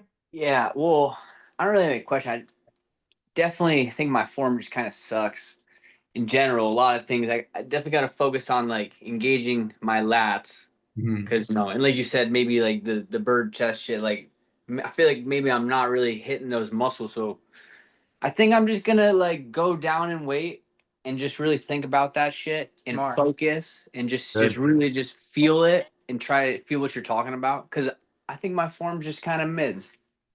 Yeah. Yeah. So with, like I was saying before, right, with the chest is that when you get into what's called scapular retraction, the pectoralis muscle runs diagonally over the shoulder. So if you're never retracting your scapula and you're pressing like this isn't opened up. So you're actually just keeping it in the shortened position for the pec. Whereas if you're actually working on like opening up and now this pec is open, you can get deeper into the press. So it works further in the lengthened position and you can get it into that shortened position. And now all those muscle fibers are being used properly. So it's not just like shortened the whole time you're building chest. That's how you build a big chest is you have to have it in the lengthened position. And that only happens through scapular retraction. So if you're just laying on the bench and just fucking pressing, this muscle is never actually getting worked. And what you're going to notice is that like the front of your delt is going to be on fire when you press. I never feel my shoulders when I do any pressing movement. Yeah, so I definitely need to work on shoulder form. Definitely just like engaging those muscles. And then even squats too, just like same shit, just really thinking it through, like how you laid it out. Yeah. And dude, like just always think The about knee the thing muscle for you're sure. Like working. I'm definitely like inward. My knees are definitely inward, and the tripod foot. Like I gotta just think about that. Like going down, balancing the load, pushing the knees out, and like thinking about those points. So same thing. I'm gonna just go down weight and just like focus on like that. Absolutely. You know what's really good is the box squat. It's so underutilized and like that's where like a lot of the egos get in the way. That no one's like, oh, I don't want to set up a fucking box at the gym. But if you set up like a box squat, your form will be perfect in probably a month after doing box squat. What's a box? Yeah, what's a box squat? I'll pull it up. So you know Just those so little you can show. boxes that they have near the squat racks at the gym, where people like will use to like, you know, they hold dumbbells and they step up on them and then step down and step up on them and then step down. Yeah. So you put that underneath like where your butt is and you touch your butt to that. And it basically gets you in the habit of like dropping your ass down. So yeah, you could do it with a bench too. And I could attest to everything Troy's saying because Jaime and I didn't discuss this. All these workouts is what they had me do at physical therapy to correct my shit when I had my knee surgery. So he's 100% fucking right. Oh, okay. But you see how like it forces you, okay, you have to drop your ass down? Yeah. Not only that, but you have to really use your glutes. So the second your ass touches that bench, right? Squeeze the fuck out of it like you're in prison. You're fucking squeezing your ass and firing right out of there. Got to do it. Yeah, like my knees on my squat are like always pushing inwards. Like I was just hit leg day today, and like I was thinking about that, like pushing inwards, you know, as I'm coming up and shit. Point your toes outward more, Sean. But Sean, yo, I actually put in your dashboard. I wanted you to take a video of your weakest lifts, or Yeah, like anything that you need form correction on. And I did this for all you guys because I think this is gonna be super beneficial as we go along. But 100%, like, dude, take videos of these things, Sean, and I'll look them over. And if anything, you know, if I don't feel like I can help you, I'll ask Troy. But I should be able to correct it if I could actually see what you're doing. Definitely 100%. help with the RDLs this week. You know that. Yeah, Brandon, that's what I was gonna get with you as well. This is a little 6-minute video if you guys want to watch this. This literally will tell you, based off of your body's anatomy, your perfect squat position. So Troy, can you do me a favor? Can you drop the link in the chat here? Yeah. Yo, And then I'll I post got it up another in the question for you when you get a chance. Yeah, I'll post it up in the school, but just drop the link in the chat and then go This ahead. ain't got nothing to do with shoulders or legs, but fucking, it's another thing that I fucking struggle with, my wrist. When I'm doing like supinated curls, fucking, I was doing 40s this week, and like for the first like 2 sets and shit, I was good, but the last set, that bitch was on fire. Anything? So what? So you were just doing And regular? I lock my bicep with my lats and shit. You know what I'm saying? Yeah. And like, I don't know if it's just I have weak wrists and I need to fucking do some workouts to fucking strengthen. Yeah. So if you can see, right, whenever you're doing that curl, if at any moment you realize that your wrist is in this position while you're curling, that's going to be so much pressure on your wrist and you're going to fuck it up big time. So you always want to have forward flexion in your dumbbell. So it should be like this when you're doing that curl. 40 so is a lot on you. If I'm doing like a supinated curl, Yeah, I know. like here, I'm always like, I'll keep it down here, but as I come up, this wrist starts to flex towards my body. So I'm not ever like this when I'm curling, ever. Exactly. Yeah, no, I always keep that, that motion. If I feel like I fucking can't, can't handle it, you know what I'm saying? I'll just step down. Like I went from 40s to 2 sets, and then I dropped back down to like 35s, and I was good. Maybe But go a little lighter for a little bit, Andre, and see if it bothers you anymore. copy. I mean, with the 35s, it didn't bother me at all. I think the 40s were just a little bit, pushing it. Yeah, Might have been. might need to roll out your forearms. Yeah, for sure. Bro, Yeah. send me a video of you hitting curls. Copy. Yeah, and use a barbell. If you got a barbell. Oh yeah, that's where it fucks me up even more, dude. I'm not even gonna lie with the barbell, dude. Oh no, I mean rolling out your forearms. Oh, So okay. you take that barbell and you just fucking roll it while making your hand go like this. Uh-huh. You're gonna get some more release out of your forearms, and then I bet you'll feel like really fucking good when you do your next set of curls. All right, I'm gonna try that. Roll out the forearm on the this side and this side, but make sure you're doing this, because when you do this, your extensors and flexor muscles are being utilized, which are literally this, and that loosens up this. Copy that, brother. Andre, when you're doing the barbell curls, you're doing it on a curved bar, right? No, I'm doing it on a straight bar. Is that my issue? That's gonna fuck up your Yeah, don't do that. Do that. I don't use the straight bar ever, bro. That's never in my program. Curved bar, brother. Copy. Nah, the only reason is I fucking seen when we were using the fucking fitness app, I seen the guy was using just a regular. That guy those guys are dorks on that. That's why. Yeah. And I honestly thought about using the easy bar because I've always curled with the easy bar, and then I was just like, all right, maybe I'm doing something fucking wrong.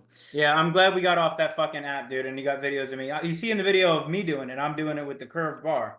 Yeah, I didn't even see that video. Honestly, and dude, like when you see the video, you'll also see I'm standing, but I have my back against the wall. It helps them stay sturdy, right, Troy? Yeah, I mean, engage your lats. I think of like myself as wrapping myself around the wall when I'm doing a strict curl. So if I'm sitting up against the wall, like I'm thinking about wrapping my shoulder blades around the wall. I have so much stability in my fucking back that it's all bicep. Big time. Say no more. Brandon, what's up? Nothing. I mean, I think I kind of showed you what was going on with the RDL thing, and as far as I kind of had the same issue with showing me with the squats, like my legs or my knees are going in for some reason. But I did notice on one set that I did, with my feet more out, it helped a little bit, but I still felt like I was still pushing a lot. Like, the heavier I went, the more I was going in. So, but you definitely answered it through Sean though. You sure? Yeah, and then for the RDLs, I mean, the form is just, you saw it, bro. Like it's bad. Like yeah. So Troy, I had a difficult time. I mean, I tried to explain this, but obviously you're gonna do it better. Can you explain how to do a proper RDL? Yeah. So I had a friend he's a bodybuilder. He does bodybuilding shows, everything. He fucking sucked at RDLs and nothing. He couldn't like everything. It's not an easy workout, by the way, Brian. Like it takes a lot of mind muscle connection to do a good RDL. It was tough to get it right. Like that last set, I got it, but I was like, it definitely needs a lot. It takes a lot of focus. But go ahead, Troy. So breaking down the RDL, you have to realize that you are not going down on the RDL. And I don't know if that fucked up some people. You are not going down when you do the RDL. What you are actually doing is you're hinging the RDL. So the best way to do that is stand a couple inches or half a foot or a foot away from a wall, and then you push your ass as far back as you can until you hit the wall. The second you hit the wall, then you come down, right? Honestly, I'll fucking show you guys right here. Do it. So this is what I was trying to tell you, Brandon, but watch how he does it. So in this RDL mechanic, I am never thinking about going down. This is not the RDL. What I'm doing is I'll even fucking touch my hips so I can get a better mind muscle connection. I touch my hips. I push my ass back as far as I can until I feel my hamstrings are in the lengthened position. I have a slight knee bend, but I'm not bending at my knees or anything. I'm kind of just letting my body naturally get into that state. So as I'm pushing my hips back, my knees might come down a little bit. Now I'm pretty much halfway done the exercise already. Now all I do is I go a little further down. I always think of a mid-calf length, so I don't go past my mid-calf. I like the soft, not my actual calf. And then I come back up. So that mechanic isn't straight down. It's actually hinging my ass as far back as I can go, coming down ever so slightly, and then back up. And you're not going all the way up, right, Troy? You're not completely standing straight up. You're keeping the tension on your hamstrings slightly. Yeah, I mean, you can squeeze your glutes at the top, and that might stand you up a little bit more. But as long as you're using your glutes and hamstrings, you shouldn't have a problem. But Yeah, I feel like, go ahead. I was going to say, I feel like if you have an issue, what's probably happening is that you're trying to get further down to get the stretch. But that's the issue, is you're not trying to get far down. You're trying to get far back. I think it So- was definitely that was the problem. Like, Yeah. Devin could read my video too. Like, I was definitely focusing on that instead of the other thing. So I was like, all right, now I get what you're saying though, compared to what Devin was saying. It all makes sense now. Yeah, you push your Yeah. ass out, you'll feel your hammies fucking activate. I know, 'cause Yeah, I would like exactly. start that, and then like I just found myself just dropping down on the front end, and then I'm like, oh fuck. I'm like, I lost that, and now as I come up, I feel it in my back, and I'm like, all right, I lost all the fire from the hamstrings, and I went straight to the back. Mhm. And on this As you- too, Troy, you want to engage your lats too. Right. For a cue for him, though, I wouldn't think about that too much if I'm being honest, because your cue needs to be the glute. So when you're hinging back with your butt, right, as you're coming up, I'd rather you think about squeezing your ass as much as you can to fire forward than the lats. Like, yes, you do need your lats to tighten up. I get that. But you're already having pain in your back by doing it. So I wouldn't give you that cue to do. I would tell you that while you're hinging back with your hips, right, like I was showing you against the wall, and you get into that position of here, when you're coming up, you're squeezing your glutes to push forward. So it looks funny on the camera without weight. But basically, what that movement is it's all the way back, squeezing your ass all the way forward. It's not down and up, it's back and forward. Yeah. Okay. Yeah. Absolutely, bro. And That that's definitely was very helpful. Yeah, so as you're coming out of that RDL, make sure you're squeezing your glutes. That's gonna get the activation much better. On top of that, it's gonna take pain off of your lower back. Yeah, because I felt as I went heavier, it wasn't painful, but I was like, if I go any heavier, I'm definitely gonna fuck myself up. 100%. And when I didn't know how to do my RDLs, which honestly, that probably was one of the last things I mastered. Like, that was a mechanic that took me fucking years to fucking figure out how to do properly. I could go up to like fucking 70 pounds. And I was like, dude, like, I could fucking go up all day with this shit, but I'm just hurting my back. And that's because all I was doing was lifting heavy weights with my back, and I wasn't using my hamstrings. Now, dude, I'll probably do an RDL anywhere between like 40 to 50 pounds, and it'll fucking light me up. Yeah, if you have proper form on that, that's really gonna develop your ass and your fucking hamstrings. And again, like Troy, is it fair to say, that your hamstrings are what keeps your knee in track, and that's what actually, really helps with stabilization and injury prevention in your knee? Yeah, definitely hamstring and quad. I mean, they both play a pretty important factor. But quads are definitely one of those muscles that the guys are like, I want some big quads. So then they neglect the hamstrings and the glutes. But if you have weak hamstrings and glutes, then you have a whole entire weak body, and all of your movements are gonna suffer from it. And look, bro, like, if you guys have to go down in weight from everything you just learned, absolutely do that, because the name of the game is longevity, right? Like, if you get hurt, you're out of the fucking game. You can't make any progress. So master your form in every aspect. And again, all of you, anything that you struggle with form, record that shit, send it to me. Let's like correct all this stuff now while we can. But I have one question for you, Troy. So one of my other guys couldn't make the call, but he wrote out a question he wanted me to ask you. He said he has stabbing pain in the front of his shoulder when his elbows extended behind his back, like in a chest press, and stabbing pain in his shoulder when he's doing an overhead press. What should he do? If he's having stabbing pain in the front of his shoulder, I'm assuming he means like up, in his front delt. yeah, definitely, yeah. When his elbow is extended behind his back, like in like in a chest press, when his elbow's extended behind his back, I'm assuming he means that he's feeling pain, a stabbing pain here, and same thing with overhead press. I'm assuming it's everything you just went over that he needs to do. Anybody want to take a guess? His scapula isn't fucking aligned, so he's got that downward fucking weight. Fuck yeah. Andre, fucking go. yo, Fucking go, nailed it. Andre, Take go it in and the apply school, it. go in the school community and respond to Will and be like, bro, it's your fucking scapular retraction. Nah, I'm gonna tell him he's got shit form. Yeah. Dude, you nailed it though. You really did. If you're having that much pain in the front of your delt when it comes to pressing, it means that your anterior delt is taking over everything. So it means that you're not properly aligned. Yeah. So, Big time, bro. All right, well, I mean that answers his question, Troy. That was fucking really good, dude. This was valuable as fuck. Yeah. Thank yeah. you. Hey, you're welcome. Yeah, dude, this was awesome. I'm telling you, like, if you guys implement everything that he just said here, you're going to prevent injuries in the future, and you're gonna outlast everyone in the gym, and you'll be able to train into your 30s, 40s, 50s, 60s if you master this shit now. But you do not want to be undoing anything, bro. Trust me. Trust me. If you think about it, you drop the weight and then you work on the form, literally all of your weights are going to go up very quickly within the foreseeable future, right? Yeah. Like you drop down to correct the form.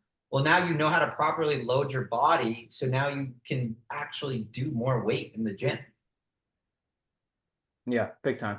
It's a win-win. Yeah, because otherwise you're just fucking lifting weight uselessly and fucking you're gonna end up hurting yourself. So, like I said early on, wanted to just wrap up with it. Biggest key takeaway: understand why you're doing movements. You are no longer, after this call, just hitting chest and back and shoulders as the day. You are thinking about the muscle group, how it's supposed to move, and how you're going to correct that movement pattern. How, whenever you do any movement, if you're feeling it in your shoulders, but it's a chest movement and you're fucking doing it wrong. Yeah. All the knowledge I've just given you is completely useless if you don't implement it. So please take everything that I've given you and start implementing it right now in your day-to-day life. And if you do, you're going to notice that you're going to get in the best shape of your life. You're going to feel more confident than you ever have. You're going to be dialed in. You're going to be feeling energized. People around you are going to start to notice the great shape and the new person that you're becoming. You're going to start to be more productive, be more confident. It's just going to change your life, but you have to implement it, okay? That's the biggest thing. Now, all the information I've just given you is 99% of people's fitness courses. What they usually do is they'll build a little training program for you in Trainerize. They'll fucking tell you what macros to hit in MyFitnessPal and tell you to kick rocks. See you on the group call once a week. That's not real one-on-one coaching. So this should save you a lot of money. Go implement everything I've just given you. Voila. Now, if you are looking for one-on-one coaching, make sure that you are going through that coach's testimonials, you are contacting the people who have been inside of their program, you're looking at every nitty-gritty detail about their coaching, and make sure it's really one-on-one. Ask them, how many times are we going to be communicating? What's the real one-on-one aspect of this program? So when I started my fitness development journey, I was tracking things on a million different apps, a million different softwares. I had a million different methods of getting shit done. So what I've done for my one-on-one clients is I've built an all-in-one software that no one in the fitness industry has. This does not exist. This is game-changing shit right here. So what I'm gonna do now is show you what my one-on-one mentorship looks like. This way, when you're going out looking for one-on-one coaching, you can compare mine to this and make sure that they're beating my value, okay? Make sure that they're giving you the right value that you deserve as a client. So let's dive into what real one-on-one mentorship actually looks like. So I'm going to show you what 99% of coaches give you as one-on-one coaching, and then I'm going to show you what real one-on-one coaching looks like. So this is what they'll give you. They'll tell you that they're going to onboard you to their custom app. Now, their custom app is an app called Trainerize. You yourself can go to Trainerize and build a workout program. You don't need a coach to do this. These workout programs are so cookie cutter, you can get them on ChatGPT. So this is the app. This is what they're going to give you. It's going to look just like this, okay? And basically, your workouts are going to look like this. You're going to click it. And it's going to tell you what workouts to do and how many reps and how many sets, but it's not even going to be a video of your coach. It's going to be a video of some random guy, some scrawny little dork on Trainerize, right? So it's not even your coach. So that's the training program they're going to give you. That's the WOW training program that they're going to give you, which you could literally get on ChatGPT. And then they're going to give you macros. So you download MyFitnessPal, which I use MyFitnessPal. It's a great app. But what they're going to do is they're going to give you macros to hit every day, and that's it. They're not going to give you meal plans. They're not going to give you anything of value. They're just going to tell you what macros to hit. Now, yes, that's the most important thing, But if you're really paying a high ticket price for one-on-one coaching, you need to get value from these people. So this is what it's going to look like. They'll be able to see how many calories you eat. And then on your end, you track your food in MyFitnessPal, which is great. I'm not going to lie. That's a great app. But that's not a fucking meal plan. That's not value. Not to mention, they're not going to get on a one-on-one call with you. They're not going to give you access to them. In order to message them, they're going to have you message them through the app. And then once you do that, they'll get back to you maybe once a day. That's not real one-on-one mentorship. All right? That's not value. This is what real value looks like, okay? This is one of my clients, Brandon, and this is his one-on-one dashboard. So the first thing that you're going to notice is there's an instruction video on how to set up and how to use the dashboard. Now, each one of these dashboards are custom to my specific client. Now, each one of my clients has a set of next tasks that they have to complete every single week. So they never don't know what to do next. They always know what their next steps are, and this is tailored and customized to their goals. So this is Brandon's. He's actually just completed all the things that I've given him, and now him and I are set to get on a one-on-one call today. Now, what you're going to see here is a Loom audit, okay? Every single Sunday, I go into every one of my clients' accounts, I review their macros for the week, I review their training for the week, their habits, XYZ. I make sure that they're complying, and then I give them tips and tricks to how to optimize based off the data that they filled out. Now, if you look on the right, here's checkpoints. Here's his 5 main goals. He's got them written out here. He's got his current position. He's got his goals. Boom, all written out. He can see them every single day. Now, if you come down here, there's levels to the program. You're going to constantly be leveling up based on what your end goal is, right? So Brandon has all these levels that he's going to have to go through. See, he's just completed level 1 here, right? He's just completed level 1. Now there's going to be level 2, level 3, and then transcendence will be based off what his goals actually become at the end. Now, if you keep looking through, on the left, what you're going to see is here, we have a bunch of resources. So mindset, here's the link to the weekly group call, which by the way, we have a weekly group call where I give presentations and we do Q&As and we bounce ideas off each other.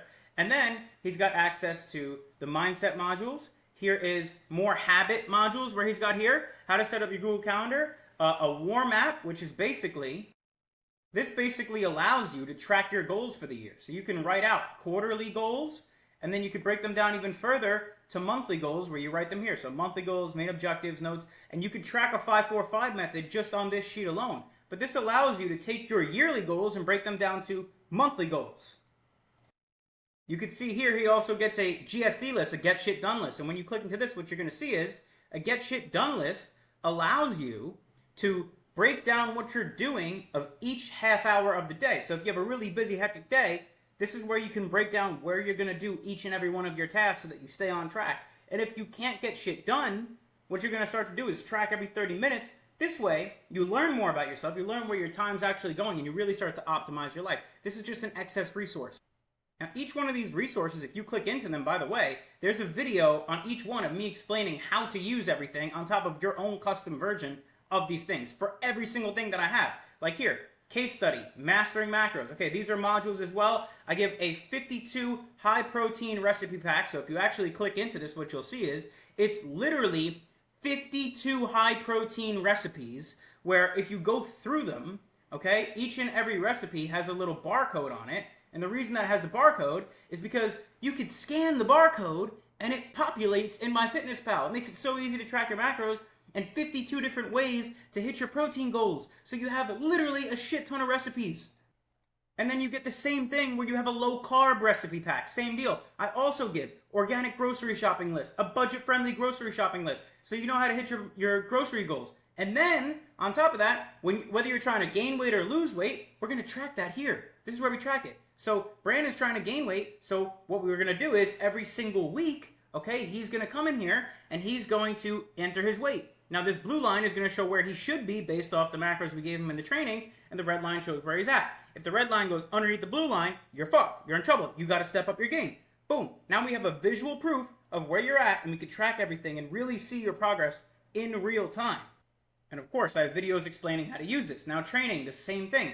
Here's a bunch of training modules. There's also a master program that I give to everyone. Like, let's take a look at Brandon's. So we could see Brandon's master program here, where it literally is a custom tailored program. This has everything in one sheet for him to review for his goal to get to 175. Here's his macros. Here's the chart I just went over. It explains how to use it. explains how to track, how to use the food scale, how to use MyFitnessPal, some supplements, gives a proper food recommendation guide. Here's nutrition health protocol. Now here's his training split broken out. Workout principles, right? Here's his split and everything. His cardio protocol split. Everything that he needs is now on one sheet, tells him how to train and everything. So he has this as an extra resource. And if you come in here, these are worksheets that we fill out, a vices worksheet, a daily routine worksheet, an alignment exercise, and a goals worksheet. Now these are the lifeblood of the program, okay? These are what we build everything around. I'm not going to go into it because these are private to Brandon, but these are another insane resource to make you even more dialed and optimal. Now here, how to use the 5-4-5 method, it explains it, and then in Clarion formats, you can see here, here's the one-on-one call recordings. It's a list of all of our call recordings, so he has all of our recordings if he ever wants to refer back to them. And then, here's a little sheet that I used to budget my money. It's an Excel spreadsheet, which I gave to Brandon, I gave to all my clients in case they want to use it. It's just an extra resource to have. Now here's the best part. Here's his calendar where every single day you could see what his workout is. So let's look at tomorrow for him. If you open up his workouts, what you can see is here is where he tracks his intensity of the workout. Here's where he's going to put how many calories he's consumed. So let's say he did 3,000 calories. You can see it's just under where he needs to be. His is 3,201. Let's say he had 200 grams of protein, he's over. Let's say he had 151 grams of carbs, he's under. So this is where he's going to track his macros and stuff like that. And then, if he doesn't want to type this in, he can just put a screenshot here. And every Saturday, he's going to put his check-in photos here.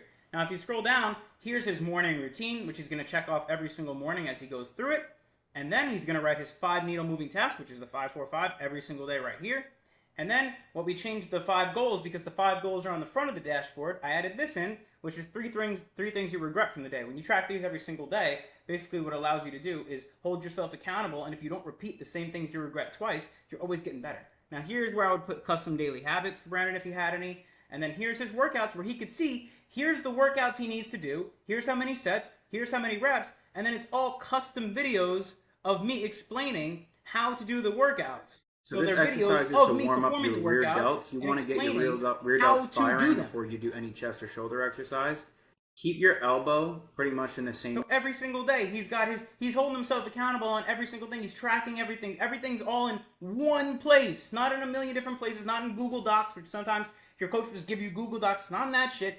All in one place. No one in the fitness industry has anything like this. This is what I always needed. This is what's going to get people to the next level. This is real one-on-one coaching. And then me and Brandon are getting on one-on-one calls together. He has my private number where he can text me, and he does 24/7 asking me endless questions. The group call once a week. And then I have a whole school community where I have groups of other men with more modules, more resources. We're posting in there pump pics every day, AM flex pics. We're reviewing form for everyone, taking videos of Loom. I have guests that come in and perform insane presentations on fitness, nutrition, mindset on top of myself. This is real one-on-one mentorship where we're working on bottleneck basis and constantly getting you to the next level, custom to you based off your goals. Not just a generic, here's macros and here's training. No, this is real one-on-one coaching. Now you know the difference between what most coaches give you and what real one-on-one coaching is. Don't be fooled, boys. Just use the free information that I've given you, and that's more than plenty for you to achieve all of your goals in a timely manner. Again, all the information without implementation is absolutely useless. So I really hope this was valuable for you boys. Leave a comment if it was valuable. Let me know. I absolutely love you boys. If you fuck with the video, go ahead and subscribe to my channel. I'm constantly giving free value. But listen, I just want to see everybody win. I don't want to see anyone get scammed. I want to see everybody make progress in their life the way I did, the way my clients are doing. I absolutely love you boys. I'll see you boys in the next video. Peace.